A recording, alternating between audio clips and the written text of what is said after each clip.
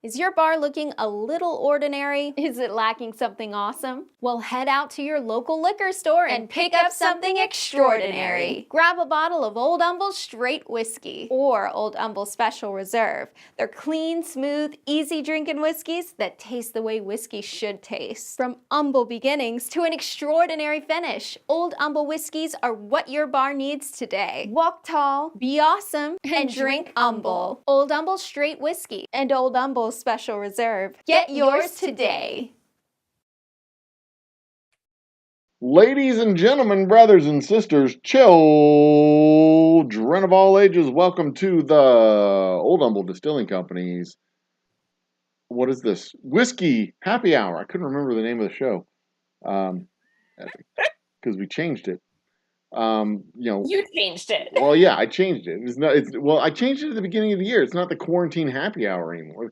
Quarantine Cocktail Happy Hour. It's just the Whiskey Happy Hour. Because that's how we roll now.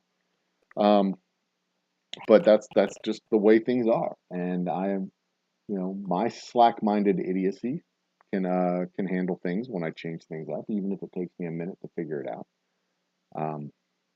Come on. I'm trying to change the font size because I'm an old man who needs font size to be changed. Set my live chat. Lisa Lenny, how are you? Guess what today is? Today is July 7th. Oh, no. Guess what episode today is? 69. Nice.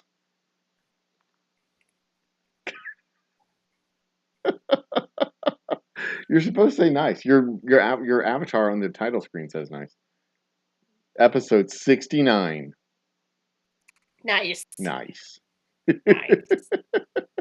You are required to be a child just like me on certain occasions. And this is one of those occasions. Just deal with it. Fancy pants. Oh. Yeah, whatever. Okay, so our chat box is acting weird. There it is. Okay, finally got my chat box working.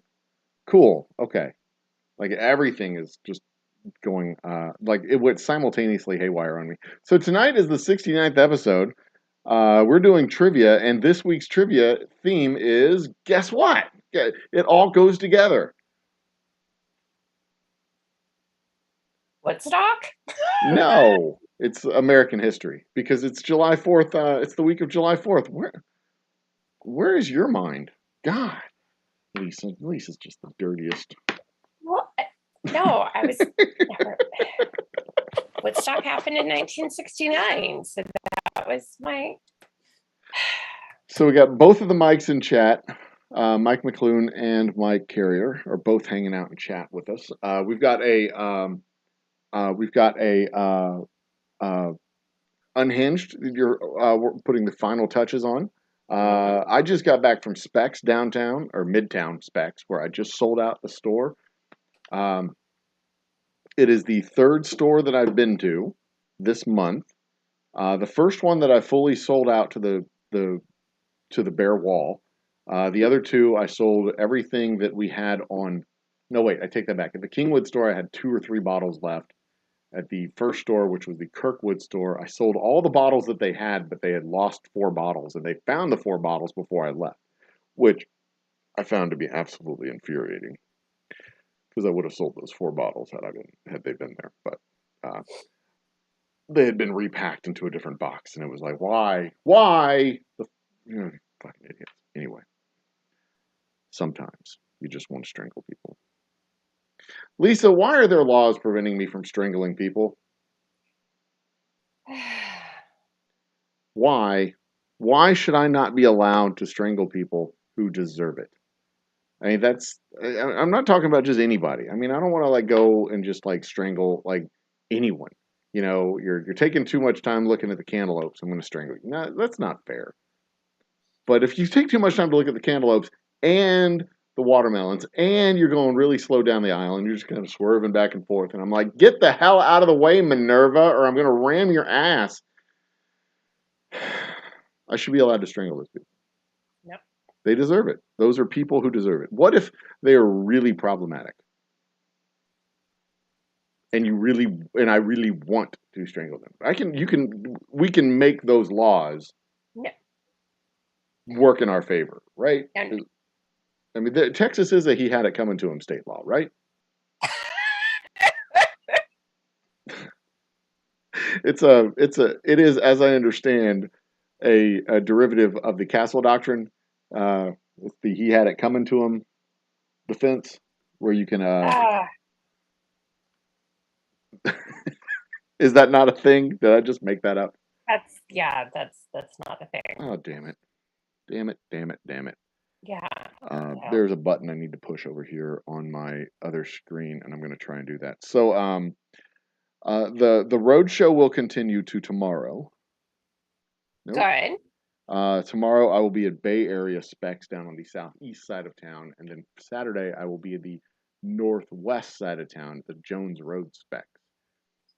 But there will be a day soon where I will be at an Austin Specs, and it will be the Specs on Brody Lane. Oh, that's a great Specs. Yeah, it's fantastic, and I believe that is the 22nd of July that I will be in Brody Lane Specs. There's also a very real chance. I don't know what's happening on the 16th. There's a chance that next Saturday I might have to dip out and lean on one lovely lawyer lady, but I'll talk to you about that later. Okay. I'll talk to you about it later. I need to double check my schedule for that. Are you free on Saturday, Lisa? That's at what time? Not this Saturday. Saturday the 16th. Oh. 5 to 8 p.m. Oh. I was thinking about going to my parents' house, but They've seen you before. We'll talk later. I'm not sure what my schedule on the 16th is. I might have to be somewhere else on the 16th. But hey, maybe somebody else will be able to go out there and buy all my whiskey for me. But what is this? Show that. Mike McClune had a message hidden from being seen. I had to fix that. Mike, is Wayne Brady going to have that was the Chappelle show? Oh, that was a great one. Yeah. Anyway, so I haven't poured myself my drink yet. See, I'm all discombobulated. I haven't even gotten a drink of my own whiskey. Holy shit! What is going on? Yeah, just take a pause. Check this out. Did you see the Absinthe show? I did not. Have you ever had this? Absinthe. I have not. It's terrible. I did not like it. Yeah. There are people who do like it, and that doesn't make them bad people. But all the other stuff that they do in their life does make them bad people, and that's why they like absinthe. So, I mean, I would never judge the character of a person by the drink that they drink. But I will see the drink that they drink as an extension of the character of their person. And I don't have to know that you kick cats to know that you drink absinthe. But I do know that if you drink absinthe, you probably kick cats. So. Yeah, that does not sound like the person for me. Yeah, see, I mean, it doesn't necessarily... It doesn't necessarily retroactively make you... It's like you're bad, so you do this stuff. That's just how it goes. Anyway. Other good news. Really exciting news. In a you heard it here first announcement here on the YouTubes. In fact, you are hearing it here first. I haven't even told the people in the other room. Hey, people in the other room, I'm making an announcement. They're not watching the show, so tough shit for them. I have opened up the portal, and the forms needed to be filled and filed for entering the California market. I am very excited about that. That's exciting. I am very excited about that because here's why I'm super duper excited about that. There are 28 total wines. It's the second most populous state? Yes, but there are also 28 total wines in California. Total Wines, nice. Which are an extension of the same company that has Total Wines here in the United State of Texas. So we're in Total Wine now. I can just take that leverage that I have with Total Wine, and we're doing a Total Wine tour next month. Right. For that matter. So we're in the Total Wine now. So I will start introducing my whiskeys into Total Wine's portal using the distributor that we have contacts with in the state of California. And hopefully by the end of this year, we will have at least one brand in the state of California. Woohoo! And we may do a graduated rollout where we do our straight whiskey first and then the special reserve next and the double oak rye third, or maybe you just dump it all. I think I'd rather gradually roll out the whiskeys and do one at a time and then introduce each one every 3 or 4 months. But we will see. I'm not sure how I'm going to pull that off yet. But there's some. It's going to keep me busy for the next 6 months. That's for damn sure. Yay! So I'm very excited about that. Very super duper excited about that. And I've got a very busy day tomorrow filling out a bunch of paperwork, which is going to be. Maybe I'll do it tonight. I don't know. Depends on how much I drink during the show. Right. The more I drink, the more likely I am to fill out the papers. So depends. Let me know if you want me to look over those. I mean, it's California. I mean, it's not like it's Florida is another state that I'm looking at as, and I'm not looking at like a huge rollout. I'm looking at like total places where Total Wine has a presence, where there's one big chain that we can go into. New York doesn't have one big chain. From what I've read and what I've researched in New York, and that was going to be the first new state that we entered into was New York. But New York doesn't have like a statewide chain. New York doesn't have a New York version of Specs or Total Wine for that matter. The closest Total Wine to New York, I think, is in New Jersey. But they don't have like a chain because I think all of the liquor stores are individually. It appears that all the liquor stores are individually owned, and the only one that I found that had more than one rooftop appeared to have 3 different owners for each different rooftop. So, if anybody in the chats worlds over here know anything about the New York market and explain to me what those laws are and why there's no chains in New York, I would really appreciate that. But I kind of assume, I kind of have a hunch that it's kind of the same thing that they have in Texas, where you can't have corporate ownership of a, or out-of-state I think it's out-of-state corporations or corporation, public, that's what it is. In Texas, publicly held corporations can't own liquor licenses in the state of Texas, which is why Walmart doesn't have liquor stores. Costco has liquor stores, but Costco is not the liquor store at a Costco here in Texas.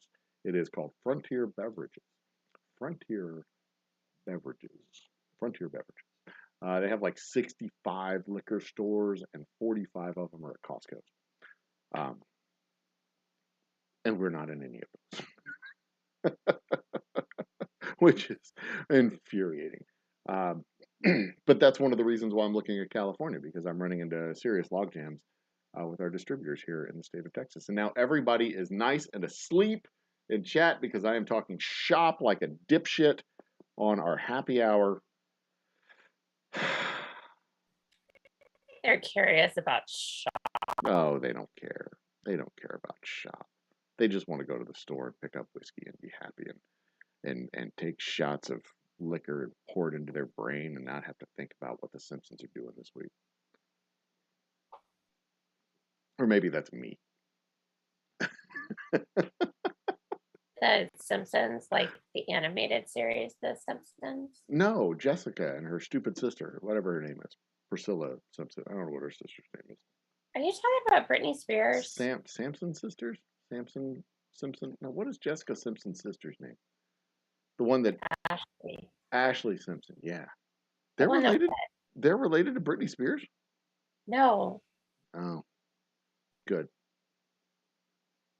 Good. Because if I'm going to date Britney Spears, they can't be related to Jessica or Samantha Simpson. They just can't be. That can't be a thing. I can't have them, showing up at my kids' birthdays and being all like, look at me, I used to be Daisy Duke. And like, God, go away, Jessica. You're just embarrassing yourself. We dated for like 2 weeks. You're not a thing anymore. God. Oh, yeah, by the way, I dated Jessica Simpson for 2 weeks. Okay. It was in high school. It was weird. It was this crazy whirlwind relationship. Oh. But you had no idea she was 47, just like me. No idea. I might be making that up. Maybe? Might be. Who knows? Okay. Well, nobody really knows. Anyway, uh, I have talked to so many people today. Yeah. I'm so tired. But sold out of store, and that's all that really matters. Got a whole bunch of whiskey ready to go to the distributor, whichever distributor steps up to buy it, where I'm set to go. Anyway, What? Lisa, do you have an unhinged? Are you set? Are we ready to go? Have I stalled long enough? Almost. Okay. Next week I happened? want to play a game. I want to play a game with you next week. So if you don't have an unhinged for next week, that's okay. I was What game is this? I was kind of half expecting. Okay, so the game I want to play, I kind of want to spring the game on you because it would be really funny. McTubus is in the house. I'm not going to tell you about the game. Next week we're going to play the game. I want 15 minutes. We're going to play a game, and it's going to be fun. It's a movie-based game. You're going to love it. Because I assume you watched movies in the 90s like a normal person, and then you became weird, right? No. I was raised weird. You were always weird. Okay. But you're at least familiar with 1990s rom-coms, right? Yeah. You know the movies, you know the plots, you know the things. Some of them, yeah. Okay, cool. All right, well, this will be a fun movie. I just have to do a little bit of prep work to set up the movies, and then you're gonna love. I'm gonna spring it on you next week. You're gonna love it. Moist, Jesus, Muscow.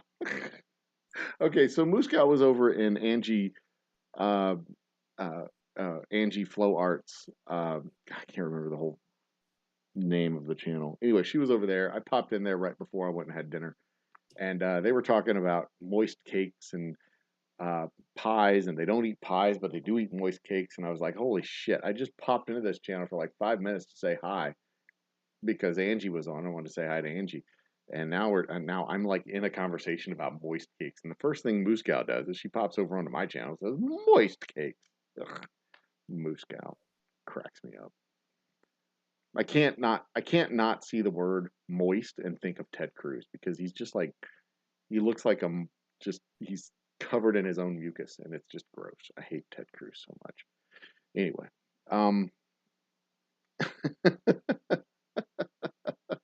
so every time I see that word, I think of him. It's ick, gross. I met a congressman today, but not like Did you? not like a I was going to say not like a real congressman, not like a federal congressman. He was a state congressman. So that's a representative. He was a congressman for the state. He was a state was he a senator or a rep? Yeah, he was a state rep on the state level, the state Congress. John Rosenthal. He's out on the northwest side of town. In fact, he said he lives about 2 miles away from the store, which I'm going to be at Saturday afternoon. So, very cool. I met and he bought my whiskey. He loved it. I got his card. He got my card. He bought the last bottle I had on the barrel, as a matter of fact. So, it was a rare spotting of a elected Democratic official in the Texas State House. They only have like 3 of them in the wild.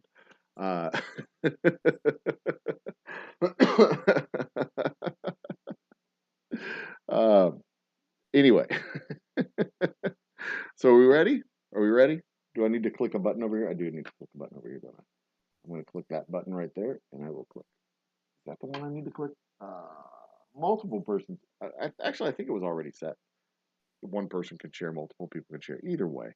Let's get on with that beautiful bean footage, Lisa. I can't stall any longer. You're going to make me sing? Okay. Pull out my harmonica. Open up the letterboxing here. All right, come on. If I have to stall any longer, we're going to play the game. Rush greatness, man. Well, then what about this? Get a rush.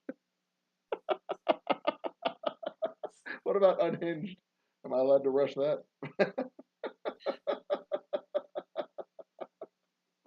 Oh, goodness gracious. Get my chat box up so I can talk to peeps. McTubis is trying to figure out my facial hair. Oh, right. It's classic. It's a classic mustache. It is not. It is. This is like the No. it's the Tombstone. Yeah. They had this. It was all through Tombstone, the movie. It's the Doc Holliday. Yeah, that's it. It's the bacon. My stash is the bacon. And Bacon, by the way, is in chat. So we got McTubis, we got Mooskow, we got both of the mics, McClune and Collins. Where is he? Carrier, rather, not Collins. Sorry about that. Who else do we have? Am I missing anybody? Yes, a 1970s porn stash. That is right, McTubis. It is a classic. It is a classic 1970s amusement ride. It is an amusement ride. A ride for your amusement. It is awesome. Okay. Time for Lisa's Unhinged Chronicles. Cue the theme song. Theme song 5. Okay. Lisa's Unhinged Chronicles. What we got, Lisa? Okay. So this week. Okay, and just to recap, these are from Hinge, Bumble, and Only Clowns. No. Oh. Farmer Match. Facebook dating is pretty close to that sometimes. We need to get Lisa an account on Lonely Clowns or whatever that's called, so that she can match with actual rodeo clowns. That'd be fucking hilarious. No. Okay, so you're gonna get a text from me one day say, "I need 5 pictures." You can't ask why. Trust me. No. And you'll come with your Unhinged Chronicles one week, and I'll just be like, "By the way, this is what you would have matched with." We're like, this is what I matched you with. And by the way, you have a date on Wednesday. All expenses paid. So, oh my God, that would be hilarious. Anyway. Are you ready? I'm 100% invested in this. Let's go. Okay. So, this guy's idea of first date is, at least it's not murder, but maybe Coffee Beach Sand? Right? That's like, oh. Coffee. There's some commas missing in this, I think. I hope. I don't know, but I don't really want sand in my coffee. And I don't even like sugar in my coffee. I'm just going to make it a rule. I'm not going to the beach on a first date. That's just not happening. No. No. So, yeah. But anyway, yeah. Oh, announcement here. Bacon just said he got monetized. When did Bacon get monetized? Congratulations, Bacon. Yay for being monetized. I think I saw that came like last week. Congratulations, by the way. Oh wait, anyway, carry on. Okay, so we got this weirdo who wants coffee beach sand. Right. First date. Great idea. And Mrs. Hopkins is in chat too. And she's sharing it out. She always shares it over on the Twitters. Awesome. Mrs. Hopkins. So elegant. This guy has some very interesting interest. Wow. They include desserts, makeup, movies, dogs, hairstyles, and hairstyles. Baked goods, recipes, baking, makeup, horticulture, nails and nail care, makeup, hairstyles, cars and trucks, recipes, baked goods, dogs, beauty, desserts, action TV and movies. Wow. This guy's all over the map. I don't think there's anything in there he doesn't. Like, is there exercise? Like, like working out. There's soccer, so there's Soccer. athletics and stuff, but it's not like running and biking. That's not in there. But I'm just like, Interesting. okay, hairstyles, makeup, and nails and nail care. Did I just luck into a personal I stylist, think you or might have. is this like, these are the things that he likes in women? Because if it is, I got bad news for him. You come home. You come home after a long day of not watching movies or reading books or anything of whatever legal stuff that you do, and he says, "Darling, let's do your nails," and you're like, "Okay, that's cool. I was ready for dinner, but yeah, we can just you can do my nails. It's cool. I think it works out good." It's either that or he likes women who have their nails done and wear makeup and, In which case, he's crapped out. yeah, yeah. Because I mean, I put on lip gloss tonight just because, it's Zoom. Um, maybe the first time I put on makeup since Sunday. Bacon wants to know if this guy's a cosmologist, but I think he means cosmetologist.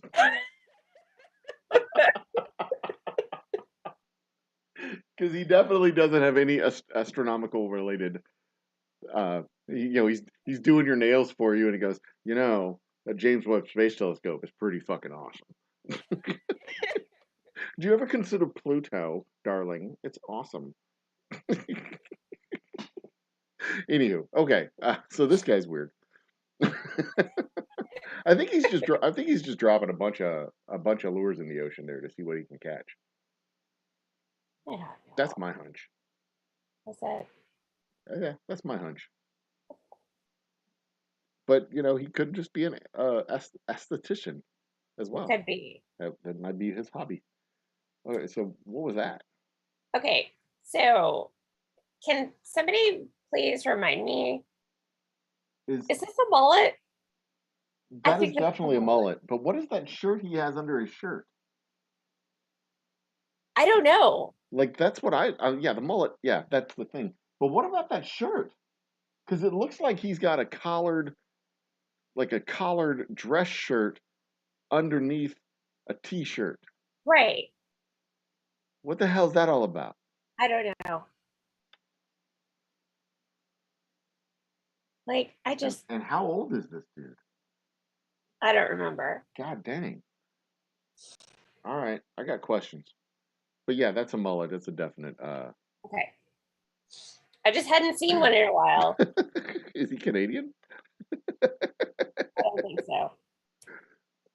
So this guy has like issues. His idea of a perfect day is Is Monday that a Will Ferrell Friday. double? Nobody thinks Monday is a perfect day. A perfect day is a Monday or Friday. I liked Mondays because Mondays were always quiet. But I hate Thursday. Thursdays, I've always hated Thursdays because it's just the weight of the week is caught up to you by Thursday. It's just like, this day can suck it. But now I do my happy hours on Thursday, so they're not that bad. Yeah. So the best thing he can cook is bacon and eggs. But eggs only with one G. Yeah, what the hell kind of egg is that? I don't know. Like, you picky. You're gonna reject this guy because of a typo? Come on. is that like some no. Oh wait, no. Hang on. 3 words that best describe me are good looking, handsome man. That is 4 words. That is instant disqualification. That's what he says about himself. I know, that's terrible. And that's a terrible answer to that. Lead. The 3 words that describe me are really efficient. That's the best answer to that lead. The 3 words that describe me are really efficient. Or maybe just efficient. Because that's funny. Exactly. But no. 4 words, you just suck. Say that. You suck. You get put on the ice floe and pushed out into the ocean. This guy is the worst. Like the other guys are just nitpicky like wieners, but this is a pile of suck. Yeah, that last prompt, I'm like, oh, so you're a narcissist? Thanks for letting me know. All right, what's next? Okay, last one. I mean, narcissist is probably not a bad thing, but still. So this guy Looking has for my princess, no game. Who is he, Mario?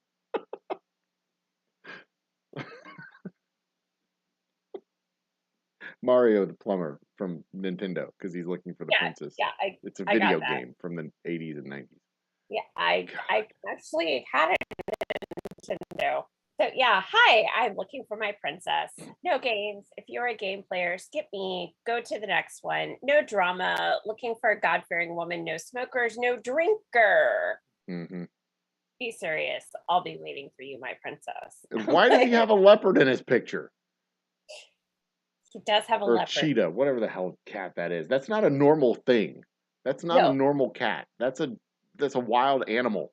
Right. I'm looking for my princess to have a pet with my kitten. I would also like for you to note that one of his interests is lions and reptiles, but lions. That's not a lion. That's not a lion. Like, I don't like this guy. I mean, No. I got a feeling that if I met this guy in a bar, I would not like him. I would just be like, you're a dick. I'm going to take my drink over to this other table now. So yes. So Although, I mean, I don't know. I'm torn between these last two guys. I want to see what Chad has to say. Tiger King wannabe, says Miss Hopkins. Mrs. Hopkins. yeah. Who would want to be the Tiger King?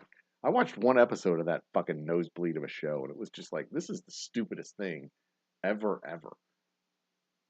Okay. So stupid. Ugh, So anyway. it's time to vote. All right, yeah, time to vote. Okay. Coffee sand. See, that first dude was just a jumbled up mess. Like, what are you even talking about, man? Coffee sand beaches? Like, is that like a dark sand beach as opposed to like the sugar sand beach? Okay, sorry, Lisa, go. All right. The second one was our personal stylist. C, it was confirmed that yes, that was a mullet. And Joe noticed that he was also probably wearing a dress shirt under his t-shirt. Yeah. Yeah, which is just the wrong way. D was Like, I the don't want my guy. shirt to get wrinkled on the drive into work, so I'm gonna cover it up with this t-shirt and wrinkle it up. Like, what are you even doing, man? Stop it. Like, just Oh, drive to work without a shirt on, like a normal person. Anyway, D was the guy who thought he was a good-looking, handsome man, and his idea of perfect days are Mondays and Fridays. that dude whiffed on that answer completely and totally. Completely, totally whiffed on it. And the last guy, And who that makes me mad more than anything. He just like, it's a dating app, and I've got a chance to be clever, and I'm just gonna drop my pants and shit on the desk. Like, what are you doing, dude? God, they are judging you. Okay, sorry. and last one likes lions and other big cats, since he featured one in frame on his initial profile picture. I mean, that's almost as bad as the guys holding fish, but Well, I think it's worse. I think it's worse. it might be worse. Yeah, because you caught the fish, and you're like the apex predator in that case. But in this circumstance, when you have the giant jungle cat sitting in the room with you, you're not the one. You're not the one waiting to eat dinner at that point. He was not in the same place as the leopard or cheetah. I thought it was in the room. Go back. Is it not in the room with him? Not in the room. So this is a fucking collage? No, that is photoshopped in. What it Oh man, okay. All right, now I don't know. I mean, the dude who completely whiffed on the chance to be clever, he gets super negative points. But this is even worse. This is like a Sears photography suite. And and he's like, yeah, photoshopping some cool shit. All right, go ahead and vote, people. I want to see what you people think. You people. This is the chat. Tell us what you think, chat. Who's the worst? What the biggest turd sack of these five guys? The ones that you wouldn't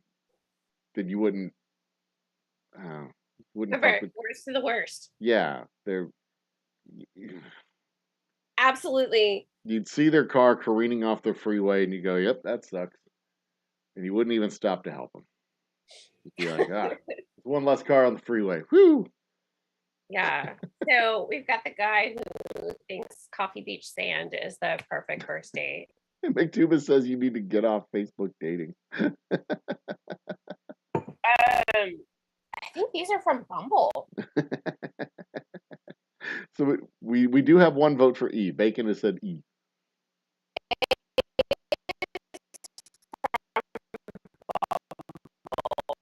Okay, so they are from Bumble.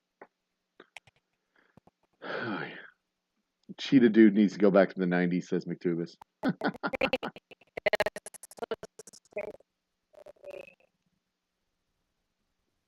Your audio is digitized out. I think that's Facebook dating.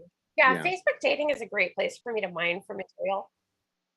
Yeah, no doubt. See, I can almost tolerate him saying, "What? Name your perfect day." I like Friday. That's a great day. April 29th. That's a great day.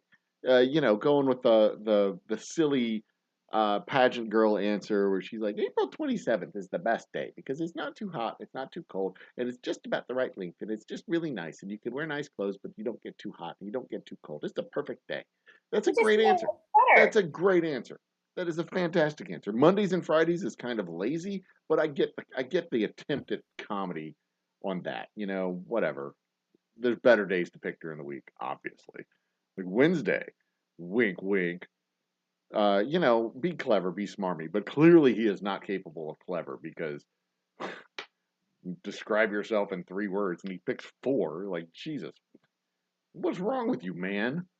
Describe yourself in 3 words. Well, I'm well spoken and my speeches are voluminous with words and everything that I think I have to say out loud. And like, all right, that's funny. That I get.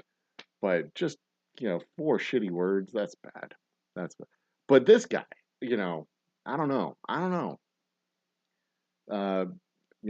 Bacon says it's E. A lot of people are dogging on Mr. E. Moose Gal says all of the above. So that's a vote for everybody. So that's 2 votes for E and a vote for everybody. And 1 vote for everybody else.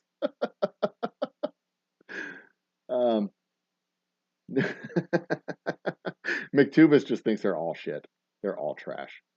But Cheetah Dude definitely needs to go back to the 90s. So I'm gonna take that as a vote for E from McTubis. So that's 3 for E, 1 for everybody else. I I'm gonna have to go with the wisdom of the crowd as well. I suppose that this Cheetah, he's just a smarmy dick. I mean, you covered his face, but I guarantee he's got a smirk. He's not smiling; he's just smirking. You just want to slap that face, don't you? Doesn't he? If you uncover that, that's a smirk, isn't it? Just kind of a smarmy, douchey smirk. Hang on, I'm looking at the original photo. Yeah? Am I right? Come on. He's not smiling? Pull up. I'm looking for a soulmate. Yeah. McTubis is this dude nailed. He's a shit show for the long term. Yep. I want my princess, no games. You're just gonna go on a first date and then get married. That's it. Okay, yeah, that could be a smirk. He's smirking. Yeah. That's I get that full vibe. Right. He's just like, yeah. Just want to slap him. Yeah. I'd allow it. All right. So I think we have a chief loser. Oh, I think we do too. I think that they have chosen wisely. Yep. And Bacon says, and to think good-looking, handsome man could have been saved if he typed it like I did because he hyphenated good and looking.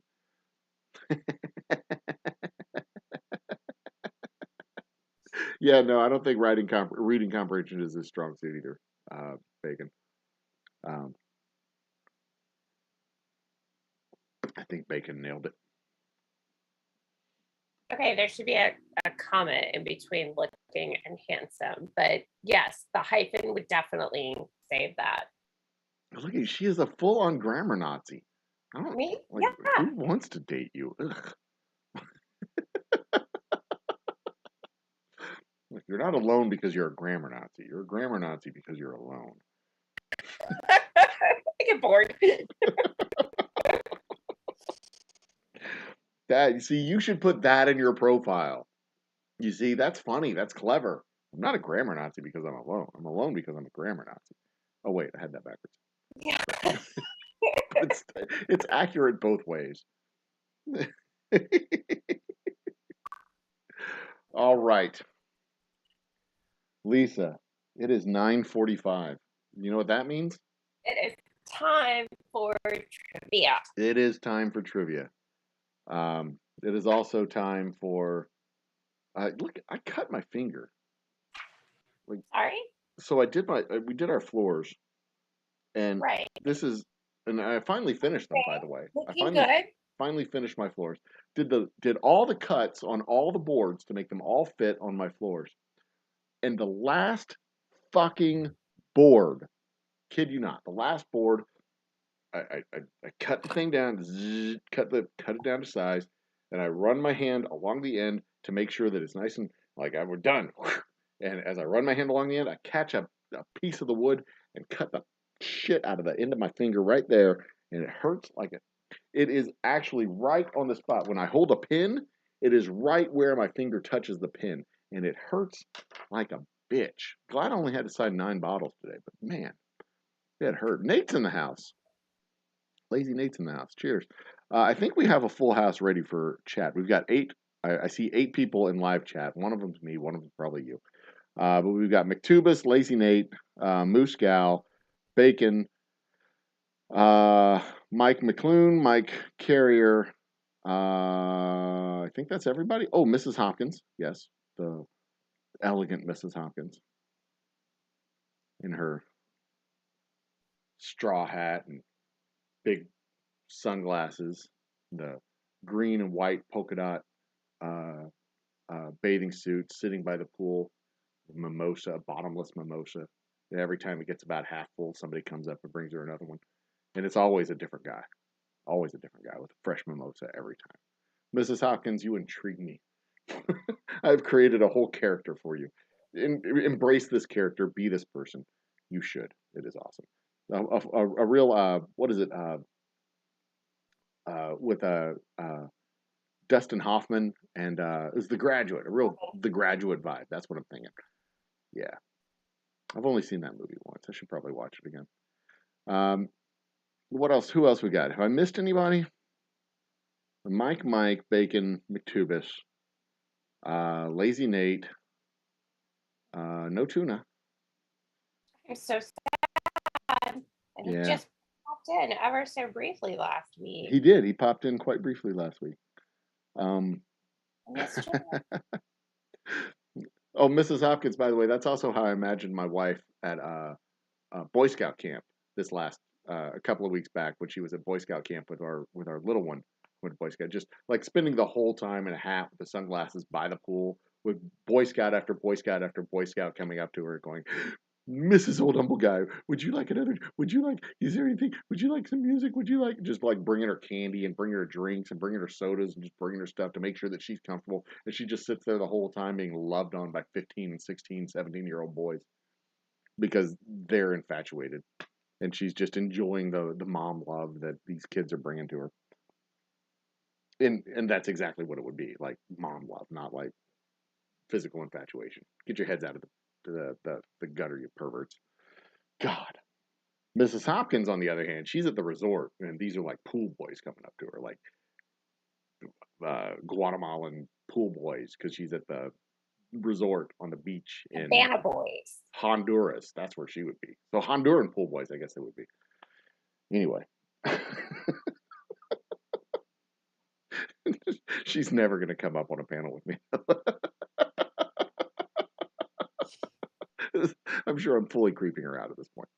Anyway, I'll stop. I'll behave myself. Anyway, I love the internet. It's great. Donner Pass Whiskey is in the house.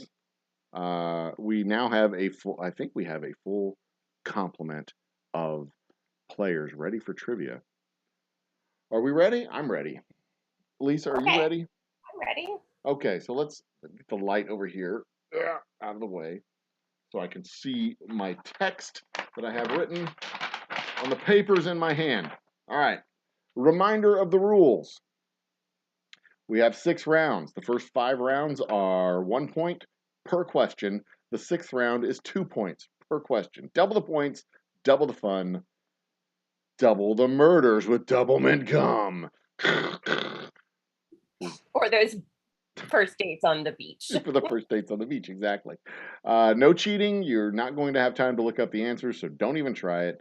I mean, if you want to collaborate with other teams, you can, but that's going to be hard to do as well because I'm going to call out the questions. There are 9 questions per round. I will call them out and I will repeat them twice, and I will maintain a steady cadence so you can hear the questions as I ask them and think about the answers and have time to answer the question before the next question is asked. I will ask each question twice. You will have a chance to answer, and then we will move on to the next one. You will write your answers in chat. The number 1, 1, 2, 3 should precede your answer. On the chat line, one single chat line at the end of the 9th question, hit enter and submit all of your answers to chat at the same time. Please do not enter 9 separate lines of answers. That will confuse all of us, and we will hate you. And you wouldn't want that to happen. Now, would you? No, you would not. All answers must have a first and last name if they are related to a person, unless the answer is universally accepted by one name, such as, and I quote, Madonna, Stalin, or Gandhi, etc., unless otherwise noted. Always put team name, blah, blah, that doesn't matter. Number of players on the team, blah, blah, doesn't matter. And that's it. That's what you need to know. Like I said, there will be 6 rounds. The last round will be double the points and double the fun. We'll see the answers. We'll grade the answers. If we miss a correct answer, please let us know. We will, of course, fix it. Lisa is the final arbiter of the answers.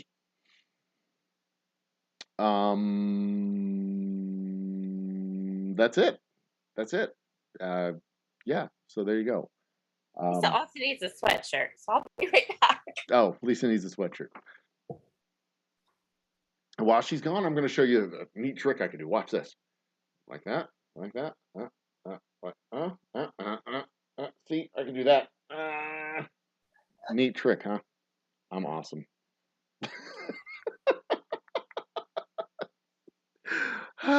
Anyway. Does that mean a question about a distiller based in a certain town of Texas, we can just answer Humble? Yeah, you can, as a matter of fact, because as near as I know, I'm the only Humble Distilling Company in the entire world. We are there. Here comes the sweater. Awesome. Anything else? What's the prize? Thank you, McTubus. That is very important to know. Yes, the winner of this week's trivia gets an all-expense paid trip to the distillery with Lisa, as long as you pay to get here, and for the food. All expenses, and by expenses I mean you get a drink. I'm kidding. First place gets 20 boozy bucks. Second place gets 10 boozy bucks. Third place gets 5 boozy bucks. Boozy bucks can be traded in for actual dollars at our company store, kind of like store credit. Or you can swap out 10 boozy bucks for a space on the Wheel of Doom and Glory that will be spun in September. Points accumulate from week to week. You bank them every time you play. And going into September, we will spin that wheel and do something, give something away. I don't know what it'll be, but it'll be kind of cool. Answer to all questions or Trump one. Go for that, McTubus. That's actually that's not a correct answer to any question. That's not a correct answer to any question except one, which would be what was the outcome of the 2016 election. But there you go. Round one, begin. All right, we ready? Lisa, you ready? Is the scoring grid ready? It is ready. Awesome. Participants, are you ready? How nice. Scorekeeper, are you ready? Participants, are you ready? Somebody gotta give me a hell yeah from the congregation, or I'm not moving forward. Game Master's ready. Scorekeeper's ready. Hello. Scorekeeper's ready. Game Master's ready. Do I get a hell yeah from the congregation to tell me that the peoples are ready? They want Moose Gotta take her gummies now so she'll fall asleep. Okay, so Mrs. Hopkins, that's a yes. I said specifically I need a hell yeah from the congregation. This is not going to go well.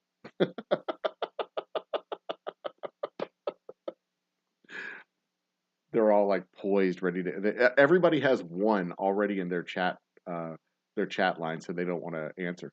Except McTubis, he's a rebel. I appreciate that. Hell, maybe. All right, we got a hell yeah from McTubis. We're ready to go. Round one, general knowledge. Let's begin. A bone is joined to a muscle by what? A bone is joined to a muscle by what? Number two, gerontology is the study of what? Gerontology is the study of what? What? Question number three. What? Hold on. I'm going to remove McTubis's comments. Hang on. I got to put McTubis in timeout. There he goes. McTubis is in timeout now. And remove the comment. Forgot. Okay, that's taken care of. Good. I don't want my channel coming up with that shit in search terms. That's fucking bullshit and stupid. Anyway, carry on. Question number 3. What is the second lightest element? What is the second lightest element? Question number 4. What is the term that combines two contradictory words such as pretty ugly, jumbo shrimp, or unbiased opinion? What is the term that combines two contradictory words such as pretty ugly, jumbo shrimp, or unbiased opinion? Question number 5. What NFL quarterback has the single season record for most touchdown passes? What NFL quarterback has the single season record for most touchdown passes? Question number 6. How many planets in our solar system have rings? How many planets in our solar system have rings? Question number 7. What is the 8th sign of the zodiac? Question number 7. What is the 8th sign of the zodiac? Question number 8. What is the longest running event in which runners must stay in their own lane? What is the longest running event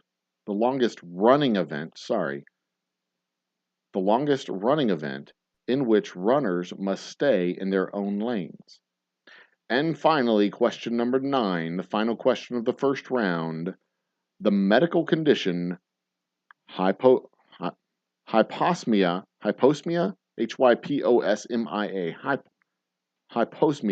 I assume, hyposmia, anyway, affects which of the senses? The medical condition hyposmia affects which of the senses?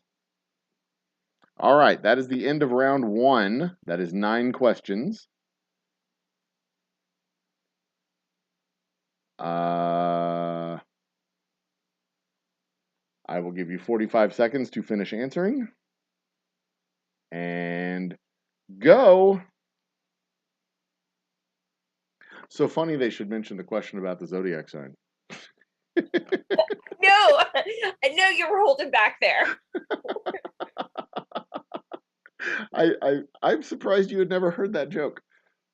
I was quite proud of that joke. We've got answers coming in. Bacon got his answers in first. Mrs. Hopkins is second. But yeah, apparently my mom had not heard that joke either. That I dated a girl who was I don't know what did I say, a Cancer, Pisces, whatever it was, and our signs were incompatible because she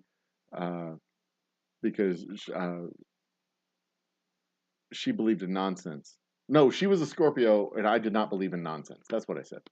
I just botched that joke entirely, completely ruined it and destroyed it. But hey, y'all get the idea. It was funny on Monday. Piss off. I'd make a great comic, wouldn't I? Put up there at the mic, screw up the joke, and go, fuck you, it's funny in my notebook. And I just completely bomb the whole fucking night.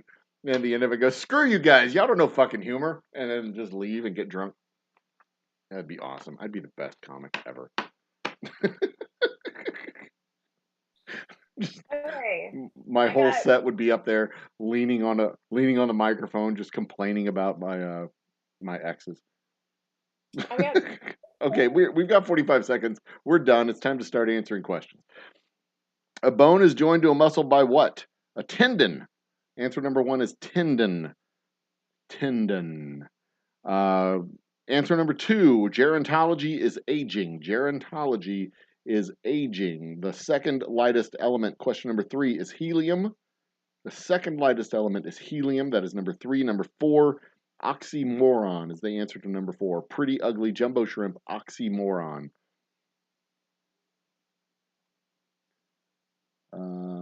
Hang on one second. McTubis is out of timeout, and he's still on his shit, so I'm going to...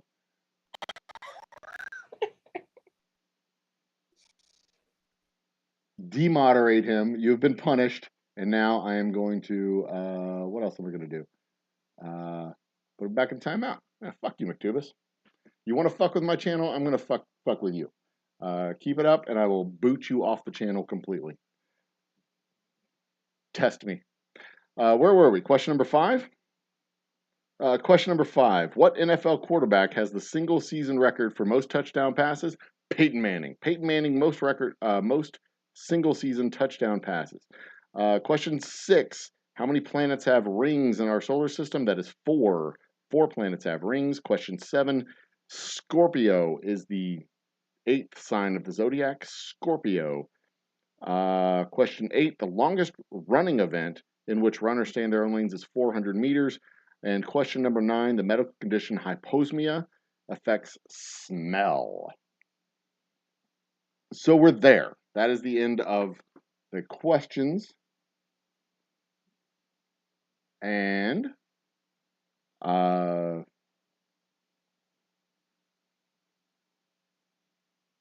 what do we got? Bacon has 3. Miss Hawkins, I like your answer for number 3, that cotton candy is the second lightest element. Nice. I'm pretty sure cotton candy is a molecule. Hawkins has 2. Jim McMahon, that was a good guess, but it is incorrect. 6. What was the question for 6? Oh, how many planets have rings? Yeah. Yeah, what was it that discovered all the other rings? We know about Saturn. We know about Jupiter has some very thin rings. Uranus and Neptune all have rings. So all 4 of them have rings, surprisingly. Very thin, very ethereal rings. Anyway. Snell. 7. Who else we got? Old folks. Does old folks count as aging? Yes. That's a good answer. I like that. Okay, I've got bacon with 3, moose gal with 8, Mrs. Hopkins with 2, lazy meat with 7, Mike Carrier with 4. Awesome. Awesome. So now it's time for round 2. Round 2 is the theme round.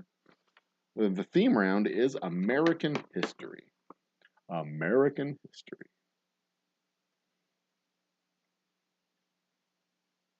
Tom was supposed to have been. I figured Tom was supposed to have been deleted off of that Moose Cow. Yeah, I took Peyton Manning. Tom Tom Manning. Peyton Manning. And you didn't know he had a first name before his first name. He had a prequel name, a pre-name. Round number 2, American history.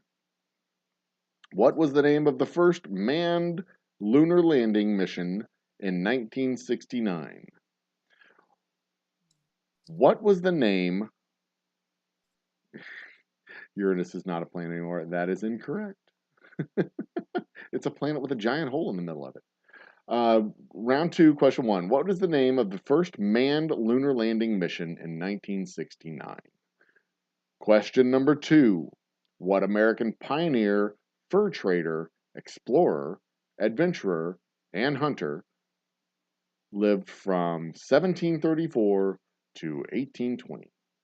What American pioneer, fur trader, explorer, adventurer, and hunter lived from 1734 to 1820? Question number 3. In which decade did the criminals Bonnie and Clyde operate? In which decade? Decade is the way Kennedy pronounced it. I thought that was funny. Did the criminals Bonnie and Clyde operate? Question number 4. Which U.S. state is misspelled in the U.S. Constitution? Which U.S. state is misspelled in the U.S. Constitution? Question number 5. In what year did World War II end? In what year did World War II end? Question number 6. Which explorer in America, which explorer is America named after? Which explorer is America named after? Question number 7. What U.S. amendment allows Congress to levy an income tax? What U.S. amendment allows Congress to levy an income tax? Question number 8.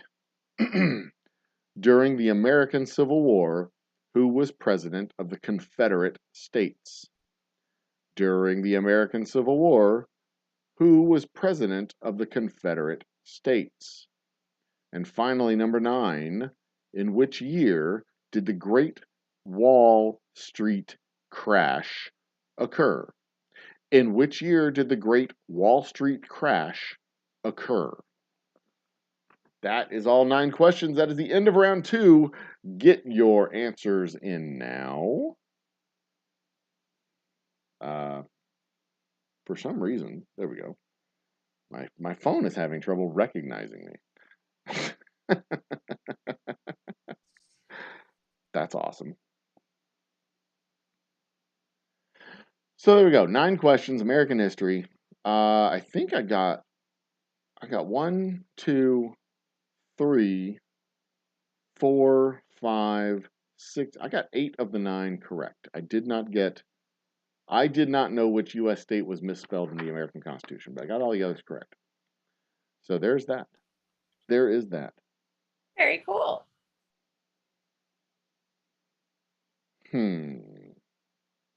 Interesting seeing the answers come through. Interesting.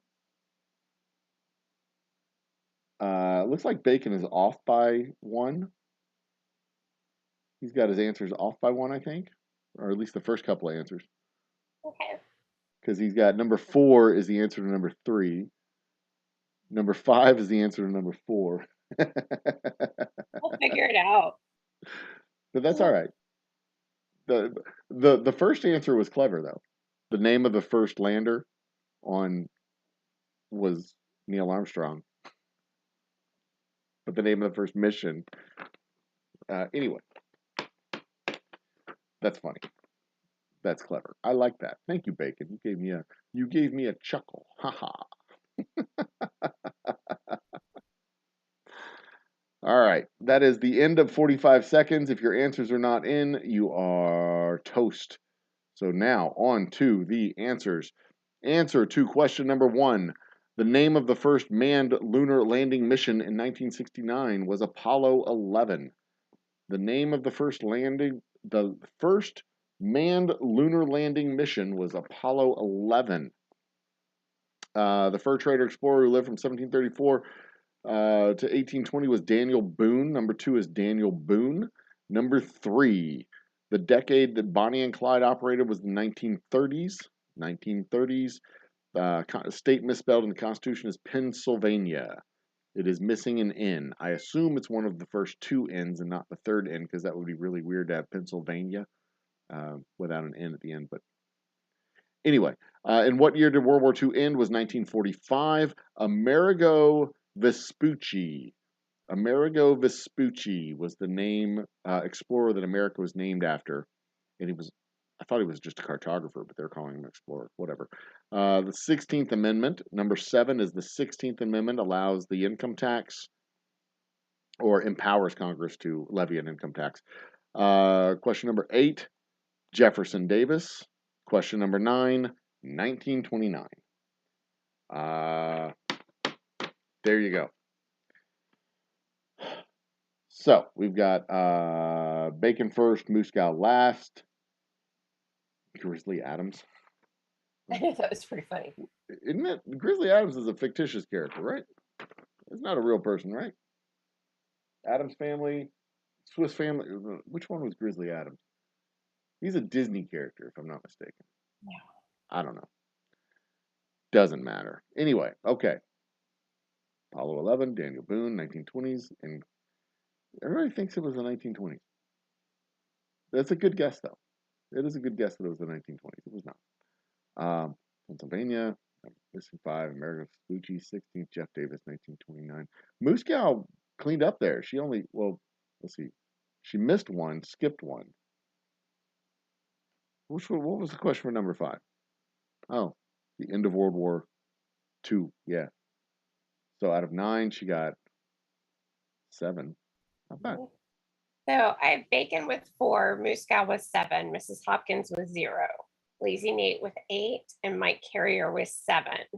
Mike Carrier? I missed his answer. Oh, there they are. I missed his answers completely. And then, well, awesome. So thus far, Bacon has 7, Muscow has 15, Mrs. Hopkins has 2, Lazy Nate has 15, and Mike Carrier has 11. Nicely done. Now is an excellent time to go refresh your drinks. I'm going to go do the same. I'm going to reach over here and grab a bottle of Old Humble Double Oak Straight Rye. Round 3 will be brought to you by Old Humble Double Oak Straight Rye. Old Humble Double Oak Straight Rye. When you've got company over and you don't want to put up with their shit, Old Humble Double Oak Straight Rye makes your company tolerable.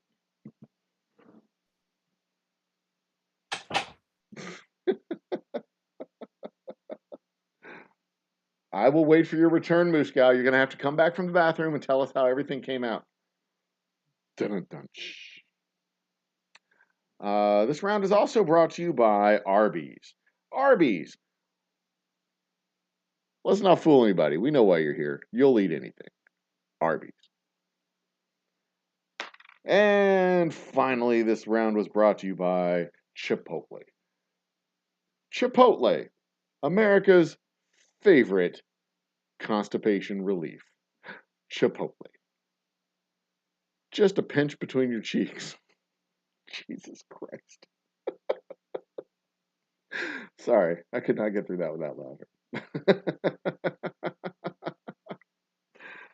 Oh, goodness gracious. All right, so this is round for round 3, actually, because we're skipping the picture round. Round 3 is entertainment. We will have questions. We will have answers. It will be entertainment.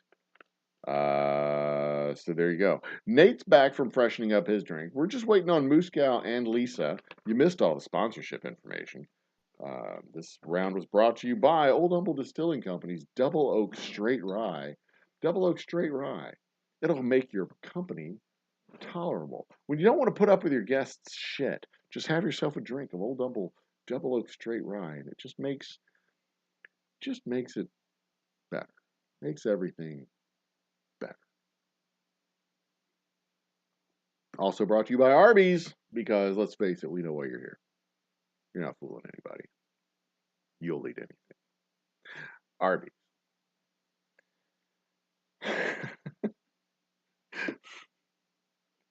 And then finally, this round was brought to you by Chipotle, America's favorite constipation relief. Chipotle. Just a pinch between your cheeks, and whee you!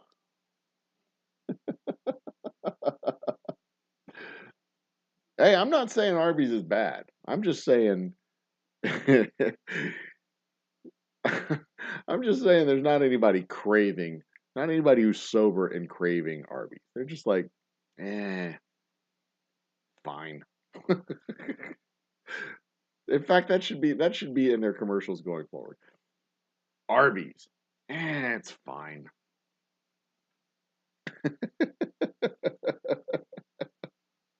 Arby's, the lukewarm temperature of fast food. Arby's, the 5'11" of fast food.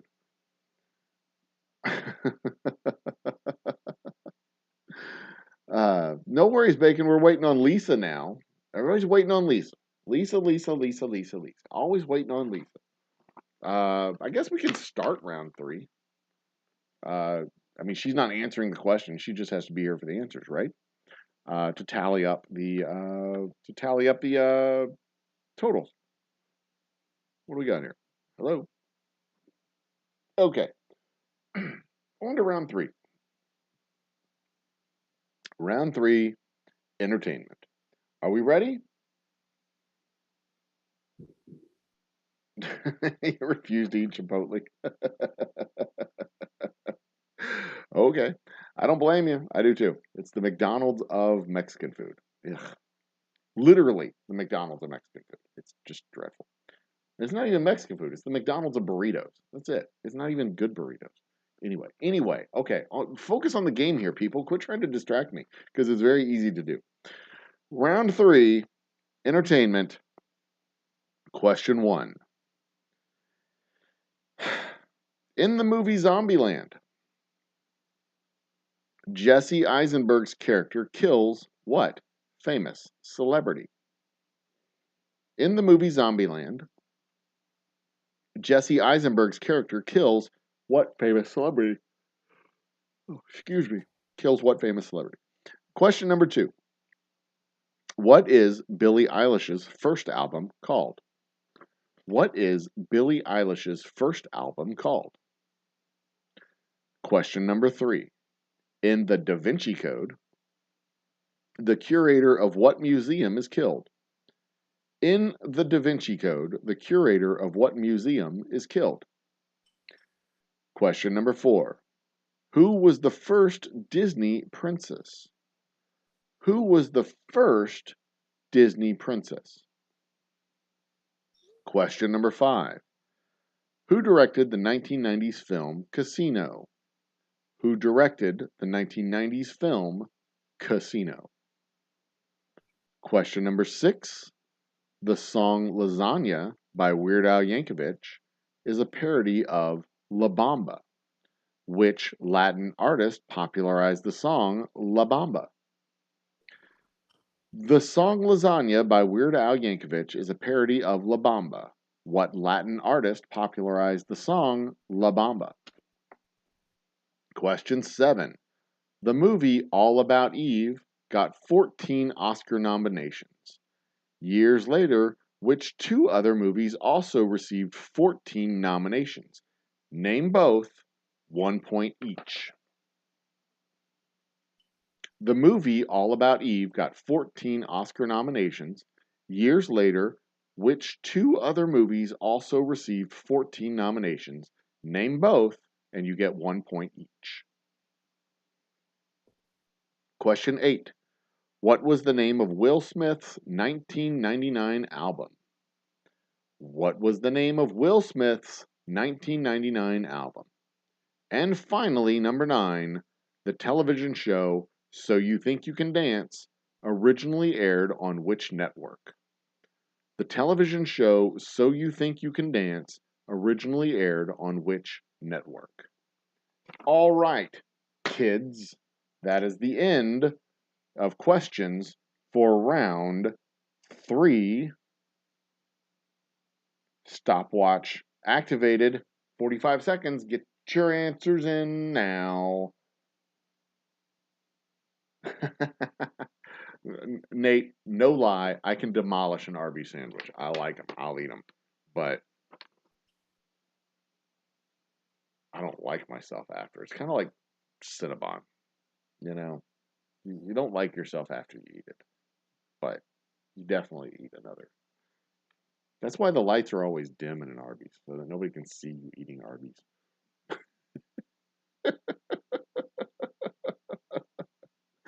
Oh, goodness. All the booths only have one seat. There's no mirrors in the entire restaurant. All right. 45 seconds has passed. We are moving on with the answers to the round. Miss Hopkins has answered. Mike Carrier has answered. That is 2. I know that there's at least 2 more people who have answers waiting to go in. There's the goddamn bacon. It refused to know anything about Billie Eilish. That's good. That's good. That's real good. Enrique Gonzalez. What the fuck is Enrique Gonzalez? Oh, okay. That was for La Bamba. Gotcha. There we go. Okay, Lazy Date's in. All right, that's for Forever Hold Your Pee. We are moving forward. Round 3, entertainment answers. In the movie Zombieland, Jesse Eisenberg killed Bill Murray. Bill Murray is the answer to number 1. Number 2, Billie Eilish's first album is When We All Fall Asleep. Where do we go? When We All Fall Asleep, Where Do We Go? That is the name of the album. In the Da Vinci Code, the curator of what museum is killed? That is the Louvre. The Louvre. Also, name a French museum. That's another way to do it. Just name a museum in France. Name a museum in Europe, for God's sakes. Like, name 2 museums in Europe. There's the Louvre, and then there's that one in Britain. That has all the Egyptian shit. Question number 4. Snow White is the first Disney princess. Snow White is the answer to 4. Number 5. Martin Scorsese directed Casino. Number 6. Richie Valens popularized La Bamba. All About Eve got 14 nominations. The other 2 that got that many was Titanic and La La Land. Titanic and La La Land both got 14 Oscar nominations. Will Smith's 1999 album was Willennium. Willennium, Willenium. And finally, number 9, the television show So You Think You Can Dance originally aired on Fox. All right, let's get some answers. Moose Cow got 1, 2, 3. Ricky Valiance? I know what you meant. I'll take that. 1, 2, 3, 4, 5, 6. Wow, 6. Moose Cow's just kicking ass and taking names over here. Nate is wrong, right. Oh, I don't know. Is Scorsese a one name name? Yes. Okay. So wrong, right. The water one. Okay, so Nate got 5. Where are you at? How far have you gone? I just have Moose Gal left. Oh, okay. Well, Moose Cow got 1, 2, 3, 4, 5, 6. Easy. Okay. Los Lobos did do the cover for the movie. That is right, Mrs. Hopkins. But Richie Valens was the one who popularized it. Los Lobos wouldn't have done the song for the movie if Richie Valens hadn't popularized it to begin with. There you go. So what's up, Lise? How we doing? Bacon has 2. Moose Gal has 6. Mrs. Hopkins got 2. Lazy Nate with 5. Mike Carrier with 4. So Bacon total 9. Moose Gal has 21. Mrs. Hopkins has 4. Lazy Nate has 20. And Mike has 15. Well, there we go. This is exciting. It is. So exciting. Oh my goodness. Oh my goodness, it's so exciting. All right. We are on round 4. We have round 4 and then 2 more rounds remaining. Round 4 is history, culture, and geography. So be cultured, you degenerates. Let's go. Go back to the vidya here. Awesome. Round 4, question 1. What nationality was Karl Marx? What nationality was Karl Marx? I'm watching the shit talking in chat. It's such polite shit talking too. Moose Cow just says, Mike, do you think you can beat me? You're so close. It's like encouraging. It's like, you're really good at this. You've almost got me. Good job. I love it. My people are awesome. Number 2. Number 2. Which Asian island consists of 3 different countries? Which Asian island consists of 3 different countries? Oh, I see. Question number 3. The Hanging Gardens of Babylon were built by which king? Alexander the Great, Nebuchadnezzar, or Cyrus the Great? The Hanging Gardens of Babylon were built by which king? Alexander the Great, Nebuchadnezzar, or Cyrus the Great? Question number 4. What river creates the border between Laos and Thailand? Oh, man, they are just trying to fuck people hard with these questions. What river creates the border between Laos and Thailand? Question number 5. What famous composer composed Minute Waltz? What famous composer composed Minute Waltz? I don't think it's minute. That'd be minute. Definitely minute. Number 6. Bastille Day is celebrated on what month and day? Bastille Day is celebrated on what month and day? Question number 7. Which U.S. state capital has the spelling consonant? Which U.S. state capital has the spelling consonant, vowel, consonant, vowel, consonant, vowel, consonant, vowel? Wow. Which U.S. state capital has the spelling consonant, vowel, consonant, vowel, consonant, vowel, consonant, and vowel? Okay. And number 8. Ipanema Beach is located in what South American city? Ipanema Beach is located in what South American city? Question number 9. What is the capital of Libya? What is the capital of Libya? And that is the questions. These were hard. I don't think I have to look and see how many I got right. I think I only got a few. 1, 2, 3. I only got 4 of these. I only knew 4 of the answers to these. This was a pile of suck.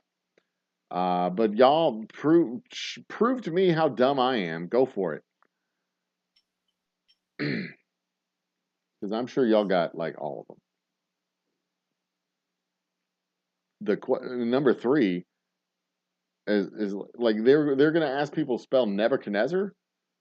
I mean, Alexander is easy to spell. Cyrus is easy to spell. And Nebuchadnezzar, that's hard to pronounce when you see it spelled out. I don't see how you could spell it if you just hear me pronounce it.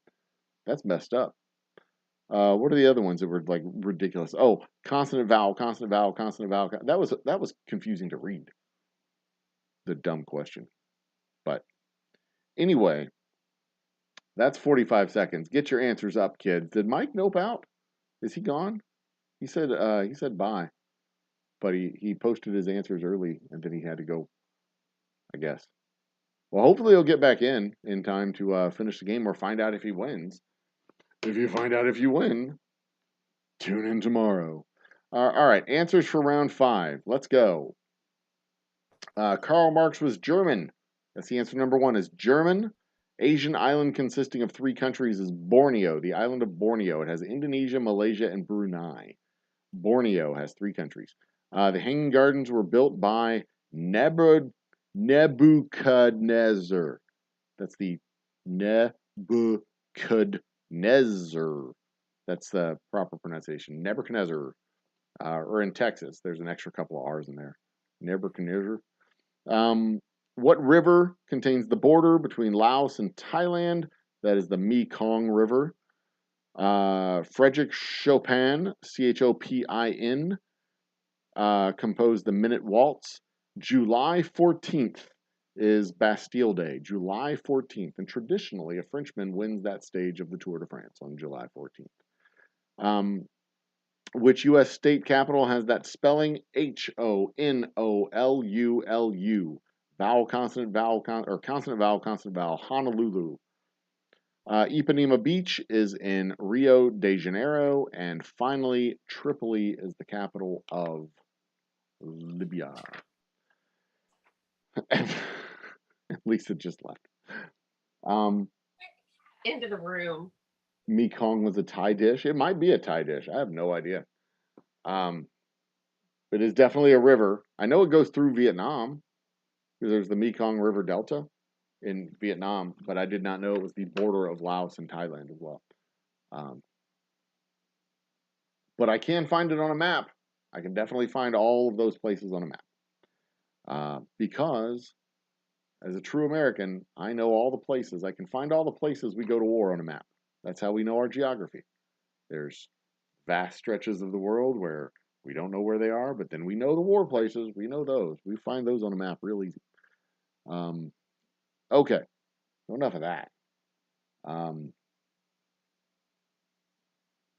Bastille Day doesn't fall on your birthday. I guess not. If your birthday's not July 14th, then no, it doesn't fall on your birthday.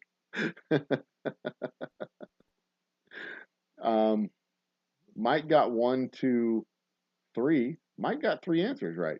Yeah. And, okay, so and then I guess he had to bail. 3 for Mike. I gave Bacon Hawaii. That's not because of the way the question was written. Which U.S. state capital? Oh, I see. Because which U.S. state's capital, or which U.S. state capital? That's fair. I get that. So, Bacon has got 3. Moose Cow got 2. Mrs. Hopkins got 1, and Lazy Nate got 2. Is what I have. There you go. Okay. Yeah. All right. Awesome. All right. So this is the round that is matching. It says it's a matching round, but what I will do is I will say the position in a particular sport, such as right fielder, for example, and then you would say baseball. That is the answer to number 1. Well, that would be the answer if the question was right fielder, you would put baseball. So I give the position in a sport, you give the sport. Position in the sport, sport. Put your answers in chat, 1 through 9. Enjoy. When it comes to Karl Marx, some say was just I don't know. Read the question again. Say again, what? Read the question again. Okay, so I will put the position in a sport. They will put the sport. No. The question about Karl Marx. What nationality was Karl Marx? He was German. Yeah, That Germany is a nation, Jewish is not a nation. exactly. So hope that answers your question, Muscal. Yeah. He might have been Jewish. I don't know. I don't know. I don't know enough about him. I haven't studied his life and times. We're not allowed to do that in the United States. Although, fun fact, the library at my high school did have a copy of Karl Marx's book in the Communist Manifesto. They did have his book in the library, but you had to request it in order to check it out. It wasn't just up on the shelves. So every month I would go in there and check that book out just to be a pain in the ass. Because I knew I wasn't supposed to, so I would do it. I never read it. I just checked it out like 4 times.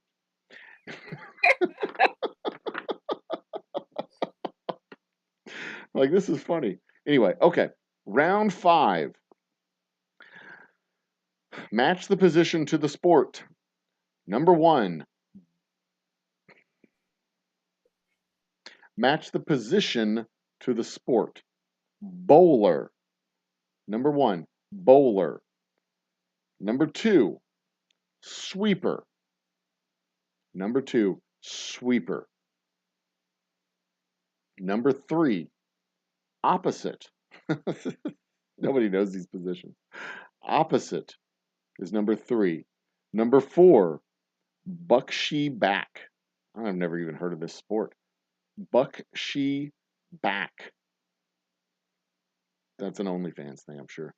Number 5, jammer. Number 5 is jammer. Number 6. Remember, keep this in mind. You're telling me the sport, okay? I'm giving you the position. There's a position in the sport. You tell me the sport. This position is hooker. The position is hooker. And yes, it is a real position in a real sport. I am familiar with this sport. Number 7, flat. Number 7 is flat. The answers on this is going to be hilarious. Number 8, chaser. Number 8 is chaser. And number 9 is skip. Skip. Okay. And 8, they actually have this. They messed up on number 8 because they have the position, the sport transposed. I had to fix that reading it, and I'm embarrassed that I actually knew that those were reversed.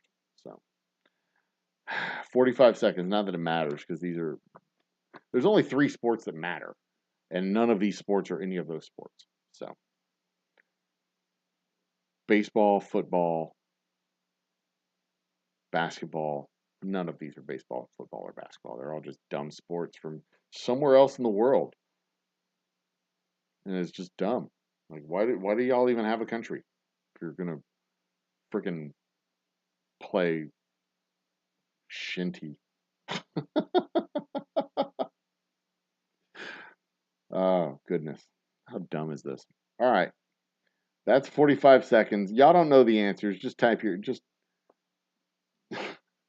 give me your answers. Y'all don't know them. It's fine. Bowling is not the right answer, surprisingly enough. Bowler is a position in an actual sport and not bowling. Because I don't think the person who bowls is in a position in bowling. It doesn't count. All right.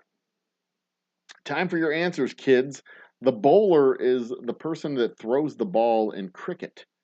He is basically the pitcher in cricket. Sweeper is in field hockey. Number 2 is field hockey. Number 3, the opposite is in volleyball. Number 3 is volleyball. Number 4 is a sport called shinty. Shinty. Shinty. That is the buckshee back. Wherever the hell that is. I'm going to have to look up shinty at some point, see what the hell that means. We've got roller derby is the jammer. And I know that because I watched roller derby on TV as a kid. Hooker is in rugby. Hooker is in rugby, you dirty perverts. Um, the flat is in water polo. That is number 7, water polo. The chaser is in Quidditch, a fake sport from a make-believe book. Quidditch is the sport. And the skip is a position in curling. Skip is in curling, number 9. Oh, Jesus. This was possibly the dumbest round ever of trivia. Ever. Good Lord. Although we did have Broadway musicals as an entire round one week, so there's that. Jeez. All right. Shinty is a team game played with sticks and a ball. Shinty is now played mainly in the Scottish Highlands. Huh. So it's sticks and a ball. Is it like field hockey? Is it like, are they hitting the ball on the ground or are they hitting it in the air like lacrosse, I wonder? Tell me more, Moose Gal. Okay, so I think Bacon got 1, Moose Gal got 1, Mrs. Hopkins got Jump into a lava pit. and then I don't see Lazy Nate. I did not see Lazy Nate's answers either. So that's fair. Okay. Yeah, he got one by way of a joke because he thought it would be a real sport. It's not a real sport. It's a make-believe. It's not a real sport. There's nerds in college that run around on broomsticks and act like it's a real sport, but it's not a real sport. It's an activity at best. For it to be a sport, it has to be real. It has to be real. You can't just be running around on damn. Anyway, you just go find a bunch of them doing that, and then beat them up and take their lunch money. It's fine. You're allowed. You're allowed to beat up nerds. It's in the Constitution. Oh. It is. It's in the Constitution. Like, these people don't read the Constitution. They don't know what's in it or not. It's in the Constitution that you're allowed to beat up nerds. It's in there. Trust me. Just trust me. Nate says he sent his answers in. Nate, I did not see your answers. I don't see them on my phone. I don't see them on my screen. I don't see them. Do you see them on your screen, Nate? Because the last thing we got from you was German, etc., etc.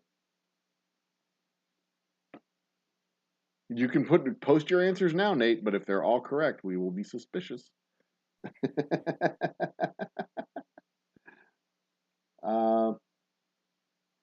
Thomas Meadows in the house. Cheers, Thomas. That is a name that I have not seen before. Thanks for joining us.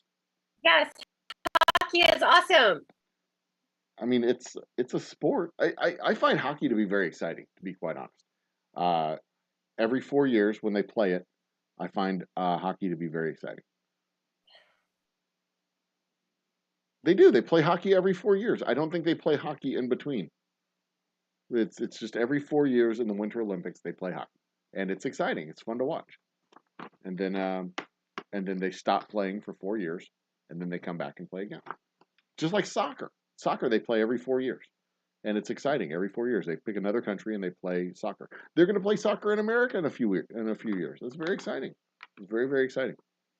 Hey, we had this problem last week with somebody's answers. So exactly. Are you going to send them in? Bimbo posted answers last week that did not post for some reason. Old Chicago Blackhawks player. The Chicago Blackhawks did something today, and I saw that in the Twitter feed. They did something. Aren't they playing the playoffs? No, draft. What year? What month is this? It's July. July. They're done with basketball, so hockey should be done too, right? Did somebody win the big goblet? The goblet of fire or whatever they get in hockey? Stanley Cup. That's right. You go up to Dallas and watch the Mavericks all the time, so you know something about hockey. I did. I saw. Oh, I got to read the Shinty comment from Moose Cow. Thank you, Moose Cow. Shinty is a game played with sticks in which two teams attempt to score into an opposing team's net while simultaneously defending their own. You can actually use the back part of your stick. So it sounds like lacrosse. It sounds like a version of lacrosse or something to that. But again, it could be field hockey. The ball could be on the ground. They could be throwing it up in the air. Anywho, all right. Denver Avalanche. Denver Avalanche. That is a hockey team that used to be a. Yeah. Did the Avalanche win the giant goblet? That's awesome. The big beer stein or whatever they call it. The gardenia pot on a post. Okay. Anyway. All right. So we're done. Round 6 is double the points. Round 6 is double the points. So where do we stand? Where do we stand, Lisa?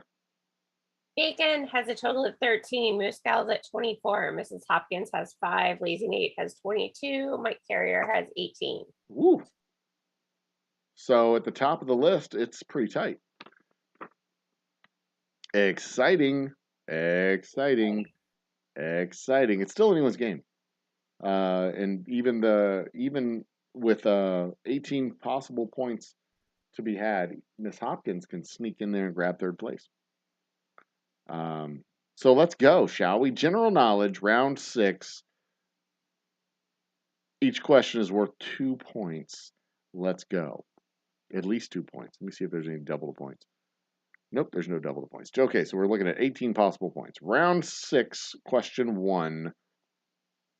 Complete this quote by George Bernard Shaw. Youth is wasted on. Complete the quote. Complete the quote by George Bernard Shaw. Youth is wasted on what? Number 2. What instrument has been nicknamed the Mississippi saxophone? What instrument has been nicknamed the Mississippi saxophone? Mississippi saxophone. Number 3. What does LED stand for in electronics? What does LED stand for in electronics? Number 4. What card in a 52 deck of cards is commonly referred to as the Suicide King? What card in the 52 deck of cards is commonly referred to as the Suicide King? Number 5. On the human body, what is the hallux? Hallux. On the human body, what is the hallux? Number 6. Before Michael Phelps dominated Olympic medalling, which swimmer won 7 gold medals in 1972 Olympic Games? Before Michael Phelps dominated Olympic medalling, which swimmer won 7 gold medals in the 1972 Olympic Games? Excuse me. Question number 7. What is the term for a collection of beehives? What is the term for a collection of beehives? Question number 8. Who was on the cover of the first Madden football video game in 1988? Who was on the cover of the first Madden football video game in 1988? And finally, number 9. Montezuma II was the last king of what group? Montezuma II was the last king of what group? You say group of people, I guess. That is the end of round 9. End of round 9. End of round 6. I'm sorry, yeah, that was question number 9, the end of round 6. Very good. and the last question of the game, those points were all worth double the fun, double the pleasure, double the points, double.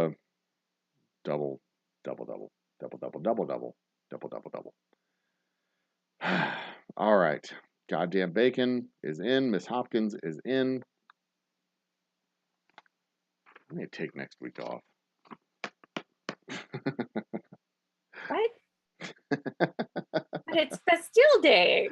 It is Bastille Day. Maybe we'll do all of next week's show in French. And mind you, I have like a 2nd grade knowledge of French.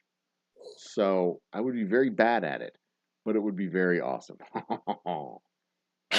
I could curl up my mustache like a proper French mustache, like this. That would be awesome. Oh, that did work too. I'm gonna do this side. Can I do both sides? Get some Just do a little wax, yeah, get some wax. a little pomade. Maybe. Maybe I'll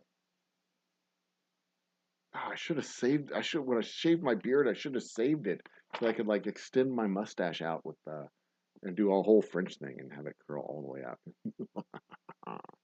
That would be It's more awesome. like a Salvador Dali thing you're doing there. Okay, we're way past 45 seconds. I'm being so generous on the 45-second timer at the end of the game or at the end of the round. Let's go. I'm allowing time for long answers. What? I mean, not all of these answers are like one word. What the hell you want me to do? This is the end of the round. Besides, you got them all. Number 3. I mean, does anybody? If you need a question repeated, I can always repeat the question. I mean, but I never actually said that, did I? Anyway, okay. Round 6. Answers to questions. Complete the quote by George Bernard Shaw. Youth is wasted on the young. The young is the answer to number 1. The answer to number 2 is a harmonica. Just a harmonica. That's it. Any harmonica will do. Bacon's at work right now. What do you do, Bacon, that you're able to work at? Well, I guess it's only 8:45 over where you're at, since you're on the West Coast. You don't need to tell us the company name. I'm just kind of curious. Number 3, LED stands for light emitting diode. Light emitting diode. Number 4, the King of Hearts is the Suicide King. King of Hearts is the Suicide King. The hallux. The answer to number 5, the hallux, Hallux, is the big toe. Your foot thumb, if you will. Question number 6. Mark Spitz won 7 gold medals in 1972. Mark Spitz. Number 7. Apiary, Apiary. Apiary is a collection of beehives. John Madden is the answer to number 8. He was on the cover of the John Madden football game in 1988. I saw a documentary on that just a couple days ago. Montezuma II was the king of the Aztecs. The king of the Aztecs. And there you go. That is the end of round 6. The grand finale, the great ape, the Saturn of questions, the round that everybody wishes they were. What do we got, Lisa? Let me get my handy dandy, fancy schmancy notebookery. Where's my pen? There it is. What month is this? We still in July? Yes. Boy, goodness. New scout Greg Louganis was diving. Oh yeah, he was, wasn't he? He hit his head on one of the platforms one year. That was messed up. Blood all over the place, like a chump. Like, why are you doing that, Greg? You shouldn't hit your head. I think he was HIV positive at the time. Was he? Mm-hmm. Oh, and that would have been a big deal too, because that was like the 80s, wasn't it? Or was it the early 90s? It was the 80s, yeah.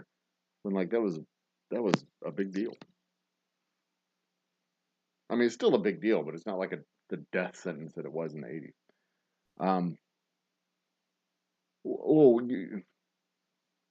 What? Bacon drives for a living? You better not be trying to answer.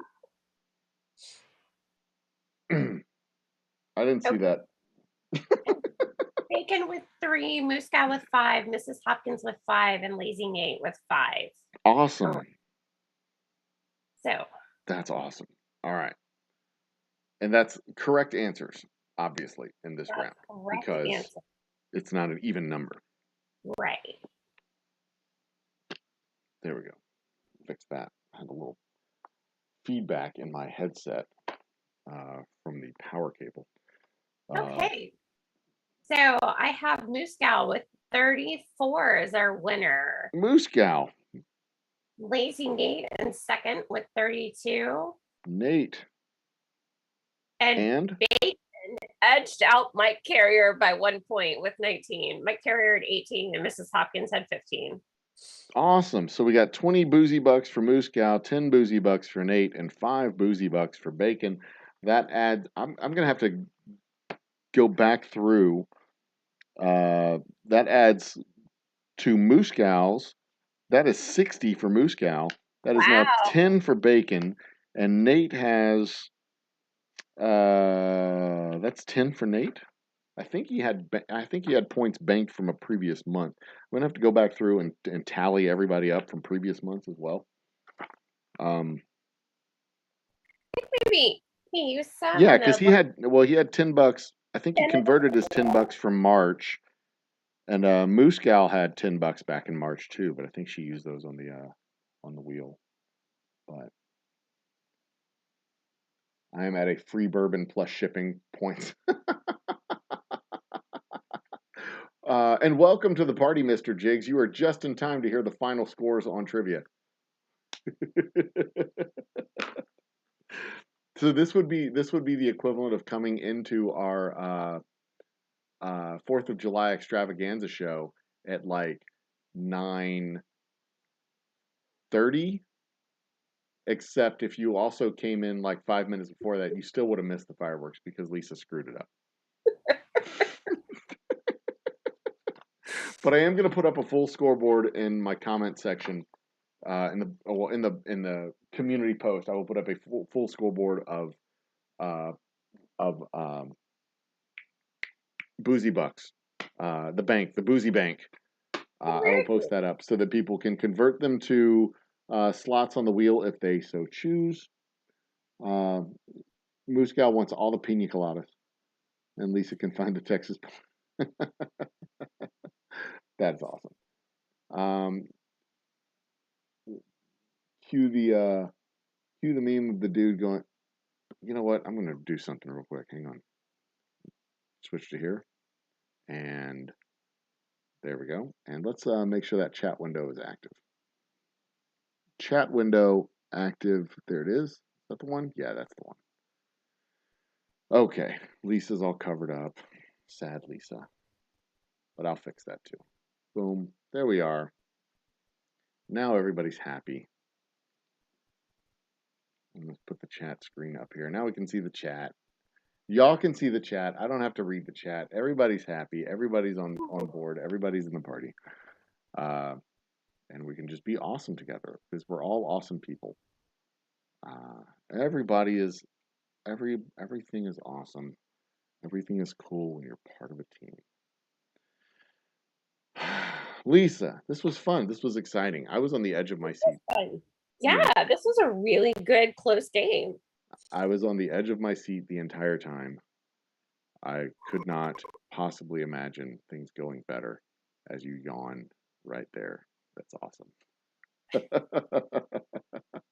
Moose Cow, I don't know if McTubis will come back, but if he does come back and he posts that again, I'm just going to kick him off. Or put him back in. Well, I won't kick him off. I'll put him back in timeout. He might come back. He might not. I don't know. We'll see. Hopefully he will. I mean, hopefully. We'll see. I'm not going to sweat it, though. He'll come back when he's ready. What else we got going on tonight? Do we have anything else going on tonight? I'm going to bed. That's what I've got going on tonight. You're so funny, Lisa. You're funny. My family's back. My oldest was here all week. My youngest and my lovely wife had been gone all week. So I might. What is going on out in my hallway? I think my lovely wife is lurking in the hallway out there, but she's not like. If she's out there, she's being silly. But she's not close enough to the window that I can actually see what she's being silly about. But go to bed, Lise. I appreciate your. I'll talk to you tomorrow about next weekend. If you're free next weekend. If you're not free next weekend, it won't matter. But I'll talk to you tomorrow. So there you go. Thanks for your help, Lise. It was fun. It was super fun. I hope you enjoyed I hope you enjoyed it as much as I did, because I am energized and excited about what we did. This was fun. Hang on. Hold on.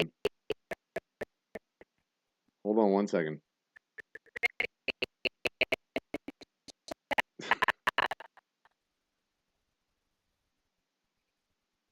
Sounded like Lisa said bobsled. Okay, say that again, Lisa. What? Going to bed, not to bobsled. She's going to bed, not going to bobsled. Okay, that's better. Like you were glitching out there for a second. Oh, okay. So there you go. And I do want to remind people, by the way, we are currently look above my head. The counter says 625, but when I hit refresh, let's see what it does. We're at 625. If it refreshes like it's supposed to, there it goes. We've passed the 600 subscriber mark. The next fireworks show is going to be New Year's Day. Is it not properly updated? Because it says a different number on my phone. But that's fine. We'll go with 625. The next fireworks show will be New Year's Eve, New Year's Day, because that's when we can do fireworks around here. We can't just do them in November just for fun. But that number there will determine how many fireworks I launch off on New Year's. So if you want more explosions, you tell more people. You help me get more subscribers, and we'll blow some shit up, and it's going to be awesome. And also, when I hit 1,000 subscribers, I'm going to fight a kangaroo. No, you're not. And I also said that if we hit 750 by the end of July, I will dye my beard blue and my eyebrows. I will go full blue beard if we hit 750 by the end of July. Except that you don't have a full beard. I can grow a full beard. All I got to do is stare at the mirror and go, and it just like pops out. That's all I got to do. I can will it into existence. All right. True story. And just go, and it's that's my beard. That's how it works. See, Lisa's a girl. She doesn't know how beards work on men. She just thinks that they like naturally grow over time or whatever. But we can actually control them and just go and just like that. Well, fun.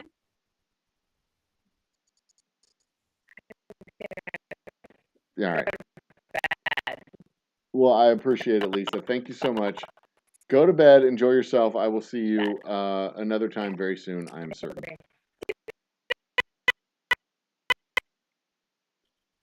She's full on digitized out. Say that one more time. Bye. There we go. We got the bye. Bye, Lise. All right, and I'm going to switch cameras. So I'll be back in just about 3, 2, 1. Did that work? Video capture device. There we are. Activate video capture device. Come on. There I am. I'm back. Just like that. Poof. I'm back. We'll close the Zoom window like that. And let's look at chat. Let's go with the second half of our show. The Old Humble After Dark. Old Humble Coast to Coast. Dream of the bobsled. Thanks to PCOS. What is PCOS? People. PCO. Oh, I know what PCOS is. Never mind. Thank you. And we're working on doubling the count, Ms. Hopkins. Oh, yeah. Thank you. I appreciate that, Mrs. Hopkins. Thank you so much. One cool development that I have noticed when I look at my my tracking analytics is that my hours watched are now tracking double my subscriber count, which means that as my subscriber count grows and the hours grow, if they continue to grow at the same pace, although my hours seem to be growing faster than my subscribers right now, but if they continue to grow at the same pace, when I do finally hit 1,000 subscribers, I will already be at the 4,000 4,000 hour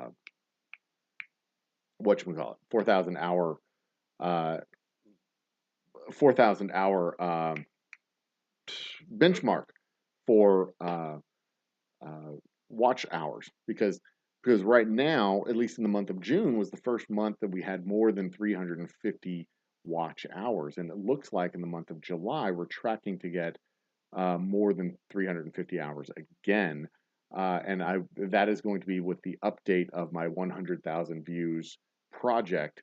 That'll be part of what I talk about in my next update of the 100,000 views project, which, for those of you who don't know, which could still be one or two of you, I don't know. I embarked on this project in the middle of February because I noticed, well, I wanted to have guests and musical acts, musical guests, musical people coming onto the show on Fridays for our live shows from the distillery, and I wanted to be able to tell them, look, you come on the show, you're going to have at least an audience. You may have a small audience at the distillery because we can only have so many people on hand, but we'll have a large audience online, and this is how large the audience will be. And I wanted to be able to tell them what that audience would be. I didn't know what that number would be. So I was looking at my analytics, and I discovered that nobody was watching. Like, literally nobody was watching. We were having tens of people watching, 2s of hours. It was dreadful. I had 40,000 views going into March of 2022, and of those 40,000 views, starting in March 2020, of those 40,000 views, 36,000 of them were from like 3 or 4 videos that had gone variously, had taken off and popped for whatever reason. But that was it. I was averaging something less than 100 hours of watch time a month, something less than 150 views a month. It was dreadful. It was absolutely terrible performance. I wasn't doing a very good job as a content creator. I wasn't doing a very good job as a producer of live shows, or connecting my shows to audiences, or connecting audiences to I was doing a very bad job of that. So I embarked on this project. I'm like, you know what I'm going to do? I'm going to set a number for the end of the year. I'm going to try and get 100,000 views by the end of the year, which meant that I would have to do 60,000 views from February to the end of the year, which meant something like March, April, May, June, July, August, September, October, November, December. 10 months, on average, 6,000 views per month, all the way to the end of the year. When my best month to date had been, my average month to date was something like 150. And my best month had been 750 or 820, something like that. Way like this is where I was, and this was way up above my head was the goal that I was trying to shoot for. Didn't think it would be possible at all. Didn't think I would even come close. Because not only would I have to pass the 6,000 per month mark, I would have to pass it and then some. I'd have to get up to like 15 or 20,000 by the end of the project in order to catch up the gap that I was creating for myself in February, March, and April. Anyway, so all that said, February was something like 7. I worked on the keyword stuff, the SEO search, getting more impressions, the more click-through rate. Worked on my banner. Worked on my just worked on cleaning house and making a better channel in general. But then I also worked on the thumbnails and like the front window type of stuff for the store. And then I saw something happen in February that I didn't expect. I got like 750 views in February. I'm like, this is neat. It's working. But I made a whole lot of stuff. I made a whole lot of shows in February. And then I did the same thing in March. I did like 4 shows a week in March every week. That was like just a ton of work. I couldn't keep that up. But then I we got a bunch of views through March. But what I noticed in March was that I got a whole lot more views, but the average views per show was still about the same. So then in April, I changed things up, and I had like different formats of the different shows. And I focused on Wednesday, Thursday, and Friday, the live music on Friday, the trivia on Thursday, and just the potpourri type of thing on Wednesday, the just open talk forum on Wednesday, philosophy, science, history, that sort of thing that we can do on Wednesday nights. And then I threw into the mix, for April, at the end of April, in the middle of April, I threw in some shorts. And at the end of April, I had a couple of shorts take off. And then I was like, aha. So in May, I threw in a few shorts, focused on the formula, threw in a few extra shorts in May, and May was a month of something like, I mean, it was something like 12,000 views, 10,000 views, 12,000 views, something like that. And then June, it was like 16,000 views. And I was just like, holy shit.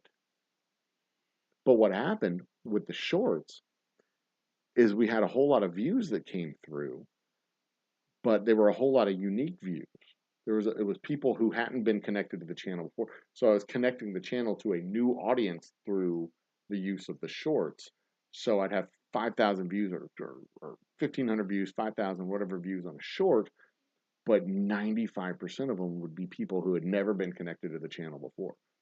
And of those people, a very small percentage, like, 0.1% would become subscribers, or 1% would become subscribers. But when you have 1% of 5,000 people, that's like, 50. That's a lot of people. So if it was 1/10% of the people who would see it and like it and become a subscriber, well, then I started adding subscribers to the channel. And I was like, well, holy shit, now I figured out a whole nother aspect of the thing.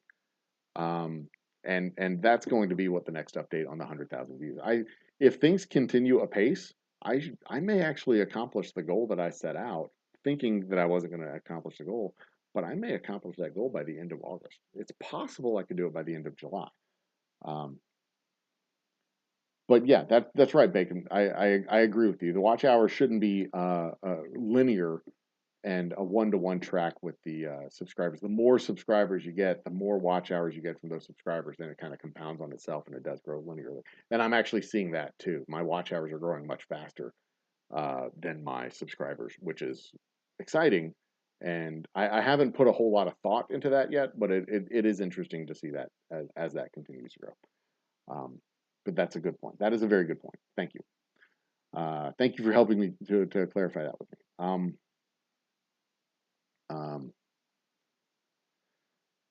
I don't disagree with it. The more you do it, the more comfortable you get doing it, and the easier it becomes to do it. And it kind of becomes formula. Like you get a production pattern, you get a production formula, and it works.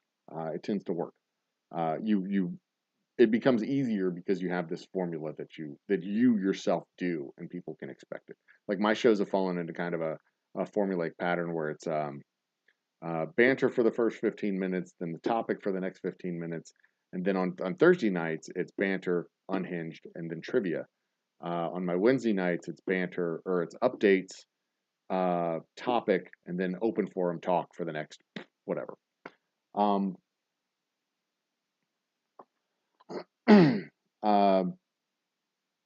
Waiting until I purchase new glasses. That makes sense.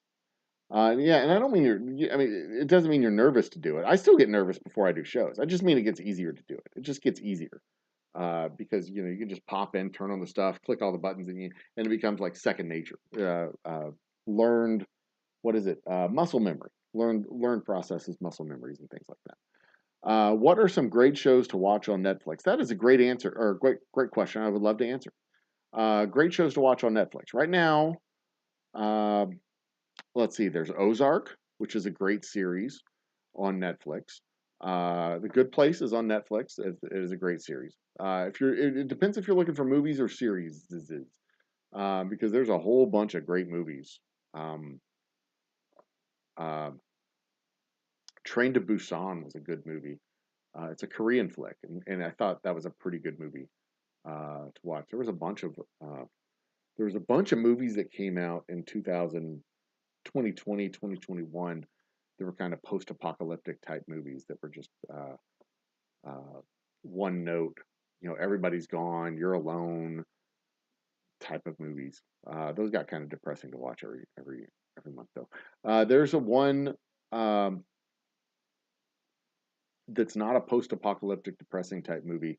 I just had it in my mind and it just fluttered away.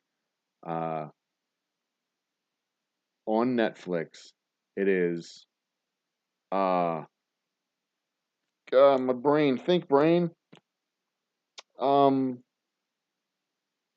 Mirror. That is a post-apocalyptic techno post-apocalyptic. It follows. It tracks one technology through the various uses and developments of the technology over time going on. And it's kind of an AI consciousness capturing, consciousness recreating technology. Great series. I think it was 4 seasons, 5 seasons, various number of episodes in each season. Fun. It's a fun series. Oh, excuse me. Me and Lisa did a top 10. I think it was right around New Year's when I took all the movies that I'd watched on Netflix and kind of ranked them. I have to see if I can find that. Maybe it's time to go back and do another top 10 of movies on Netflix, because there's a whole lot of movies on Netflix. There's a bunch of classic like 1980s and 90s movies on Netflix right now too, which is strange. But anyway, I have seen Stranger Things. I've watched the first couple of seasons. The third season, I don't really remember it. I'm struggling to get into the fourth season. Stranger Things is a really cool series. My guest last night, Ryan Adam Wells, he's a real big fan of Stranger Things. He loves it. My kids like Stranger Things. The last episode I watched of Stranger Things, I fell asleep in the middle of it, and I need to go back and rewatch it if I'm going to get into it, because I don't remember it at all. I fell asleep. Yeah, so there you go. Excuse me. But yeah, there's a lot of good series. There's a lot of good Adam Sandler movies on Netflix. Hustle is a good one. Uncut Gems is a good one. There's another one that Adam Sandler, I think it's like The Shoemaker or something like that, The Cobbler or something like that. Really good Adam Sandler flicks on Netflix, which is surprising, because it's Adam Sandler. There's another, Ryan Reynolds has a bunch of really good movies on Netflix too.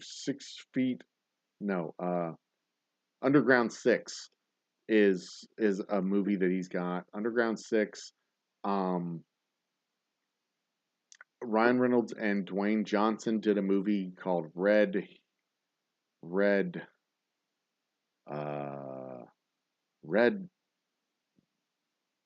Warning or Red something. Can't remember the name of the movie. But it was Red something. It was a fun flick. It wasn't good, but it was fun. The Good Place. I don't know if I mentioned that one. The Good Place is on Netflix. Great series. Really great series to watch. Yeah, and Netflix can be a time sink. You can get into it and keep watching the shows, and you can just keep on going. And it's dangerous, very, very dangerous. Hulu. Well, yeah, I mean Hulu's got a bunch of good TV shows. Hulu's where you can get all the Fox or all the old Fox stuff, like Bob's Burgers is on Hulu. Orville, that's a good series that you got on Hulu. Very Star Trekky, but modernized Star Trekkiness. What other good ones are on Hulu? There's not a whole lot that we watch on Hulu, but it's also free for us too. It comes with our phones. There's one called Ghosted that's on Hulu that has Craig Robinson and Adam Scott. These guys are hunting down paranormal things, and it's kind of a fun show too. Yeah, I hate to do this, but I feel myself winding down. And if I'm going to bring Ted Lasso is fucking fantastic. It's on Apple Plus. It is an absolutely fantastic show. And the character is the lead character. He's a high school, or not high school, a college, a mid-level, a mid-tier, lower tier college football coach that comes over to England to coach soccer. And it is fucking hilarious. It is an absolutely fantastic series. But yeah, Ted Lasso is on Apple Plus. Apple Plus has some really cool series too. They've got Mosquito Coast, Ted Lasso, The Morning Show, TMS, The Morning Show. They've got, oh God, they had Severed, which was just an absolutely fantastic series where people worked at a place where you worked at this company, and the company had this technology that you would inject it into your brain, and the chip would sever your personal uh, life from your work life. So when you went into the building, you would forget everything that was going on outside the building, and you worked inside the building.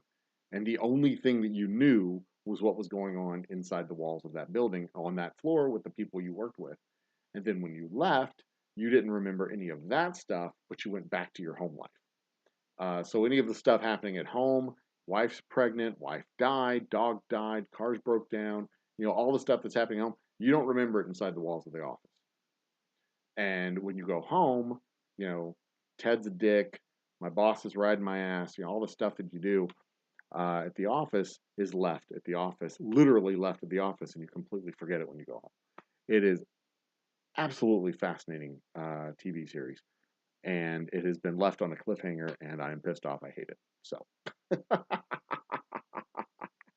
great. I'm going to take these out of my ears. I'm tired of hearing my voice in my ears.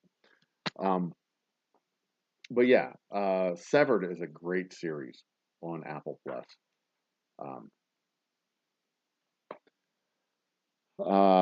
What else? Yeah, Morning Show. We watched, I think, the first half of the Morning Show. For those of you who haven't seen the Morning Show is it's a TV series about a news program, a morning news program called The Morning Show. Loosely tracks with like NBC's, who was that dude? I can't remember. Sex scandal. He gets ousted for the sex scandal. He was, using locks to lock interns into his office and bang them. So he gets ousted, and there's a big shuffling of the talent, and chaos and hilarity ensues. So, Steve, welcome to the party, by the way, Steve. You couldn't keep watching Severance after. It was hard to follow for the first few episodes. Matt Lauer, yeah, that's it, Moose Gal. It kind of tracks the story with Matt Lauer, or the premise is the same, but like the icing on top of it, of course, is different. But it's male news anchor for a morning news program, kind of rapey and molesty with underlings in the office. Everybody in the news office knew about it. It was kind of a poorly kept secret, but everybody kind of, that's just how things are, that sort of thing. But of course, the guy's name wasn't Matt Lauer, but it kind of tracked that same idea. I think I watched the first half of the first season. I don't think we've gone further than that. But it's still on, are both in it. So it's a good series. It's a good series, and it has good talent and good actresses in that series. So there you go. I could keep doing this for a while, I think. Mom and I.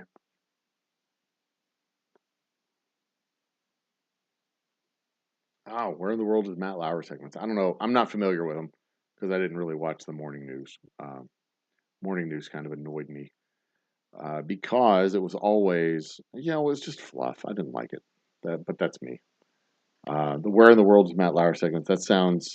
What was he just traveling all around? Doing man on the street segments.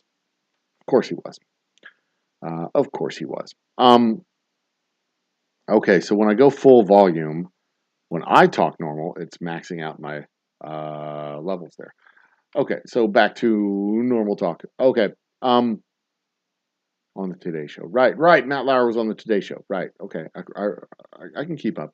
So like I was saying, I can probably do this all night, but I'm going to give y'all 40 more minutes. We're going to wrap this up at midnight, I think. Well, yeah, we're going to keep going to at least midnight. And chat is open. I will talk about whatever the hell it is y'all want to talk about. Even if McTubis comes back in to chat, I'm willing to talk about whatever the hell nonsense he wants to bring up. And explain to him how Trump did not win. If that's what he wants to get explained. Boy. But tomorrow evening, should talk shows go away, like TV talk shows or radio talk shows? Or podcast talk shows? I don't think they should go, in general, I don't think they should go away. I mean, Jesus, this is kind of a talk show, right? I don't think they should go away. I think they should, I think there are, I think there's a, I mean, there's like the talk shows, like the daily, not the daily, late night, the Letterman show, Jesus, what are they? Late show, the late night show, the Tonight Show, those late night talk shows. I think the format is probably going to have to change going into the future because they're just not. They're just, I don't know. They just don't seem to. I don't know. They just don't. They don't connect with. My personal opinion is that it doesn't really connect with me. I can watch the segments on, the YouTubes and whatnot. I loved Craig Kilborn. Was it Craig Kilborn? No, Craig. Yeah, it was Craig Kilborn. I liked his segments. His interviews were hilarious. I don't know, they just seem formulaic and dry and boring. I like the I like the talk shows that only have the one guest. They focus on the one guest, and it's a long form interview with the one guest over two segments. Those are much more interesting to me because they um, because they seem to have a longer, deeper format, a deeper, more significant conversation, and I Moose Gal, I would agree with you. I don't really watch daytime talk shows. I don't watch daytime TV. If my TV's on during the daytime, which it is usually on in the daytime, I usually have a movie in the background or a TV series or something going on in the background. Um, I'm not really watching it very closely because I'm usually working and then it's on. It's these two things that are happening side by side. Um, they canceled The Real. I didn't even know that was a thing. I know The View is still around. Um, and then a bunch of other networks tried to copy The View, kind of replicate what that was. I, they're not; those shows aren't geared towards me. So I don't really have an opinion on those shows. I've never really watched them. They're not geared towards me. They're not my shows. I don't care if they even exist. They don't bother me any. Um, they're not. They don't need my permission to be around. So, um, I think you're right. For the most part, Steve, I think you're right. They aren't particularly engaging. And when you see the clips from, I don't know, I don't find Jimmy Kimmel to be particularly funny. But when you see the clips for their shows, there's the monologue, um, and that's kind of it. They don't show the guest appearances or anything like that when they do the clips. They do the monologue. They do the feature. Because like the show's going a pattern, right? There's like the monologue, and then they do some sort of stupid bit, uh, like Letterman. In that case, they do the monologue, do some kind of dumb bit like stupid pet tricks or stupid human tricks. Then they do the top 10 list, and then they'd have a guest, an actress or an actor. They do a musical guest or a comedian, and then do another actor, maybe, or an interview with the comedian or musical guest, and that was it. That was it's kind of formulaic. And I mean, I don't want to actors talking about their movies. I mean, what are they going to say? That the movie is terrible and don't go see it? They're going to say it's funny and they're going to say it's awesome, and you're going to go, okay, great, and Um, that's yeah. I mean, it doesn't excite me. I don't now, and that's what well, I mean. Craig Kilborn's. I think it was Craig Kilborn, the Scottish dude, right? Uh, the English dude. What was Scottish? He was Scottish. Craig. It was Craig Kilborn. I think his interviews were fucking hilarious because they had nothing to do with the movies. It was just like a personal chat with the person there with you. And those were hilarious. They were fun. They were funny, but it had nothing to do with the point of the guest being on the show. You know, they've got a movie coming out. He's like, yeah, a movie coming out. Like, yeah. So, well, you've been on vacation the last few weeks. Yeah, you enjoying yourself. You're doing good. You know, it was funny, and it was fun to listen to, and it was fun to watch those. Um, yeah, he was a national treasure, and he wasn't even our national treasure. But we borrowed him and we kept him for a while. And you know, he was late, like late. It was the late show. He was on after midnight, so he had this one bit where he would see how far they could push the network censors, and they had the network censor who was like smoking hot. Um, but yeah, you know, he was just a silly frat boy, and it was fun to watch him. Um, but I mean, just about everything that I saw that he did, I've seen it on YouTube. I hardly ever watched his actual show. Um, the so-called political news and cable channels. Yeah, I don't watch the cable channels for their commentary. Uh, I, I, I am not. I am not interested in.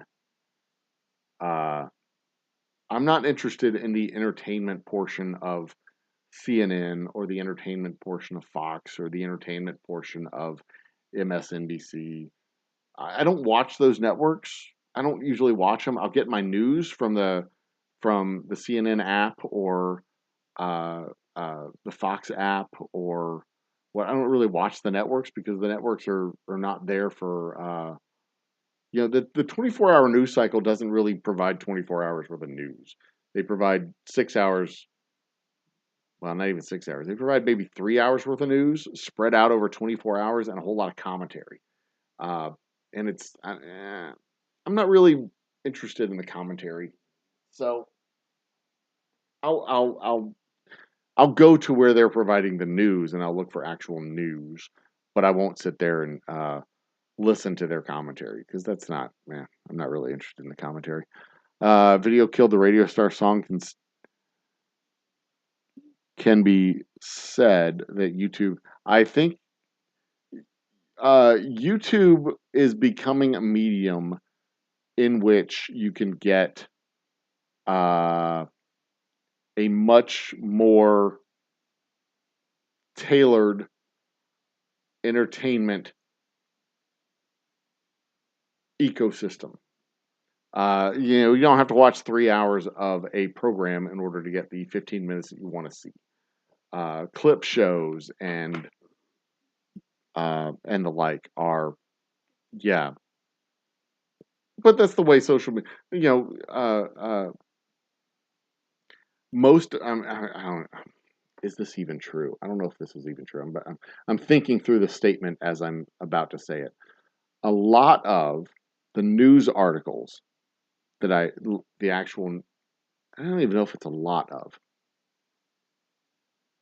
a, a, a good portion of the news articles that I read, I see come through social media uh, feeds, but it's a small portion. It's not a big portion. It's like, you know, like this is what people are talking about. Like I found out about the ACC, you know, 4 teams out of the ACC possibly getting poached by the SEC today because I saw that story coming through Twitter and the sports feeds on Twitter. Like, oh, that's interesting. Um, and I checked it out to see what more of the story was, and I went and looked to see if there were more stories to be had. It's right now it's still at kind of a rumor stage, but you know, I don't like necessarily staying up really. Let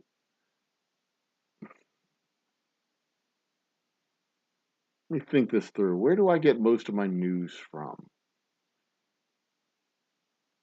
I see the news stories come through on my news. I have a specific like news filter on the YouTubes to look for specific news stories. There's some local channels, mostly national channels, the national cable channels.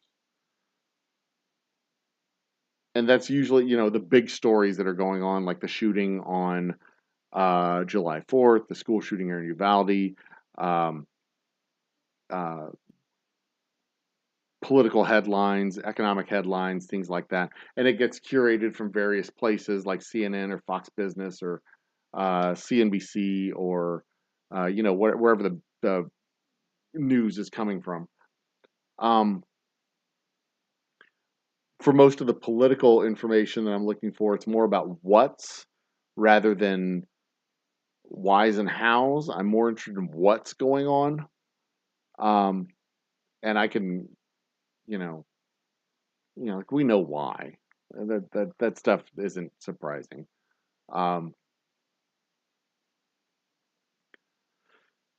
But usually when I actually, like when I was at the office, when I was working at the bank, what I would usually do is pop open a news aggregator like Yahoo News or one of those news aggregators like that, like uh,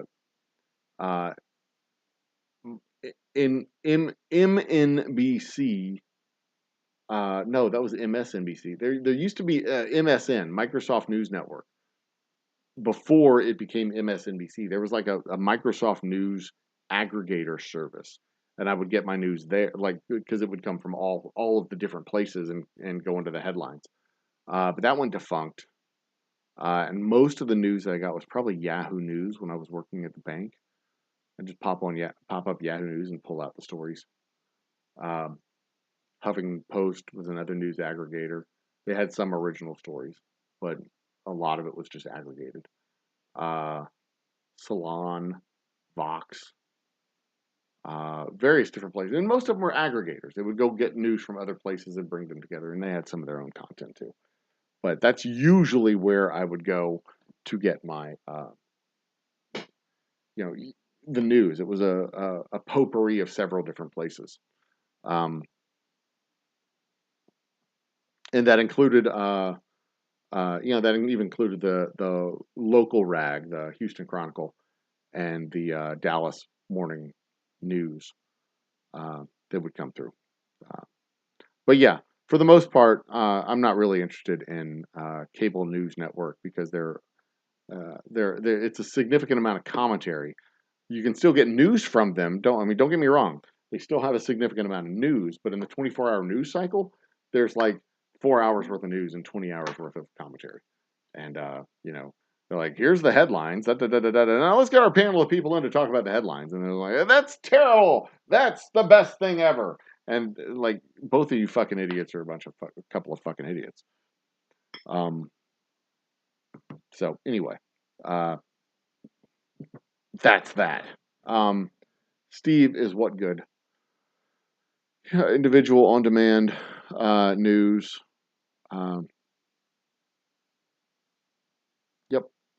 And see, I'm kind of on the fence. I'm not sure if it's necessarily good or if it's necessarily bad.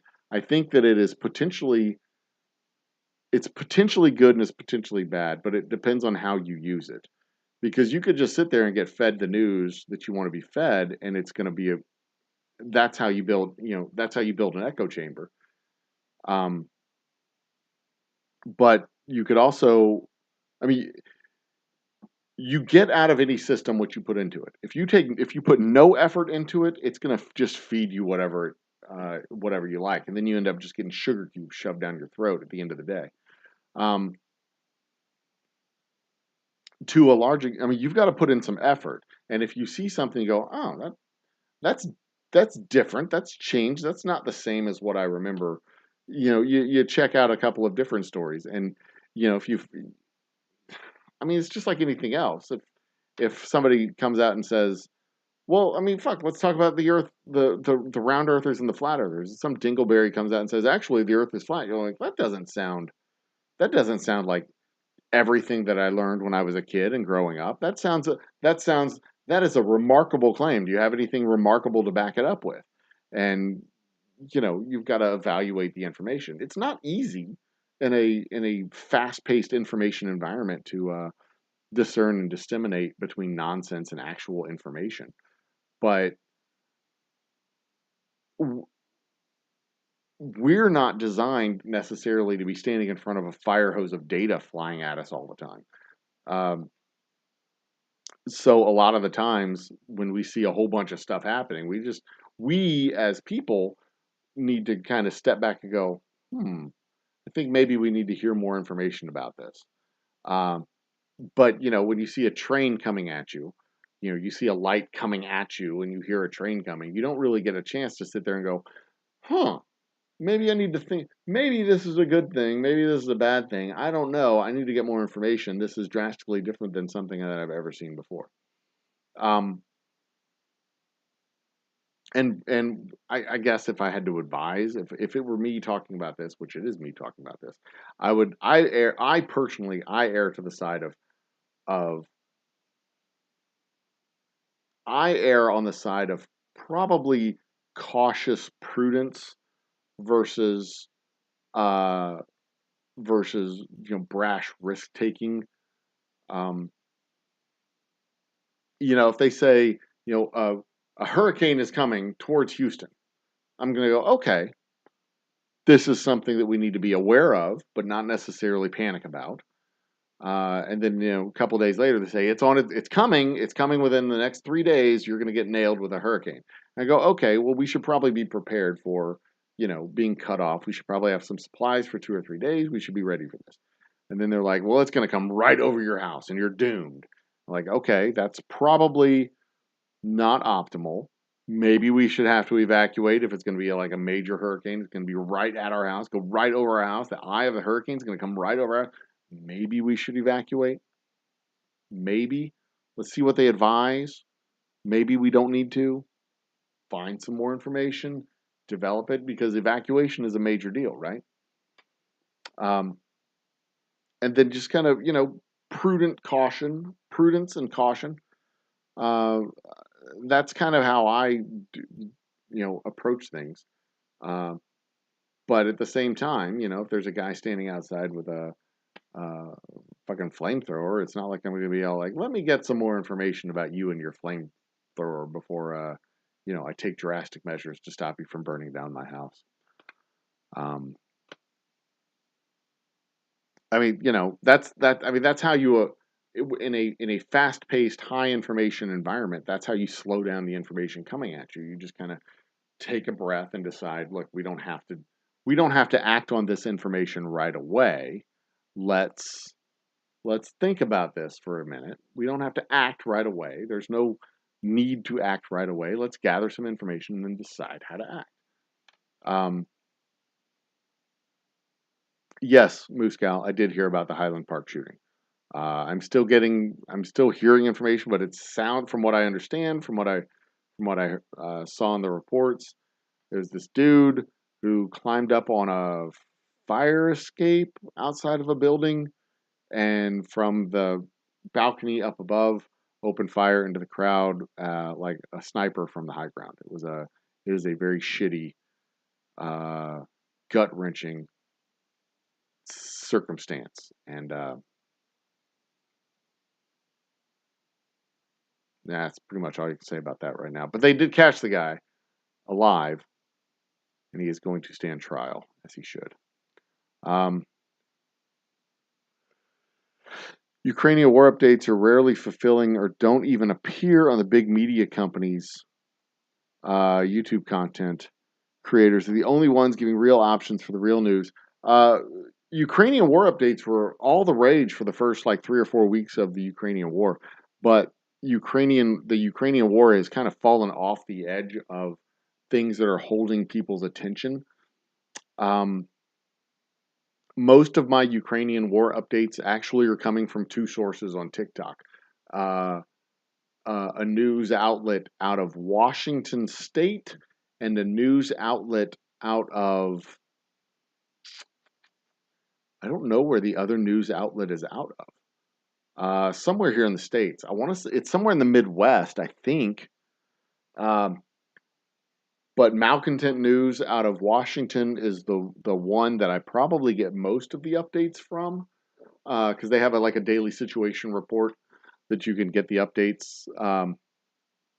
It is, as they say, they have the receipts. But for the first several weeks, the mainstream media was all over it. But the problem with the mainstream media is that they go to where the interest is, where the shiny object is. They don't necessarily report the news, they report the conflict. So they think that if you have 99 people saying one thing and one person saying the other thing, then in order to be balanced, you have one person from each side on a panel yelling at each other. When the reality should be you should have 99 people on one side and one person on the other side yelling at each other, because that reflects the true reality, as opposed to this fake balance that they try to strike, and it's nonsensical. And that's why I don't really pay attention to the commentary. I'll see the headline. I want to see the news. I want to see the headline. Tell me what the story is, and then I'll click away or tune away, or I'll be done when it comes to time for the commentary, because I don't need an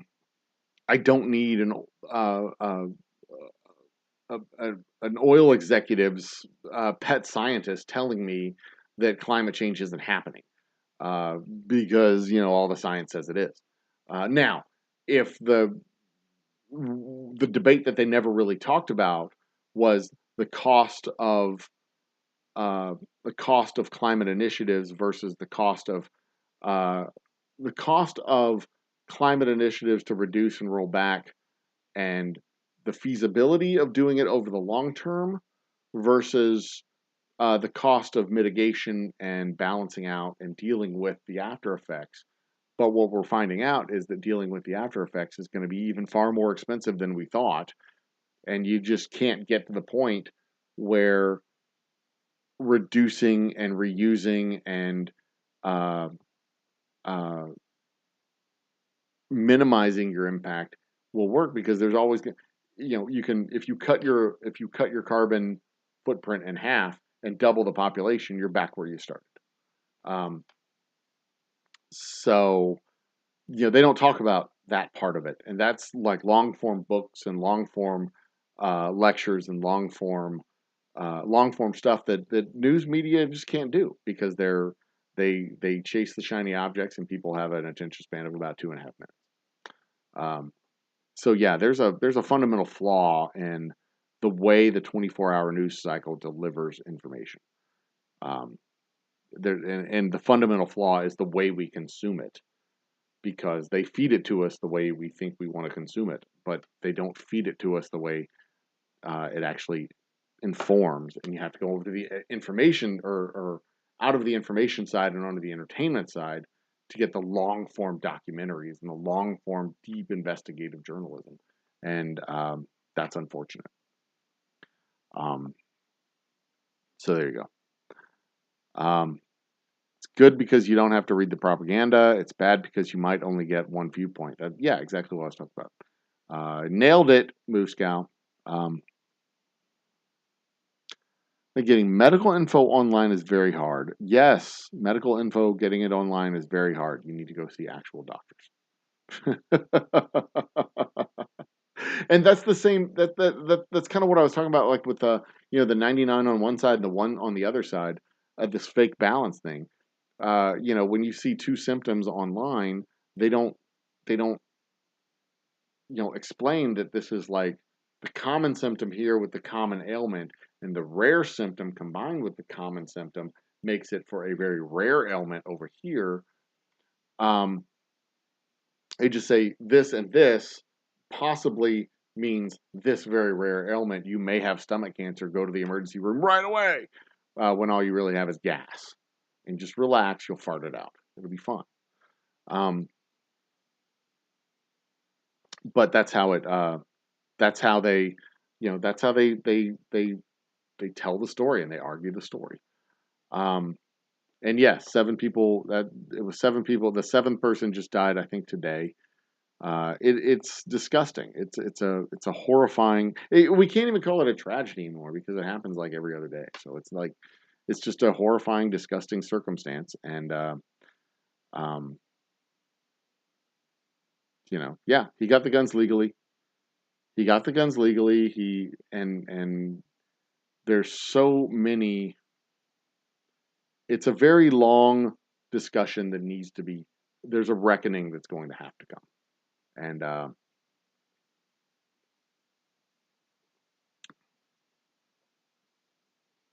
yeah, there's a reckoning that's going to come. At some point, there's a reckoning that's going to come in this country. And if you go to the information side of news and the long form, deep information, you'll find how the culture has changed around the argument of guns and gun regulations in this country, especially since the 1980s, when it has moved um, from not well, it has moved in the direction of everybody should have a gun on them for personal protection and da da da da. All that the non militia, non regulation arguments that have grown and been. It's a cultural change that's happened over the last 40 years, and it's been a long time getting to where we're at today, and it's going to take a long time to rectify where we're at today. Um, even if they raise the age to 21 to buy guns or take away the high capacity rounds or take away the opportunity or the ability to do a lot of stuff, like the guns and ammunition are still out there. That stuff's not just going to vanish. Nobody's confiscating any guns. Nobody's undoing the damage that's been done over the past 40 years. So it's I don't think we're going to go back to the days of the ATF, David Koresh, Waco days, where they're looking to confiscate stockpiles of weapons. I don't think we're ever going to go back to that, but there's gonna be a reckoning at some point. And if if the anti-gun safety crowd continues to use the Second Amendment as a shield to prevent us from keeping guns out of the hands of people who shouldn't have guns, then something eventually will have to give. And that may be a fundamental adjustment to the text and effectiveness of the Second Amendment. Because if the constitutional amendment is preventing us from saying blind people can't have guns because they're blind, and you need to be able to see what you're shooting at, then reasonable, rational people who say blind people shouldn't have guns will become less reasonable and rational and say, look, if that thing is stopping us from keeping guns out of the hands of blind people, maybe that's the problem. And granted, there's not a lot of blind people with guns, but in Nebraska, I think it was Nebraska, it might have been South Dakota, they repealed the law that says blind people shouldn't have guns, restricting blind people, mentally ill people from having guns. Everybody agrees that a 3-year-old shouldn't have a gun. There's laws on the books in I think 40 states, 35 states, that if a child fires a gun and kills somebody, then the parents are liable for that child doing it, and the parents can go to jail. But that law never gets enforced because once a child kills somebody in the family, there's not a sheriff on the planet that's going to take a parent out of that household that's already lost another person. Because those people have to stand for re-election in the next election. So, yeah, it's gonna take a cultural change, and the reality, though, is that when you come to Gen Xers and Millennials and Gen Y, Gen Z, Gen X, those 3 generations outnumber the Boomers, but the Boomers vote in a percentage that still gives them more voting power. And half of the Gen X is, our brains are spoiled by influence from the boomers. So it's really half of Gen X, Gen Y, and Gen Z that you got to count on. But Gen Y and Gen Z have to get off their fucking ass and go vote at a rate that's higher than 40%. And participate in the primaries and participate in the local elections and participate in fucking elections and create a marketplace of ideas where more ideas are presented to be voted on. And, when you have people running unopposed, when you have a third of a precinct voting, there's just not the there's not the market for the ideas. So you only get one person running in a primary, and then you have no options, no choices, no nothing. But if you have an active and engaged populace and an active and engaged voter bloc, then you can have 3 or 4 people running in primaries, and then you can have kind of a mismatch, a mixmatch, a mishmash and mix match of ideas, where you like that one and you like that one, none of these, but you like that one, you like that one, and maybe one of those, but none of these, and then these guys can come together and say, okay, let's, I'm winning in the polls. How about I adopt your position, and then we can, like, all 3 of us, we can form this coalition of all of our voters, and I will adopt your platform planks, and you will support me for the next, and that's how it goes. But I only think that'll happen if we actually get more representatives in Congress, which can be done with just passing of a law. I think we should triple. I think the Wyoming rule is a good start, but I think Wyoming should have 3 representatives based on population, and that would put the minimum population per representative at something like 150,000 people. And then you go from, or 150, 160,000 people, and you apply that same rule to all the other states. The apportionment will be based on 150,000 people per representative. And that would put our number of representatives at something like 3,000 representatives, because we have been artificially held at 415 for far too long. And then I would advocate a constitutional amendment to add 50 senators so that every single state is involved in every single national election, or every single congressional election and national election every single time, so that the national mood can be reflected accurately in Congress. But the reason I say Wyoming should have 3 representatives is because I think Wyoming should have 3 senators, and no representative should have more voting power than a senator. So if Wyoming only has 1 representative and 2 senators, and the representative has more voting power, he actually represents the entire state versus a senator who represents the state, but there's 2 of them. So anyway, that would be as far as representation fixes, that would be what I would advocate, like the Wyoming rule, but have it 3 representatives in Wyoming and extrapolate that out to the entire country. Yes, Washington or California would have something like 90 something representatives. Texas would have something like 85 representatives. But also every other state would have at least 3 representatives. And it would be based on population. I think it'd be fucking fantastic. There would be so many representatives that no one organization could buy a majority of representatives. You'd have so many new parties coming into power, regional parties, local parties, regional coalitions of parties. You'd have groups of representatives that kind of snake their way through a bunch of precincts in the middle of Texas, in the middle of the desert states, in the middle of the tundra states, just like, little coalitions of like 30 or 40 people that pop up in like little geographic areas. And no single interest group could buy a majority because there'd be so many people. And the cost of elections would go down significantly because you'd only have 150,000 people in every representative block. I mean, it never happened. It absolutely never happened. The people in power don't give up power like that. But I think it'd be awesome. Question versus comment.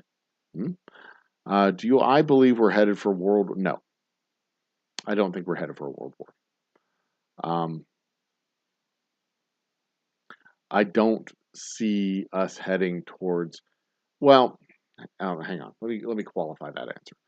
I don't see us heading towards a world war on the same scale of World War II or World War One. I do see a coalition of states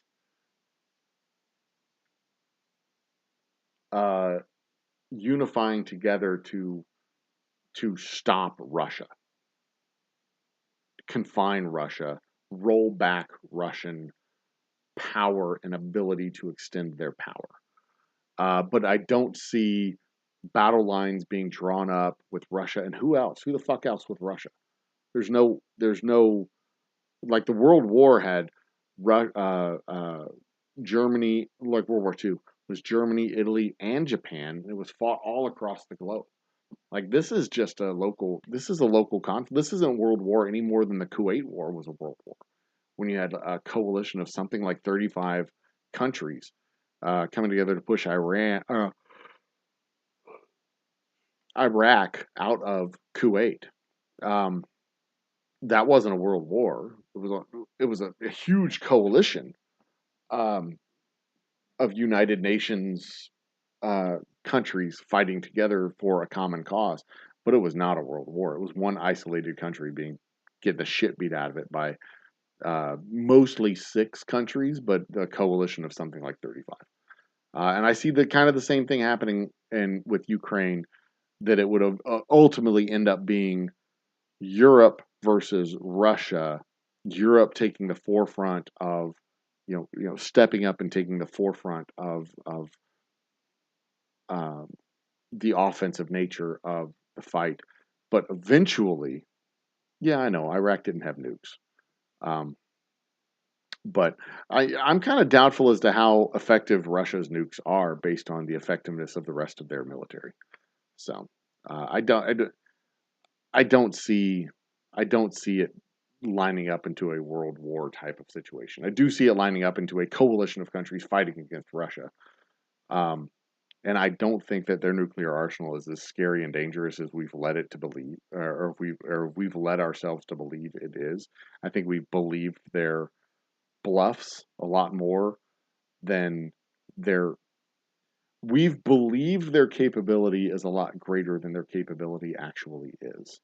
And if their nuclear arsenal is as capable as their conventional arsenal, then their nuclear arsenal is not nearly as capable as we've given it credit for. And that said, the rest of the world's nuclear arsenal is way more capable. I mean, or at least as capable. We've got, our nuclear deterrent is significant. We've got lots of weapons pointed at them from non-land-based platforms, and their nuclear submarines. I mean, they don't have nuclear weapons on submarines, so it's. It's just nonsensical. I don't expect it. I don't expect it to go. I mean, the worst case scenario at this point, like originally, the worst case scenario was Ukraine gets overrun in a matter of days. That didn't happen, and now Ukraine has defended its land. At this point, it seems the best case scenario for Russia, the worst case scenario for Ukraine, is that Russia manages to hold the territory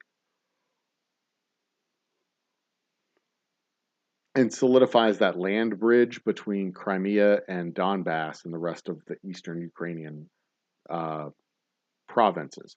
They dig themselves in like a bunch of Russian ticks, and they can't get popped out of Ukraine can't pop them out and send them back to Russia. That would be the worst case, I think, at this point for Ukraine. I don't think their national sovereignty, their national existence, I don't think this is any longer an existential threat. I think it's more just a matter of reclaiming their territory. Will they be able to reclaim their territory or not? I don't know if they will be able to. They've got to be able to go on the offensive and push them out. And they haven't been able to demonstrate the ability to do that, but they're also getting new and more weapon systems. So I don't know. I don't know what the next 3 months will hold. Maybe they will be able to dig them out and start pushing them back. I don't know. But I think the like for Ukraine, it may be coming into kind of a stasis mode. I think for the rest of the world, the worst case scenario is this policy situation where Russia has done a terrible thing and they get rewarded with land. So that's probably the worst case policy wise. I think although worst case could also be the blowback. Some oligarch decides to kill Putin out of revenge, and then all hell and chaos breaks loose in Russia. That could be the worst case scenario for policymakers in the West. I don't know. I'm not privy to their thoughts and what they're worried about. But that could genuinely be the worst case scenario. Like, who takes his place if some oligarch decides they've had enough of this shit, and they hollow out a space behind Putin's ears? What replaces him? What's the next step? What comes next? Then what? That could be the biggest policy risk. I don't know. I don't. I don't know. But I think that for sure. I don't know if the best case scenario even is Ukraine successfully pushing Russia back to the borders and into Russia. Like, obviously for Ukraine, that would be the best case scenario. But then the question becomes, what happens then? Russia's gotten their ass beat. What happens next? They push the button and sabotage. Did they sabotage Chernobyl? Do they push the button and blow the bombs that they have around Chernobyl and unleash a nuclear disaster in Ukraine? What happens? I don't know. But yeah, I don't know. I don't know what happens next. But hopefully Ukraine. Well, obviously Ukraine will maintain their sovereignty at this point. But hopefully Ukraine will be able to fight them back into a position where they can't continuously cause a threat to Ukraine and Ukraine sovereignty. So,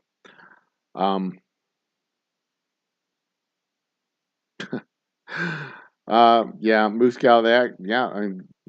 That's a recurring argument. They do say that AR-15s aren't in the Constitution. That the Second Amendment was written for muskets and smaller weapons. They weren't written for but that is again, that is a cultural phenomenon over the last 40 years that has continued to reinterpret a clause in an amendment to our Constitution, which ensures that we will have a well-regulated militia, to also mean that you can keep a gun in your house so that you can shoot somebody if they're stealing your mail. So, again, that's going to take a cultural shift, and it's going to require a cultural shift over a significant amount of time. And because it required a cultural shift over a significant amount of time to get where we are, it's going to require a cultural shift over a significant amount of time to get to a different place and then to undo the damage that's been done over the last several years. That's how we are. A very dangerous anti-intellectual path. I don't know how to stop it. Honestly, I don't.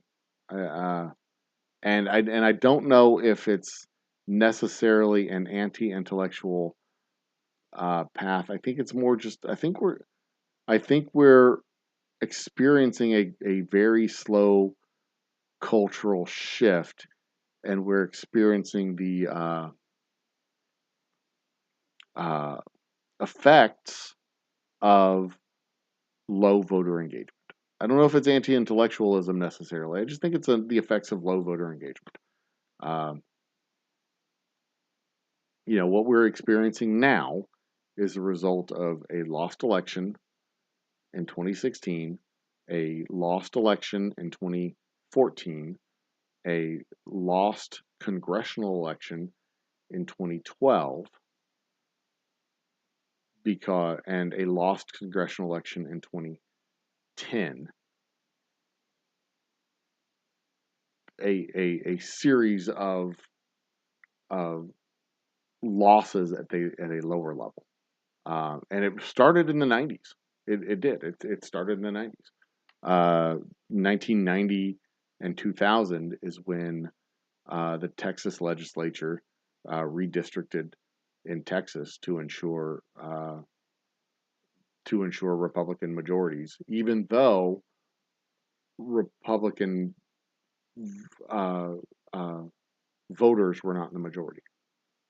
And over the course of the next 20 years, you had fewer people voting and locking in Republican majorities. To the point now where you actually do have more Republican voters than Democratic voters because the party literally abandoned the state for 25 years. So there you go. Or Wyoming. We see that, but that's just the thing. If it's not a statewide vote, if you have to apportion the voters, 150,000 people per representative in Wyoming, I mean, maybe it would. Maybe it would end up with 3 Republicans in the House. Maybe it would end up with 2 Republicans and a Democrat. Maybe it would be 2 Democrats and a Republican. I don't know. But what would happen is you would have actual representation of the people, fairer representation of the people, not only in Wyoming, but in all the other states too. Especially the states in the middle who lose their representation towards the big states and towards the small states because, you know, states like it's not just Wyoming, it's like Connecticut and all those other small states that just have one representative. They should have 2 or 3 representatives, 3 or 4 in some cases. But they don't. They lose out on representation because those representatives have to go somewhere. There's 400 something representatives. They have to go somewhere. And they go to Texas and they go to Florida and they go to California and New York, and they get pulled up into the top and they get pushed down into the bottom, and the guys in the middle kind of get missed out. Do you really want 80 Texas? It would not be 80 Texas Republicans in a Congress. I am more interested in fair and accurate representation of the people in the state. And I think that if you have a significantly increased number of representatives in our House of Representatives, you would get 3rd, 4th, 5th, 6th parties. You'd have a whole bunch of parties. And you would have the main parties working harder to have a broader message and not just a single extremist, one side or the other type of ideological profile. I really do, but again, I don't think it would ever happen. I wouldn't expect the House of Representatives or the Senate to pass a law that expands the number of representatives in Congress or increases the representative power of the people that they're supposed to be representing, because they don't really represent us. They represent the people that pay for their campaigns. And that's the people that they worry about. They worry about protecting. So there you go. Your brother and sister-in-law recently went on vacation. One of the states they visited was Alabama. One of the states they visited was Alabama. They met a man there claimed in the next few months there would be food shortages. People claim all kinds of stupid shit. I wouldn't worry about that. My thoughts are that that's stupid nonsense. There you go. I mean, whatever. That's it. That's what I think about that. Whatever. It would be best for each state's Congress. I somewhat believe it would be best for each state's Congress to vote on their own named candidates for federal House and Senate members. I do not think it would be a good idea to take the power to elect our representatives away from the people who are electing our representatives. That would literally have an entire, like you'd have some states. that opens up the door to have an entire slate of representatives from the state be from one party. And then why even have they're no longer representatives of the people in the states, they're representatives of the government of the state. Uh, no, I can't even I can't even entertain going for that idea. I mean, they used to do that with senators, where the states would nominate or would select senators and send senators to the Senate, and we passed a constitutional amendment to put an end to that. And now I can't even like I can entertain the argument, but I can't like seriously entertain it. I can't go for that. One of the planks in Texas's GOP platform is to install basically a state level electoral congress or electoral college, so that counties would elect electors who would then select representatives and senators to our state, or not representatives, would elect the governor of the state and senators of the state. They like literally take direct election of senators of statewide positions out of the hands of the people actually electing them, and that would effectively or potentially eliminate uh, popular votes entirely, um, because you could literally. I mean, let me collect my thoughts real quick because I'm kind of all over the map on this. When you have a circumstance of electors or not electors of state legislatures gerrymandering representation already, and then gerrymandering the representation already to minimize the number of opposition party candidates that are available or allowed to be elected, and then you give them further power to say, okay, well, why don't y'all just vote on the people that'll you in Congress, y'all just vote on the people that you're going to send to the federal Congress. I mean, yeah, you ended up. Well, we got 35 representatives here in Texas. You'd have 35 congressional representatives that are all from the dominant party. That's it, and that's it. That's all you get. A bunch of Louis fucking Gohmerts running around uh, up in Washington, and one is already too much. Um, that guy's a complete and total piece of shit. But yeah, and I'm with you too. I don't want to test Russia's nuclear capabilities. I fully think that we'd be able to shoot most of their rockets out of the sky. I think we have a nuclear deterrent capability, a nuclear shield capability, so to speak. Even if it is top secret, I think we have the ability to stop a lot of their rockets from coming, and I don't think they have as many rockets as we think they have. But at the same time, you've got to be 100% perfect. If the rockets start flying, you got to be 100% perfect when the rockets start flying. If you're not 100% perfect, if you have let one or two slip through, I mean, which city do you want to sacrifice? That becomes the question. You can't save them all. Which one do you want to? Which one's it going to be? Cleveland, Columbus, Houston, Dallas? Well, that'd be okay. Mobile. Yeah, I mean, you've got to be perfect on defense, especially when it comes to nuclear weapons. You got to be perfect on defense. But I also think that the other side of that coin is that launching even one missile ensures that you're going to get a response that is a head and shoulders above uh, what you send out. And I don't think that their force capability is as great as we have always given them credit for.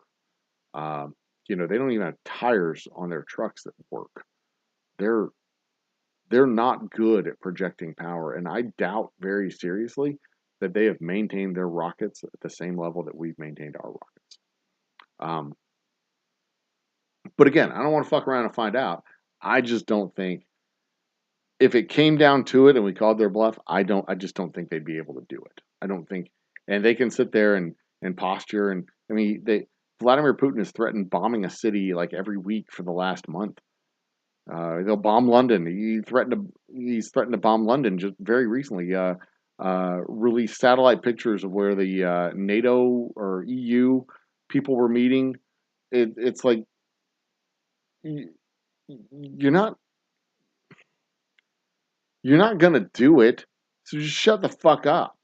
All you're trying to do is scare people. You're just standing in the window screaming at people like you think you're a big guy. You're not. You're just enough. You can't even take over Ukraine. You think you're that's.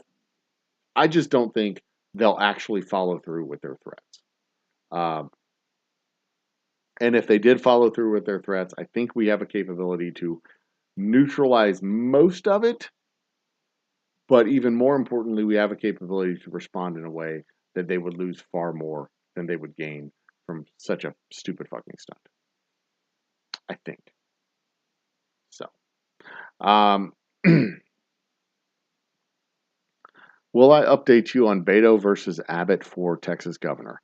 The last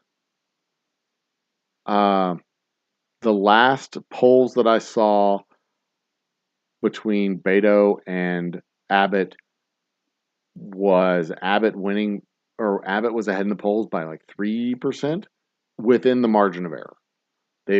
Beto has closed a 10-point gap, and it is within the margin of error at this point. So it's a long time. There's a long time to go between now. Good night, Steve. Thank you for participating. I really do appreciate you joining us. You joining us for these after hour shows. The Old Humble Coast to Coast, Old Humble After Dark.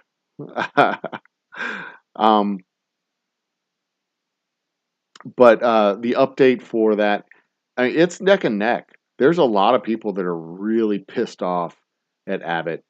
Abbott has, I mean,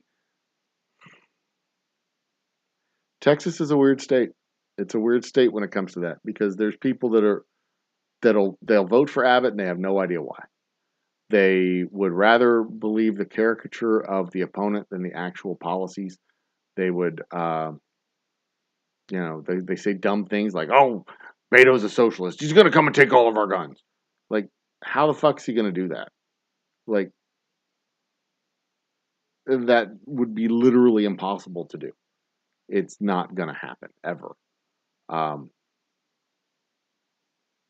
It's just the dumbest things. And I just paid a $400 electric bill.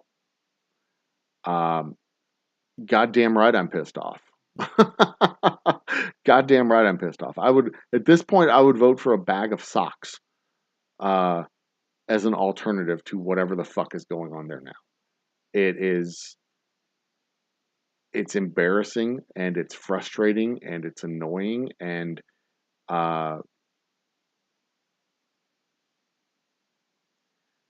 Beto's not going to be perfect. He's going to have a legislator that's going to be hostile to him. He's going to have a court that's going to be hostile to him.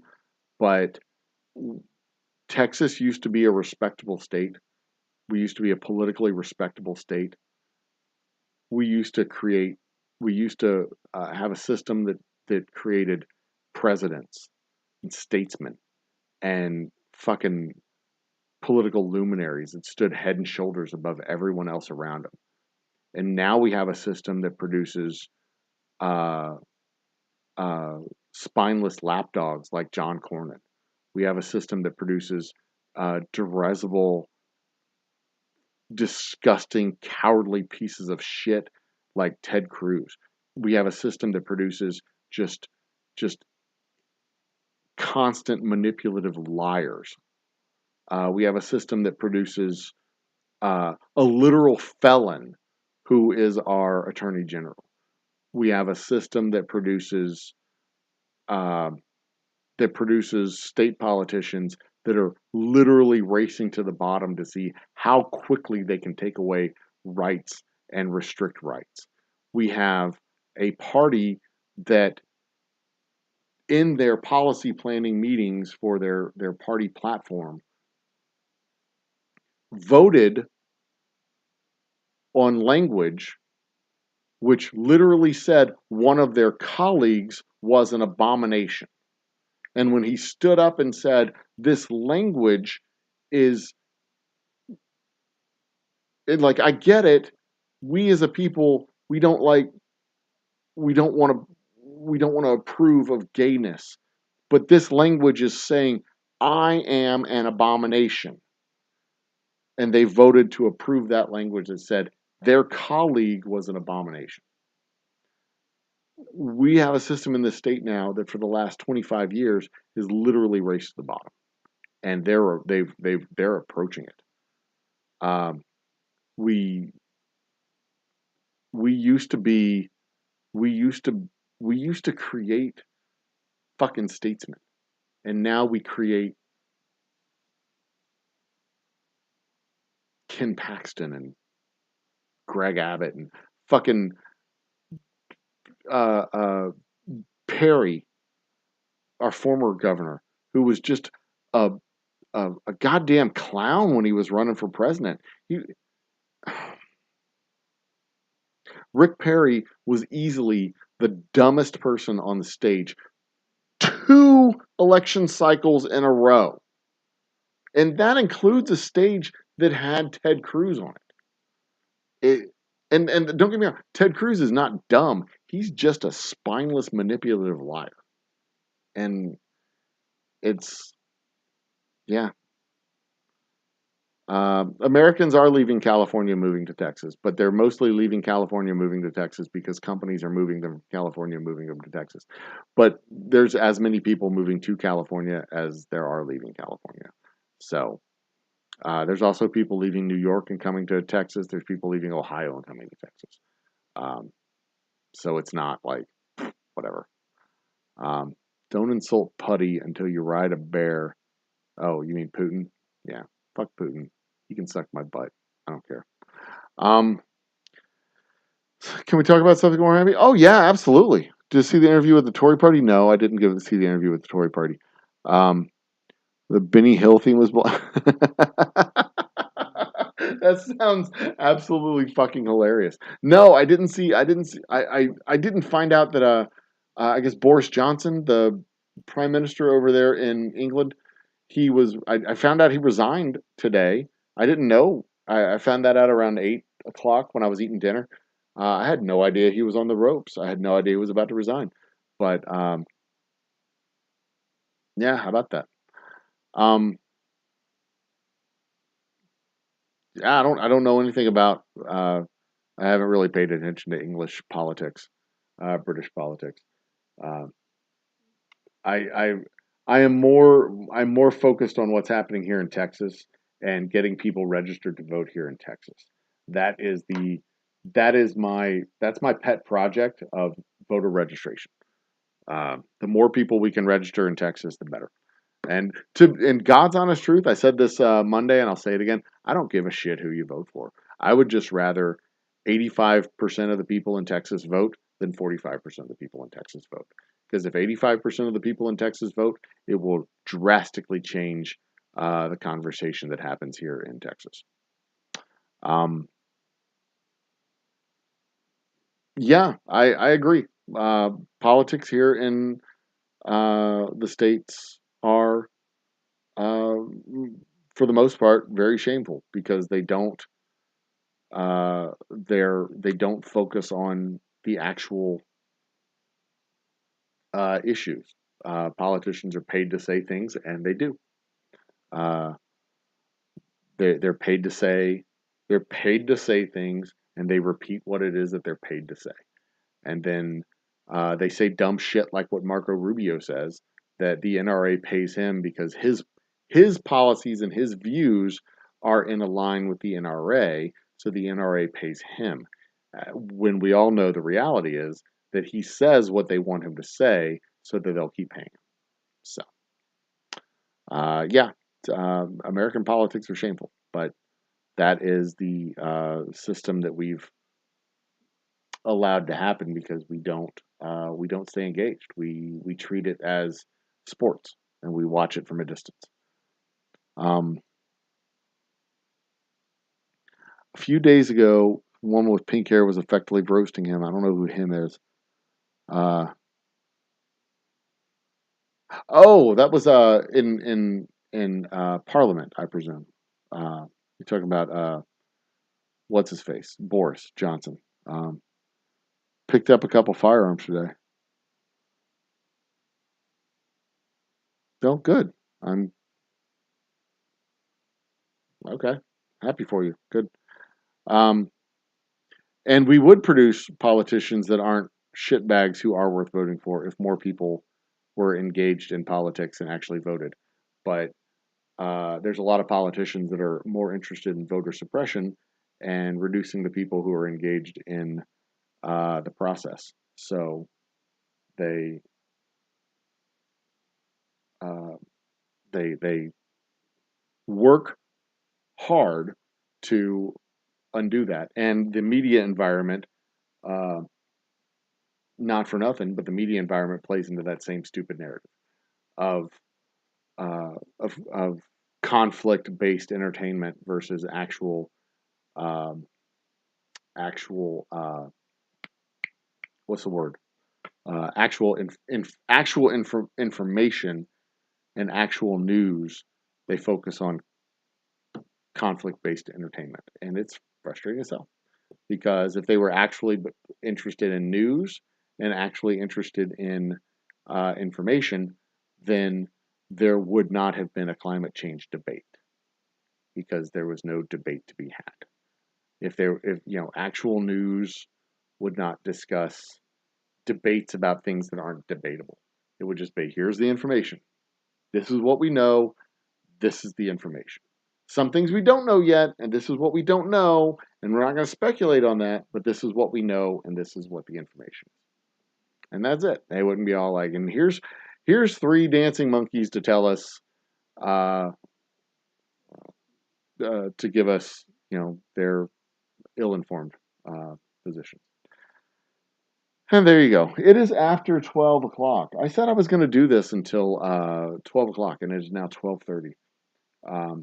I'll tell you what I'm going to do. I'll give us another 30 minutes. I said that an hour ago, didn't I? I'll give us another 30 minutes. We still have, there's 3 of us in chat. Steve, Moosegow, Bull Rush. Bull Rush, thank you, by the way, for joining the party. I don't know if I mentioned that earlier. Thank you for joining us. Thank you for coming along. You missed trivia, unfortunately. But you have made it to the Art Bell, Old Humble Coast to Coast, Old Humble After Dark segment of the show, and I appreciate that. Tomorrow, I will be at the the Bay Area Boulevard Specs, and then after that, it'll be Jones Road. I do think I will be up in the Spring area at some point this month. Let me see here. I'll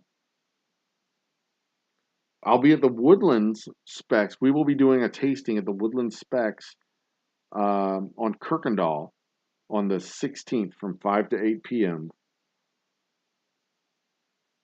Yep. So I will be up in the 45 corridor, but that will be the time I'll do it. Well, I don't disagree with you on that one, Destin. It's hard to have better candidates if you don't have better voters. My lip itched. And it's kind of a chicken and the egg thing, but bad candidates blame bad voters. If you're bad at getting your message out, you blame the voters for not showing up.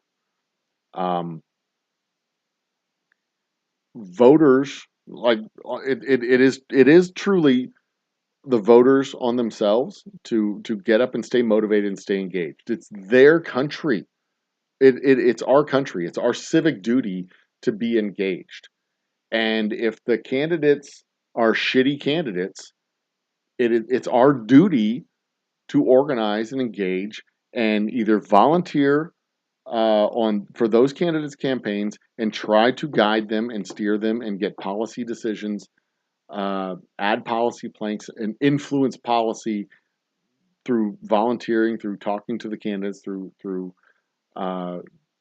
speaking with them directly, going to the meetings, going to the town halls, and insisting that they have town halls. Q&As. Be engaged. And if you can't get engagement from your candidate, fucking primary them. I mean, that's the nuclear option. You have two options. You either do it, draft somebody to do it yourself, or the third option is you just throw up your hands and go, you know what, fuck it, I'm not going to do it. But if you throw your hands up and say, fuck it, I'm not going to do it, it's not like politics. It's not like your civic engagement stops. Your government is still going to fuck you, whether you want to be fucked or not. And the least you could do is be one of the ones doing the fucking, right? I mean, you're not gonna, they start a war you don't like. You can throw your hands and go, well, fuck it. There's nothing I can do about it. No, there is something you can do about it. You can talk to other like-minded individuals and try to get the 10 or 15,000 votes that you need to beat them in the primaries. Look at your local candidates. See how much they won in the primaries. My local candidate went unopposed in this last primary. She was unopposed. My local representative of the federal government, local representatives in the state governments, I'm pretty sure they were all unopposed too. In the local elections, I'm pretty sure they were all unopposed in the primaries. You're probably not going to get anywhere when you do it because it's really hard to upend an incumbent, but you can at least get the idea out there. And we do this in our civil discussions that we have here. We get the ideas out there. But man, civic engagement is not a spectator sport. You've got to make sure that and this is just baseline shit. Make sure that your voter registration is active, know where your polling place is, make a plan to vote, and execute the plan. That's what you do. That's on the base level. And then you let your candidate know you guarantee I'm going to the polls to vote. And they could look at you and say, well, what are you going to do? You're not going to vote for me? You're going to vote for the other guy? The other guy that literally wants to put a padlock on your uterus and decide when you're allowed to. You're going to be like, no, of course I'm not going to fucking vote for that guy.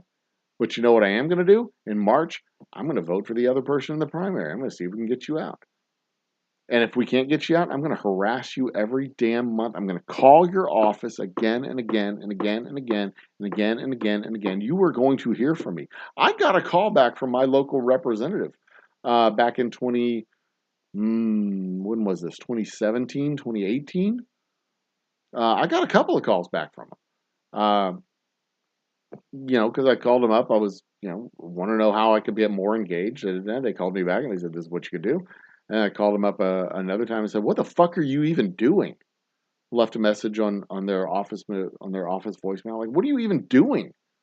You're just going to, he retired in 2018, I think. He retired in 2018, left Congress. Like, but what are you even doing? What are you even doing? You're not even going to run again. And you're just a wallflower. You fucking vanished. You're not going to run again. The least you can do is stand up and fucking speak out and use your voice. What's the worst that can happen? Like somebody's going to say something mean to you before you retire? Who gives a shit? Stand up and make some speeches. Don't just vanish into a backbench. You're just a nobody in Congress. Be somebody, for God's sakes. I got a call back from him for that. And he was animated and he explained, like, there's only so much that I could do. There's only so much that I can do. I'm like, but you can do that. You can at least do that. But you're not even doing so much. You're doing nothing. We had a very animated back and forth that second time he called. But but he retired. And it was frustrating because he signed his name to 6 letters. Like, fuck you. signing your name to a letter. Fucking do something. Say something. Go find every goddamn camera you can find if you care about this. Anyway. But yeah, I mean, part of the problem is that we're bad constituents. We're bad at being engaged civically. And part of the reason we're bad at being engaged civically is because we have bad politicians to engage with. You know, you shouldn't expect people to show up to the stadium if your football team is bad. Carolina Panthers. You shouldn't expect that. You shouldn't expect people just to continuously lay it out there like that. But if you continuously lay it out there like that, if you are an engaged populace, then you can prevent that disengagement, because civics is not a spectator sport. It is not. It affects you whether like with football, you can ignore football and it doesn't fucking matter. You know, you can not watch the games, you cannot go to the games, you cannot read about the games, you can just not engage with the football, and the football is not going to affect your life one way or another. If the Texans pick a quarterback in the first round, or if they pick a defensive lineman or an offensive lineman or a left tackle, who gives a shit? It's not going to fucking affect us at all. I'm going to get up and I'm going to go to work and I'm going to sell whiskey and I'm going to drink whiskey and do all the stuff. Not going to affect it. Not one bit. But years and years and years and years of not paying attention to football is not going to take away my rights. But years and years and years of not paying attention to civic engagement, and now look at what we got. We've lost our rights to, we've lost our constitutional rights to privacy. We have lost one of, we have at least one Supreme Court justice saying we should revisit the idea that married couples have a right to contraception. We have a Supreme Court justice saying we should revisit the precedent that what goes on behind closed doors in your house is your business and nobody else's. And that's because of years and years and years of lack of civic engagement and just assuming that that's precedent and that's never going to change. And now there are people saying that that should change. There's people saying that we should send the decision on who you can marry back to the states.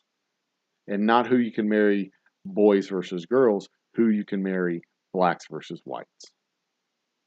That should be a decision at the state level. So that Oklahoma can decide, yeah, you're not allowed to marry Native Americans or blacks or whites if you're a different color than them. And that's from years and years of lack of engagement. And it's that's where we're at. Cheers, Angie. Welcome to the party.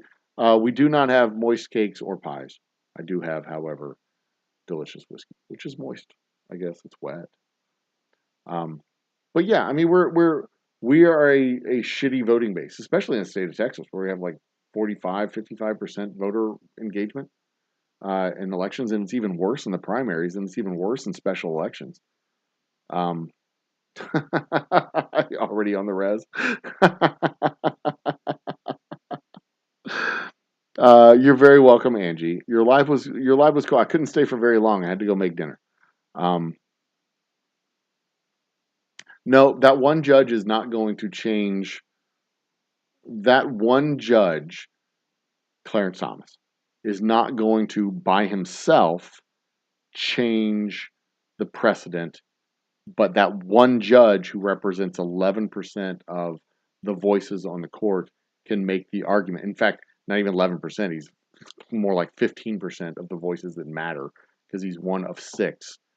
He can make an influential argument to try and influence the other judges to go along with it. And if you have one judge that's willing to hear the argument, then all you need is one activist piece of shit senator who will intentionally break a law like a campaign finance law in order to bring that law that challenge to the law through the states, through the districts, and up to the Supreme Court so that he can have a law overturned and pay himself back with campaign funds. Well, you see, and that's what the ridiculous thing, that's a brilliant fucking point right there, Dustin. That's the ridiculous thing about Clarence Thomas. He himself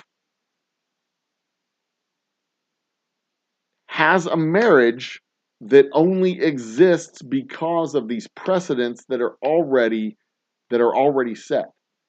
And he comes up and he says, we should challenge these other precedents. But he specifically left that one off. Or no, wait. Did he include that one or not? No, he left off Loving. He left off Loving versus Virginia, but he said Lawrence and Oberfeld and the other one. And I was like, dude, there's an easier way. Just tell your bitch you want to get a fucking divorce, right?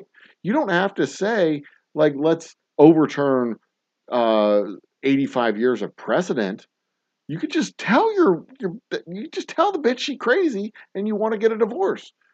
As opposed to saying, oh, honey, it's out of my hands. The law's been overturned, right? I mean, that was the most ridiculous, absolute most ridiculous. But, if you chip away enough of the foundation, enough of the precedent, the foundation of the precedent, that precedent falls too.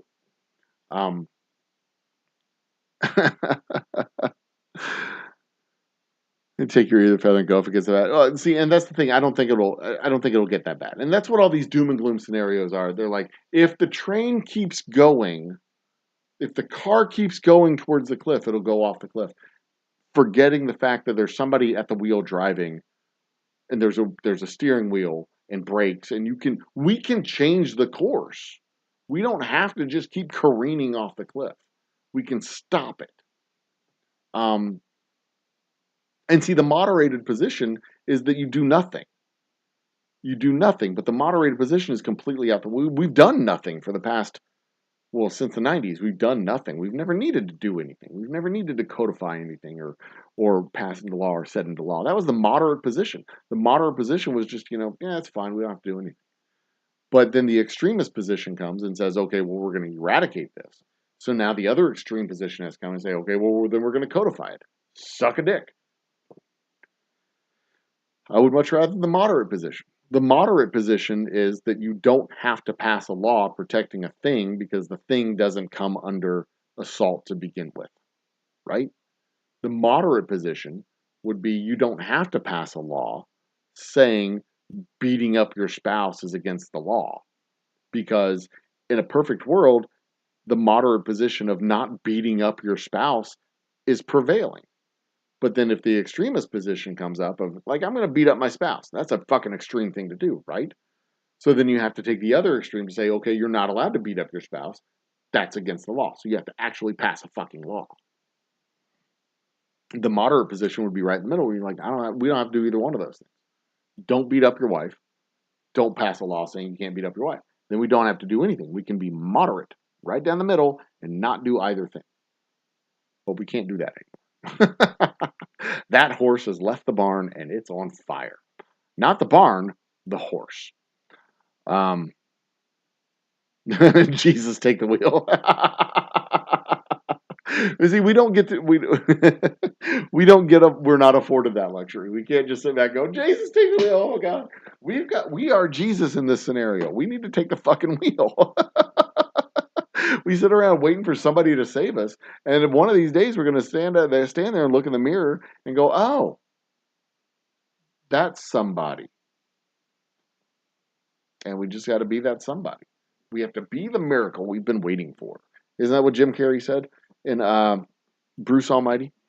Be the miracle you've been waiting for.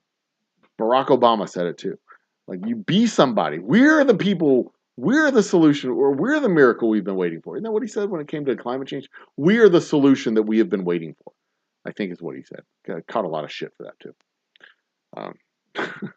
But he was just, quoting a movie. Why would he catch shit? Oh, I know why he caught shit. Reminder, our next fireworks show will be January.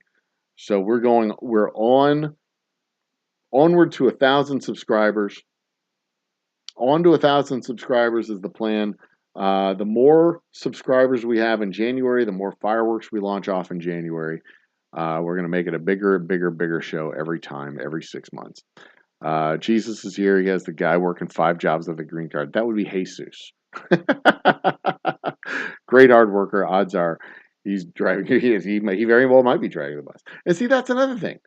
Like the moderate view, like with immigration, the moderate view is, the status quo is the status quo. We don't do it. People are crossing. Prior to the 1980s, people crossed the border to work. They did their jobs. They went back across the border and they went home.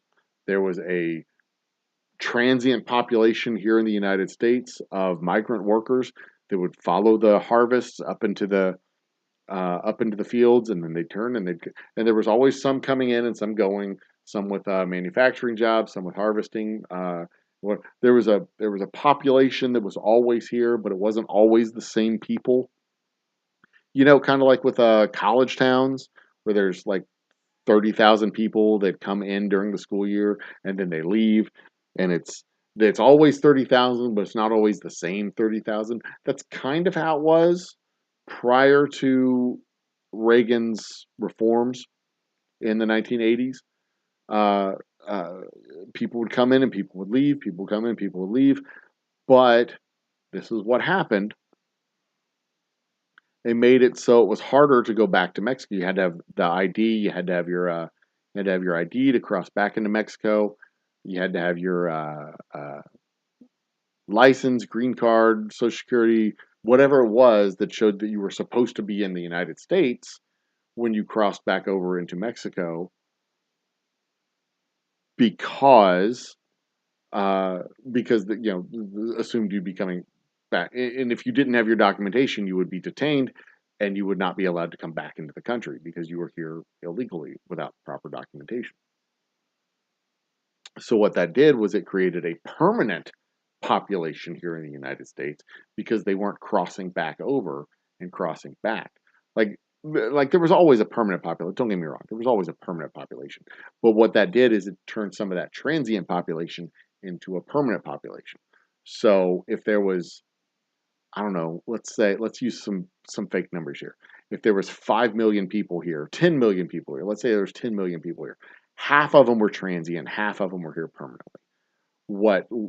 What locking down that border, what requiring the documentation did was it turned 5 million of those, of the 5 million transients, turned like 4 million of them into permanent residents.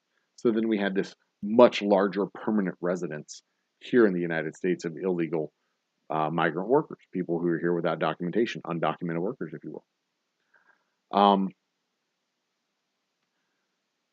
And then, every time they ramped it up and made it harder and harder and harder and harder to cross through without documentation, it just reinforced that permanent, illegal, undocumented population here in the United States. And that's why there was amnesties for the people who have been here, who are staying here, the semi-permanent population. And it was, that was basically the structure. And rather than fix that, the moderated action was, let's just do nothing. Whatever the system that's going on with the migrant workers, let's just do nothing. But then the extreme position was kick them out, round them up, kick them out, blah, blah, blah, blah. So then the opposite extreme has to be make it easier for them to come in, da, da, da, da, da. But then nothing gets done. But ultimately, something's going to have to give. There's going to have to be some kind of immigration reform. Like, we are going to have to take some fucking action. But the moderated position is to do nothing. The activist, extremist position is you have to do something. So ultimately, at some point, something's going to have to happen. Because the alternate extreme, there's two extreme positions. Do something draconian, ground them up and kick them all out, make it impossible to come in, or actually reform the system and make it easier for them to come in and get documentation and easier for them to leave. But that makes for a porous border. And, if you don't have borders, you don't have a country, which is bullshit. But whatever. There's got to be some kind of solution somewhere around the way. And I don't know what that solution ultimately, well, I know what it'll ultimately be. I don't know how we get there. It'll take a significant cultural shift over the next several, hopefully not decades, hopefully just several years. But we'll see. We shall see. We'll see. I don't know.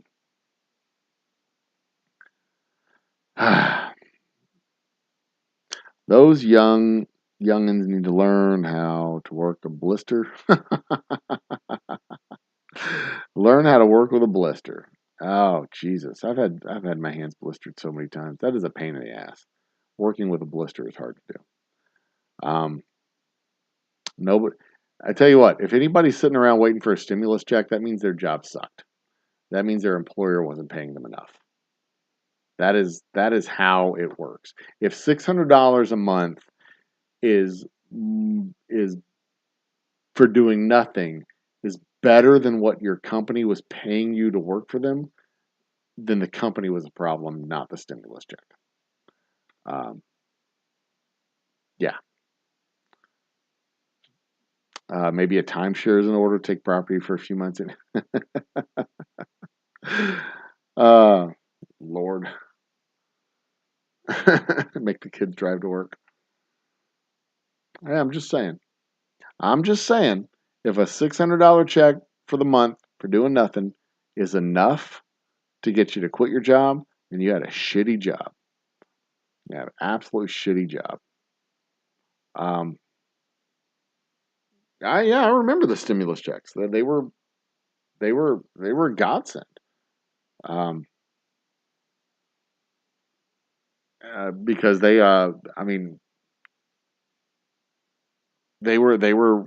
a right place, right time, and it didn't necessarily help in the early days because we still had savings and we still had cash from my work and my business and all the other stuff and her work and her business and all her other stuff. We still had cash in the bank, but as that pandemic dragged on the second year and further on, oh yeah, those came in real handy. It was very, very helpful to have all that. But we're long past the stimulus checks at this point, and we're long past them. But guys, it is 12:54.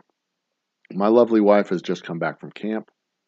It is almost 1 o'clock. It is time for me to go to bed. I haven't shared a bed with my wife in almost an entire week, so I am going to go do that. A lot of people took their unemployment plus the $500-600 a month extra, and they did make more.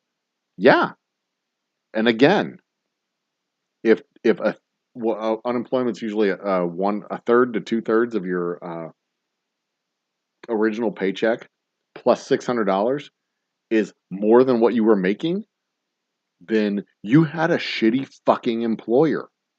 Because if what 600 times 3 is 1,800, you're making 1,800 a month. If 1,800 a month is more than what your employer was paying you, you had a shitty fucking employer. The problem wasn't stimulus checks. The problem was employers taking advantage of employees. And again, there's a whole lot to be said about the environment that we were in. Oh my God. I don't know how many of y'all remember this from the 1980s, but there was a real problem in the 1980s, a real looming, like a nuclear problem on the horizon of all these baby boomers who were about to retire. Right? So you're talking about people in their 50s in the 1980s. So by the end of the 1980s, they were in their 60s. So in the mid 90s, 65 years old, that's Social Security age, that's Medicare age. That is a giant nuclear bomb in the middle of the national budget. And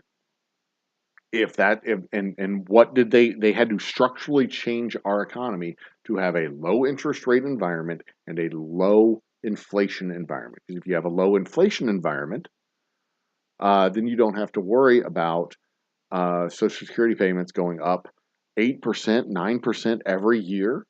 Medicare payments going up 8, 9% every year. Pension payments going up 8, 9% every year. You'd have to have the stock market expanding at 10, 15% every single year to get an equitable return. If your inflation is at 8 or 9%, unsustainable. It was unsustainable if a significant portion of your workforce was going to be retiring. It was going to be unsustainable, and it was going to be a disaster for the federal budget. So they had to get inflation under control. Oh, excuse me. And when they get inflation under control, then interest rates dropped along with it. And if interest rates dropped along with it, that led to a whole other set of knock-on things. Because if interest rates drop, that means it's easier to get home mortgages. And if it's easier to get a home mortgage, that means you can get more money. You can get a larger mortgage for the same amount of house. So guess what happens now? Home prices. They go up through the roof, so to speak. So this low inflation environment leads to low interest rate environment. The low interest rate environment leads to home prices going up, making home ownership for the next couple of generations much more expensive.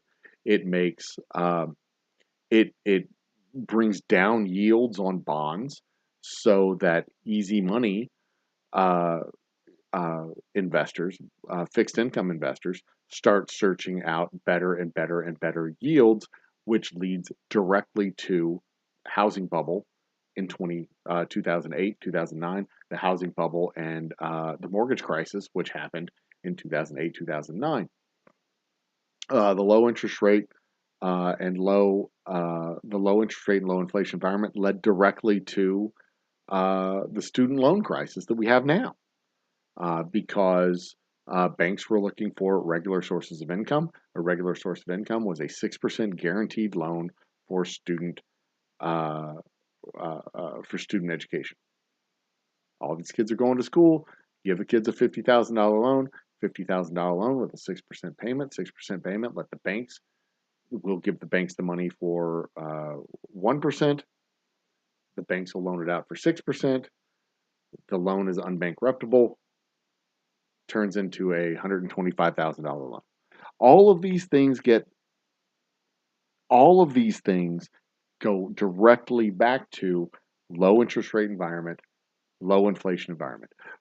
The low inflation environment also holds down wages for employees. Productivity goes up, wages stay flat, because wages are tracked to, a lot of times, wages are tracked to inflation. But now companies are making more money. What do we do about companies making more money? Well, let's lower the higher marginal tax rates on the companies, so that the companies can retain that money and they're not paying it back to their employees. What else can they do with that money? Oh, they can let their investors have stock buybacks. We'll reduce the capital gains tax on stock buybacks and on dividends, so that money can then travel back to the investor class and go back into investments rather than into consumption, in order to keep inflation low. All of this goes back to keeping inflation low. This is not conspiracy theory shit. This is just stating structural facts. The way the economy changed in the 80s, it led to this environment that we're in now, with a low interest rate environment, low inflation environment, and how it's related to wages, how it's related to productivity, how it's related to the supply side, because we need to produce more goods in order to have more supply, in order to keep prices down. Because if your wages are going to stay low, or they don't stay low, if your wages don't grow faster than 2.5%, well, we need to make sure that prices don't grow faster than 2.5%. So where can we get cheaper and cheaper and cheaper and cheaper goods? Let's go to China. Let's go to India. Let's find places that have large population bases that can make a shit ton of stuff. And it led to this huge economic boom, because now you have stuff going into boats and you need more boats. So you have these massive manufacturing processes that are building more and more and more, bigger and bigger and bigger container ships. And the container ships act as floating warehouses for goods as they cross the ocean and sit outside of ports. So you not only have the giant warehouses here in the United States, but you have to build bigger, newer, better warehouses in the United States. Leads to an innovation in logistics and this explosion in super mega stores like Walmart and Best Buy and Costco and Sam's Club and all these other super mega stores that pop up all around the country. And now you have large, giant mega stores that are pushing out smaller stores. And then the individuals who used to run businesses have to go off and get jobs. And it all circles back to the same policy decision of creating a low interest rate environment, a low inflation environment in order to prevent the nuclear disaster of exploding Social Security and Medicare payments in the mid 90s. And it was a long-term fix to a major problem. And it was probably the right thing to do at the time, but it created all these other things that now we have to figure out a way to solve, and we just haven't solved those problems yet. And now we're dealing with those problems. We have a disruption in the supply chain, and inflation spikes. You have low inflation environment, and debt becomes an issue. Personal debt becomes an issue because a great way to get out of personal debt is to make more money. And a great way to make more money is to be in an inflationary cycle, because now everybody's, you get 5, 6, 7% raise every year because you're in an inflationary cycle. And if you borrowed money at 2019 prices, and inflation knocks on, you borrow money at 2019 wages, you're making $50,000 a year in 2019. Inflation is at 6%. You get a 6%, 7% raise every year. Let's say 10% raise every year. You go from $50,000 in 2019 to $55,000 in 2020. 2021, you're at $60,500. 2022, you're at $66,000. So you borrowed money at $50,000. You're paying it back with $66,000 income 4 years later because of inflation. Inflation helps you get out of debt, but you also have to pay interest on that. So an interest knocks up against you. And when you're the United States and you have a giant debt, and you're borrowing money and borrowing money and borrowing money, and inflation is happening and interest rates are happening, and you're paying a lot of interest on your debt, you're crippling yourself. So it all tied into the same fucking ecosystem. And rather than solve the problems over the course of the next 50 years as they started to compound and grow and develop, you just kind of ignored it. And because it was working. And now you run into a position if you have a little disruption in your supply chain, and it blows up your inflation because you have a little disruption in your supply chain, and now you don't have the supply coming that you used to have. People have money, supply gets interrupted, there's more demand than goods, suddenly you have inflation. Companies don't give a shit if they raise their prices, so they use them because they have a low upper tax rate, so an extra $1 billion to them doesn't cost them anything. They just have another $1 billion in the bank. So they use this inflation as cover to raise prices so they can make more money and inflate their profits. And they have more cash coming in. They can use that cash for stock buybacks. So their investors get paid, and their investors are happy about that because now they can, of course, sell their stocks at the inflated prices. And they sell their stocks and their inflated prices. They're not paying major capital gains, and they get their dividends, and they're not having to be taxed on the dividends either. It all goes together, and the net result is that we, the citizens, get fucked. Because now we've gone from a low interest rate and a low inflation environment to a high inflation environment, and we're not getting the money that the companies are making in extra revenues because the companies are taking those extra revenues and sending them back into stock buybacks and investment perks rather than avoid paying the extra taxes, because there aren't any extra taxes because they dropped the top tax rate. So rather than avoid paying the extra taxes, they just keep the money. And we don't get it because it doesn't go back to us in wages. It goes to the investors. And that's not conspiracy theory shit. That is not conspiracy. That's just the structure of the economy. That's the way it works. That's how the economy is structured. Um, hang on, whoa, timeout. Unemployment in Ohio is, oh, hey Siri, what's the unemployment rate in Ohio? In May 2022, the civilian unemployment rate in Ohio was 3.9%. Unemployment rate in Ohio is 3.9%. Unemployment rate in Ohio is not way over 30%. Unemployment rate in Ohio is 3.9%. That's nonsense. I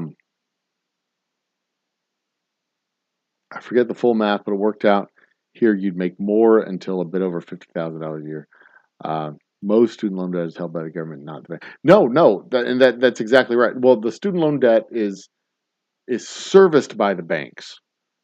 It was originally government money that was transferred to the private bank, and the private bank technically loaned the government money to the students, and a private company that is housed in the Department of Education services the loans for the Department of Education. It's not private money that was given to us as students. It was federal money that was transferred and given to us as students. That's it. It passed. It may have passed through the banks because I think Bank of America.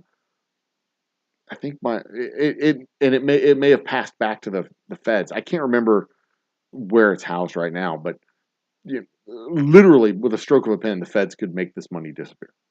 They could make the debt disappear with a stroke of a pen. It is fully, and it would not have any economic impact except the money that is being spent to service, or the payments being collected for servicing the loans. That would be an economic. It would affect those companies. It would affect those companies directly and significantly. And it would also unleash a significant amount of economic potential in recent grads of college. So there you go. U.S. debt, U.S. debt relative to GDP is remarkably low. I think definitely it's not low compared to our debt historically, because I think it spiked up in the last like 3 years, but it is definitely low compared to the rest of the world. It's not that easy to just raise prices at all. No, it's not that easy to raise prices at all places in the supply chain. You're right, but it is not talking about the unemployment rate. What do you literally said unemployment here in Ohio is way over 30%. What the hell are you talking about if you're not talking about the unemployment rate? I mean that was literally what you said. Unemployment in Ohio. Unemployment in Ohio is way over 30%. What are you talking about then?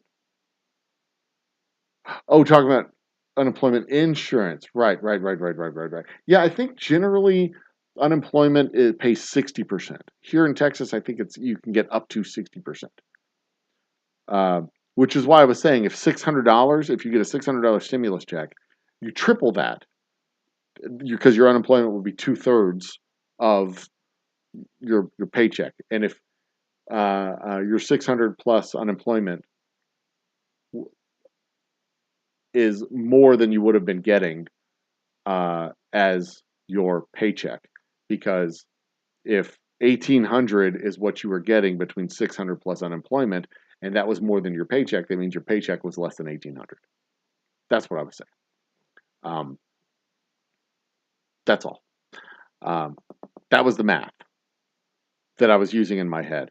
But you could be getting more, or you could be getting close to what your old paycheck was with the six. If you're getting whatever $3,000 a month, 2/3 of that would be 2,000 plus 600, $2,600. That's close to what you were getting in your old paycheck, which would still be plenty enough to knock off your job, take the stimmy money and the unemployment money, and pursue what you actually want to pursue for the first 6 months while you actually get that unemployment check. And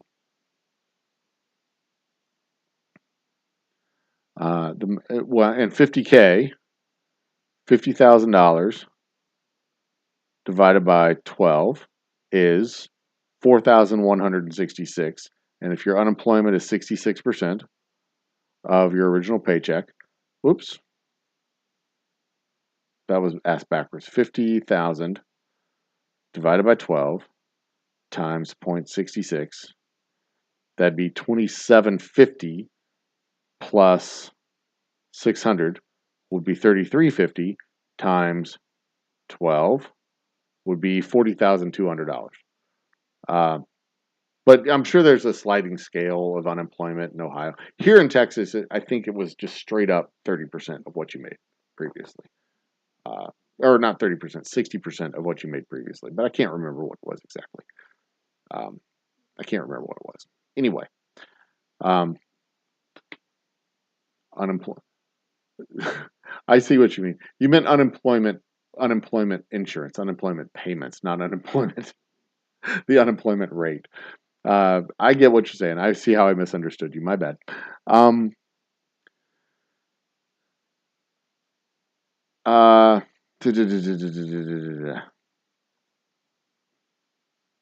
Yeah, and it's all complicated formulas and stuff like that. I think what we really learned during the pandemic was that if people could, if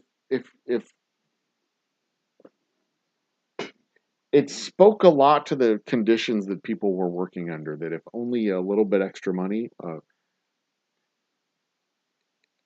if an extra $600 a month was enough for you to tell your employer to kick rocks, then it spoke volumes as to how much what work actually means to people. Because if you are willing to walk away from a job that didn't give you meaning and fulfillment, then it speaks volumes about the exploitive nature of certain of certain businesses, of certain employers, that cutting off stimulus payments, cutting off unemployment insurance in the middle of a pandemic, here in Texas, they cut off unemployment in payments that were already sent to the state. The Fed said, we're going to send you this money. Greg Abbott said, no thanks. We want to force people to go back to work. In the middle of a pandemic, he's like, you know what? We're going to force them to go back to work. That's a shitty way to do things. Labor participation rate is a bullshit statistic, Dustin. And I'll tell you why labor participation rate is a bullshit statistic. Based on the labor participation rate in my house, the labor participation rate in my house is 25%. Because my lovely wife is the only person with a job that has a wage. I own my own business. My children don't work. 25%. If you add my sister, who's permanently disabled, it goes down to 20%. If you add my mom, who's retired, see what I mean? It goes down to 15. And it keeps going down. If you add the more people. Labor participation rate doesn't take into consideration business owners, retirees, disabled people, all that stuff. Labor participation rate is always going to be remarkably low.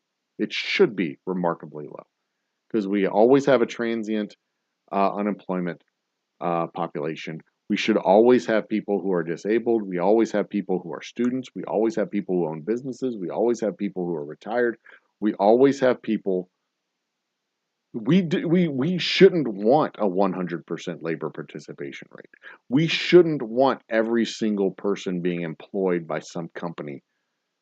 We should want people who are not employed. We should want people who are independent contractors and own their own business and are retired. And we don't want people who are disabled, but we don't want people who are disabled working necessarily. If they're able to work and they want to work, sure, put them to work. But if they're physically unable, we shouldn't force them into an office to make them work. I mean, labor participation rate is uh, I hate that statistic because before the 2016 election, there were certain people going around. Unemployment was at like 4% in the entire country. And there were certain people going around, stalking around, going, unemployment's really 55 or 60%. And it wasn't. That was the labor participation rate that they were citing. And it was not that high. It never was that high. But it's a ridiculous statistic because they'd be like, oh my God, it's so high. It's not really that high. Labor participation rate is a ridiculous number. You have people go to college. They're not participating in the labor pool. They don't get counted. Anyway. Yeah. Anyway. But I think you know that. Ultimately, people have been working this. Yeah, and I think that's. Yeah, I think like nationwide, I think unemployment went up to like 10 or 15%. I think. Hey Siri, what was peak unemployment in 2020? Okay, I found this on the web for what was peak unemployment in 14.8%. Check it out. 13%, 14.8%. I can't see that one. June 11th. So yeah, I think peak unemployment, which is ridiculously high. Don't get me wrong. It's really, really, really high. To go from 4% to 14%. Okay, yeah. So you know exactly what I'm talking about. I mean, you know what I'm talking about. But yeah, I think, yeah, unemployment to go from 4% to 14% in a 1 month window or a 2 month window is, um, it's jarring to the economy. I mean, that shuts things down. Hundreds of thousands of people that are opting out of work, like work shuts down. They can't actually their work closes. They're not working. Some of them choose unemployment because of the pandemic, and some of them had unemployment chosen for them because of the pandemic. But at the same time, I think that was the tool that we had in our arsenal to try and put the brakes on the growth and expansion the of the illness through the population. And what should have happened is when everybody was shut down for 6 weeks and everybody was cloistered for whatever 4 to 8 weeks, however long we were cloistered, that should have been when we were setting up the resources in order to accommodate the people who were inevitably going to get sick in that first wave that came through. But that didn't really happen for various reasons, but it didn't really happen. So, but anyway, I said we were going to do this for another 3 minutes, and it has now been 35 minutes. Guys, it is time to wrap this up. Tomorrow night's Friday night. We're not going to have a show Friday night, but we will be back next Wednesday with our happy hour live, our whiskey happy hour live on Wednesday. We'll be back Thursday for trivia. Early next week, I will be posting up our 4th of July and 600 subscriber extravaganza. I will also be posting up our 100,000 views update program early next week as well. Both of those shows will probably be about 6 to 8 minutes long. So the problem with both shows being 6 to 8 minutes long, they're both going to take about 6 hours to edit. So there you go. I'm super duper excited about the 100,000 views project and how well it's been going. We have just passed. At the beginning of the month, we were at like 75,000 views, up from 40,000 middle of February to 75. As of right now, we're close to like 83,000. So I very well might be passing the 100,000 view mark by the end of July, but it's more than likely going to be sometime in August. I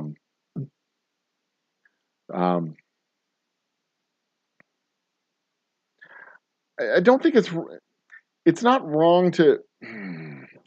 I don't think you ignore the number completely because there is a number inside of that labor participation that there's a percentage of the people not participating that tells you there's a percentage of them that could work that aren't working, and there's a reason they're not working, and you might want to answer that. You have to ask that question. Like, what percentage of that, in this case, 40%, is people who are opting out? And is that a good thing or a bad thing? What are they doing if they're opting out? Maybe they're in the gig economy. Maybe they're, doing whatever. Why are they doing it? And it's a question that should be asked, but I don't think it really matters. As a policy standpoint, I don't think it really matters.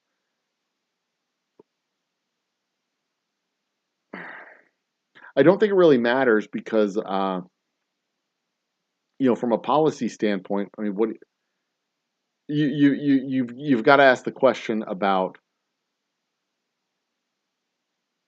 for research purposes, it matters because you want to know what they're doing, why they're doing it, and if this is a trend, if it's going to grow, if it's going to continue to grow, if it's a thing that matters, if it's a thing that's going to affect the other 60% of the workforce. But I don't know. Like I said, I don't know if it matters. I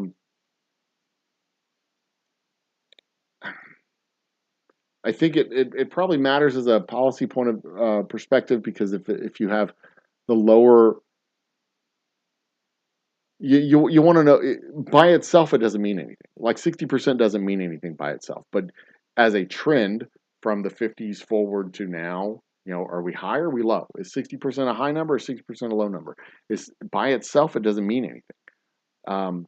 You've got to know what that means in comparison to itself over time. And if it continues to grow, 60% labor participation continues to grow, you got to ask yourself, is that good? Do we have fewer people starting their own businesses? Do we have fewer retirees? Do we have like why is it growing? If it starts shrinking, you got to ask yourself, why is it shrinking? Do we have more people opening their own business? Do we have more people opting out? Do we have more people just not working? Maybe that's a good thing. Maybe, having more people with more cash in their pocket retiring early and just noping out of the economy, maybe that's a good thing. I don't know. But by itself, the number's meaningless. It doesn't mean anything. I mean, you could ignore it or, by itself, I don't think it means anything by itself. But no, you worked at a startup that involved a private student loans as well.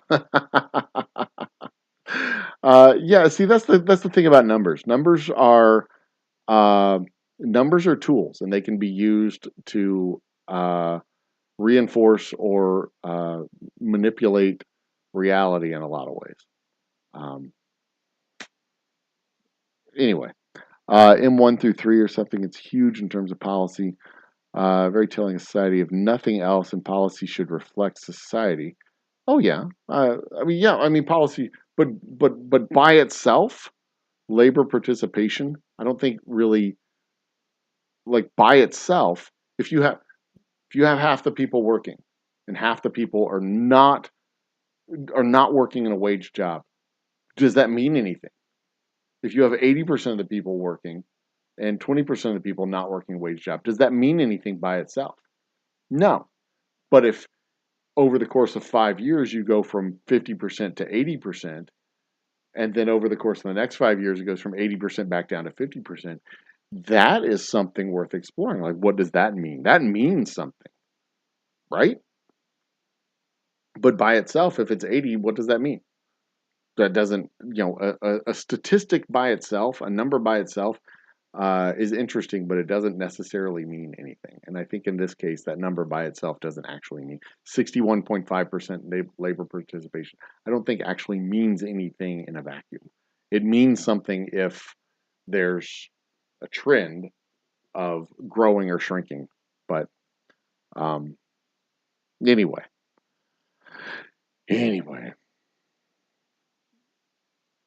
You've got people who chose not to work due to social programs, which while I don't think is at all a problem in general, but it is.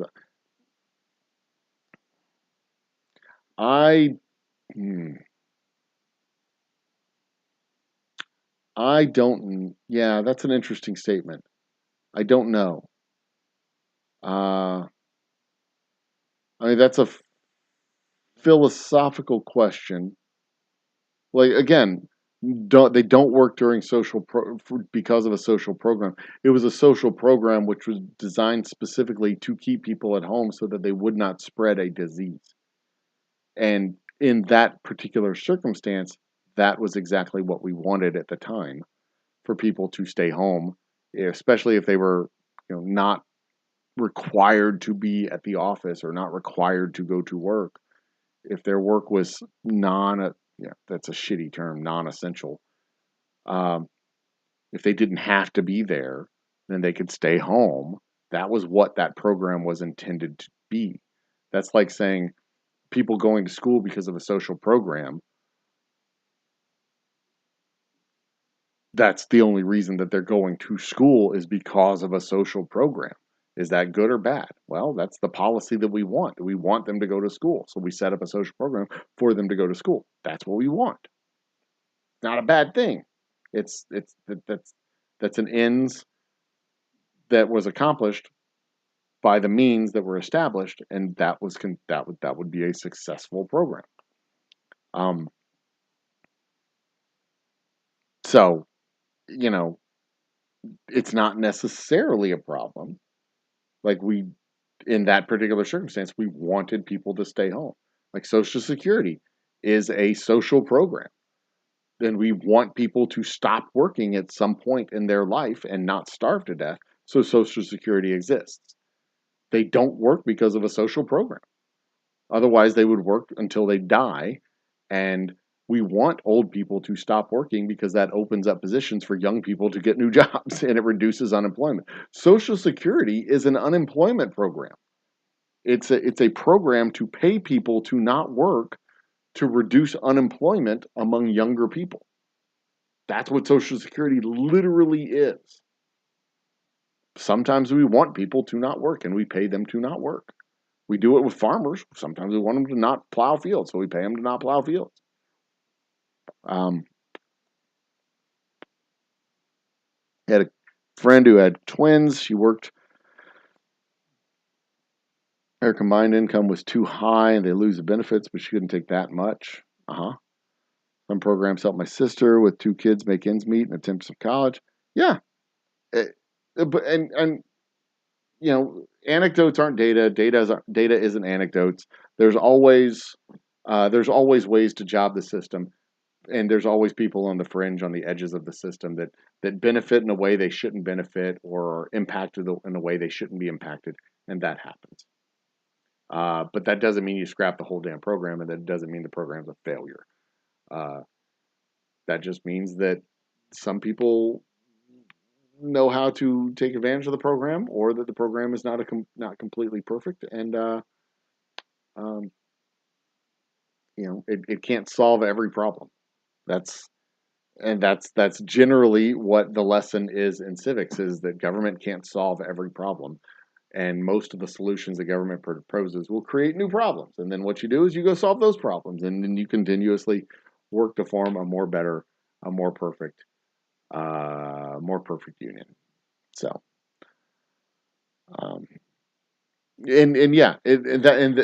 I'm with you there completely and totally. Watching the data and how it affects the labor force, and policy reflecting society, and society reflecting, because I've said it before and I'll say it again. We're where we're at because of where we came from. Like, we have the insurance system that we have. We have the medical insurance system we have because of where our medical insurance processes and systems came from. We have Medicare because of our insurance system. We have, all of the stuff we have is because of what we had. And the data tells us why we have what we have, and where we're at, and where we're going. And I love data. I'm a data dork. I love it. Absolutely love it. And when we can at least agree on, this is how things used to be. We used to be able to agree that a problem existed, and then we would set about ways to solve the problem, and people would disagree on the ways to solve the problem. And that would be what, over the long run, the data would tell us that. We see the effects of the policies from the mid-90s with the mass incarceration. with the war on drugs, with the mass incarceration, and the data that follows that of felonies and voting disenfranchisement and loss of rights and inability to own firearms and all the and inability to get jobs and all the stuff that gets tacked on to what we thought was a really good policy decision in the early 90s. The three strikes rules, the expansion of the federal prison system, like all that stuff that happened then, we thought that was a good policy. But the tail of the tape over the next 20 years says, yeah, some of those policies were probably flawed, or maybe the policies were right, but they were implemented wrong, or they were enforced wrong, or maybe the way we enforced it led to other problems that were unforeseen and unforgivable.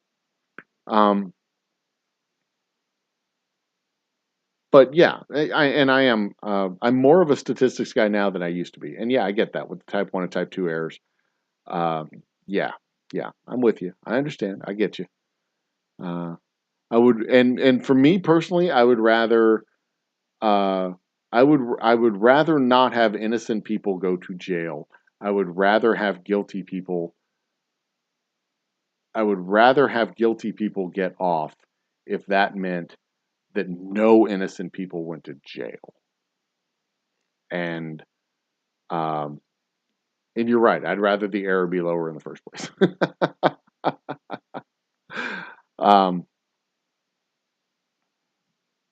And you see, I'm okay with. I would rather a program help every person who needs help, if that means, even if that means running the risk that people that don't need help take advantage of the program. Because I think my personal philosophy is that the cost of people not getting the help they need is greater than the cost of people getting the help when they don't need it. Because if the people don't get the help they need, it leads to many other problems. It leads to health problems. It leads to social problems. It leads to poverty problems. It leads to learning problems. It leads to inherited generational poverty problems. If people get help and they don't need it, it just costs money. Big fucking deal. And yeah, the programs, more often than not, there's always someone that'll get hurt. But especially if the program isn't robust enough, someone will get hurt. But if you and that's why I don't give a shit about means testing programs. I'd rather every single person get $1,000 than means test the program, and then some people don't get $1,000, because that means that if you means test it, that means there's going to be some people who are right on the cusp and they don't get it, or some people who are far on the lower end that just fall through the cracks because the means testing cut them out for whatever reason. It just cut them out because they couldn't file the documentation, couldn't file the paperwork, they couldn't do the thing that needed to be done. So there you are. And yeah, and that's what I mean with the means testing. You can be right on the cusp, but then like the incentive to to push that gets taken away by the yeah. I'm with you. I understand completely. Oh, I'll absolutely tell you we shouldn't spend $1 billion to test welfare recipients to save $100 million on welfare. I'll absolutely tell you that. I'll put the math right out there. It's stupid because you're not going to save $100 million on welfare users. What's more likely to happen is you're going to cut welfare users off from welfare for a false positive test, and you're not going to save that money. That money is going to be spent elsewhere. You're not going to have the money in the bank. What's going to happen is the welfare users are going to create more social problems, and you're going to have to pay for those social problems, whether it's criminality, whether it's generational poverty, whether it's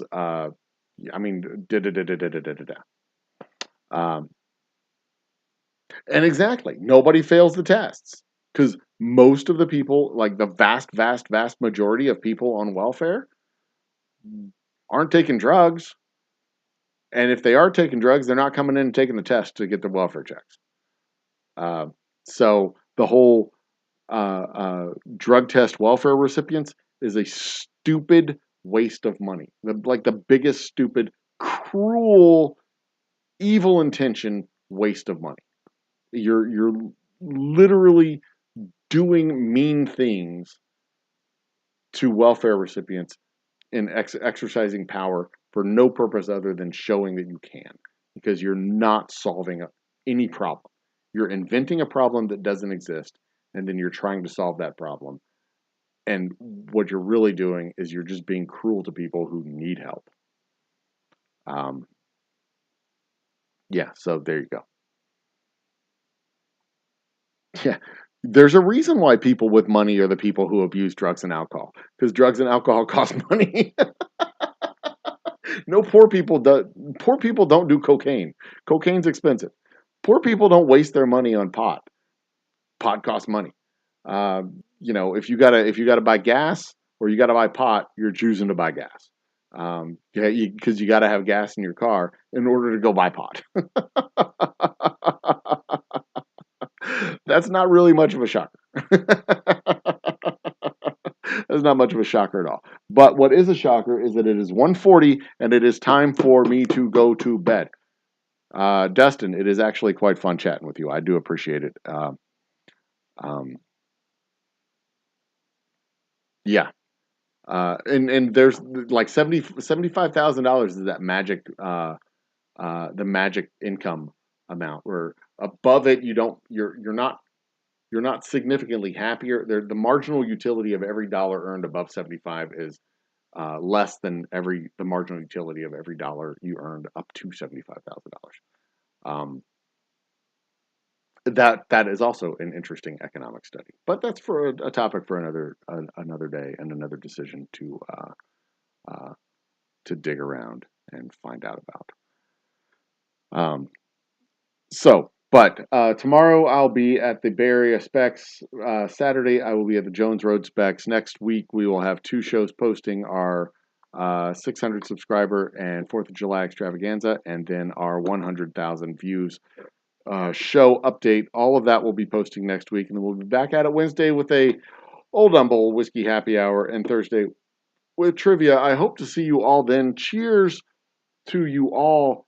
When will I be streaming work again? Probably next week. I have some bottling that needs to be finished up, and a bar that I am going to be building. So we have some stuff that I got on tap, stuff that I have on tap that I will be streaming from the distillery in the next few weeks. But I've got a whole lot of work that I need to get done here. A lot of it is paperwork, and I got to work on this project with California. I'm working on marketing projects. I'm working on a whole bunch of shit, and a lot of that shit's happening right here in the office. So all that said, guys, it has been awesome chatting with you. I absolutely love these evenings, and I would love to do some distilling live so that y'all can see it on the. Although the distilling is kind of the boring part. It's cool when the whiskey starts coming out the parrot, but still, you're literally watching water boil. But we'll cross that bridge when we get there. It's not gonna. It will not be long. We will be coming very close. We are coming very close to being able to fire all that shit up.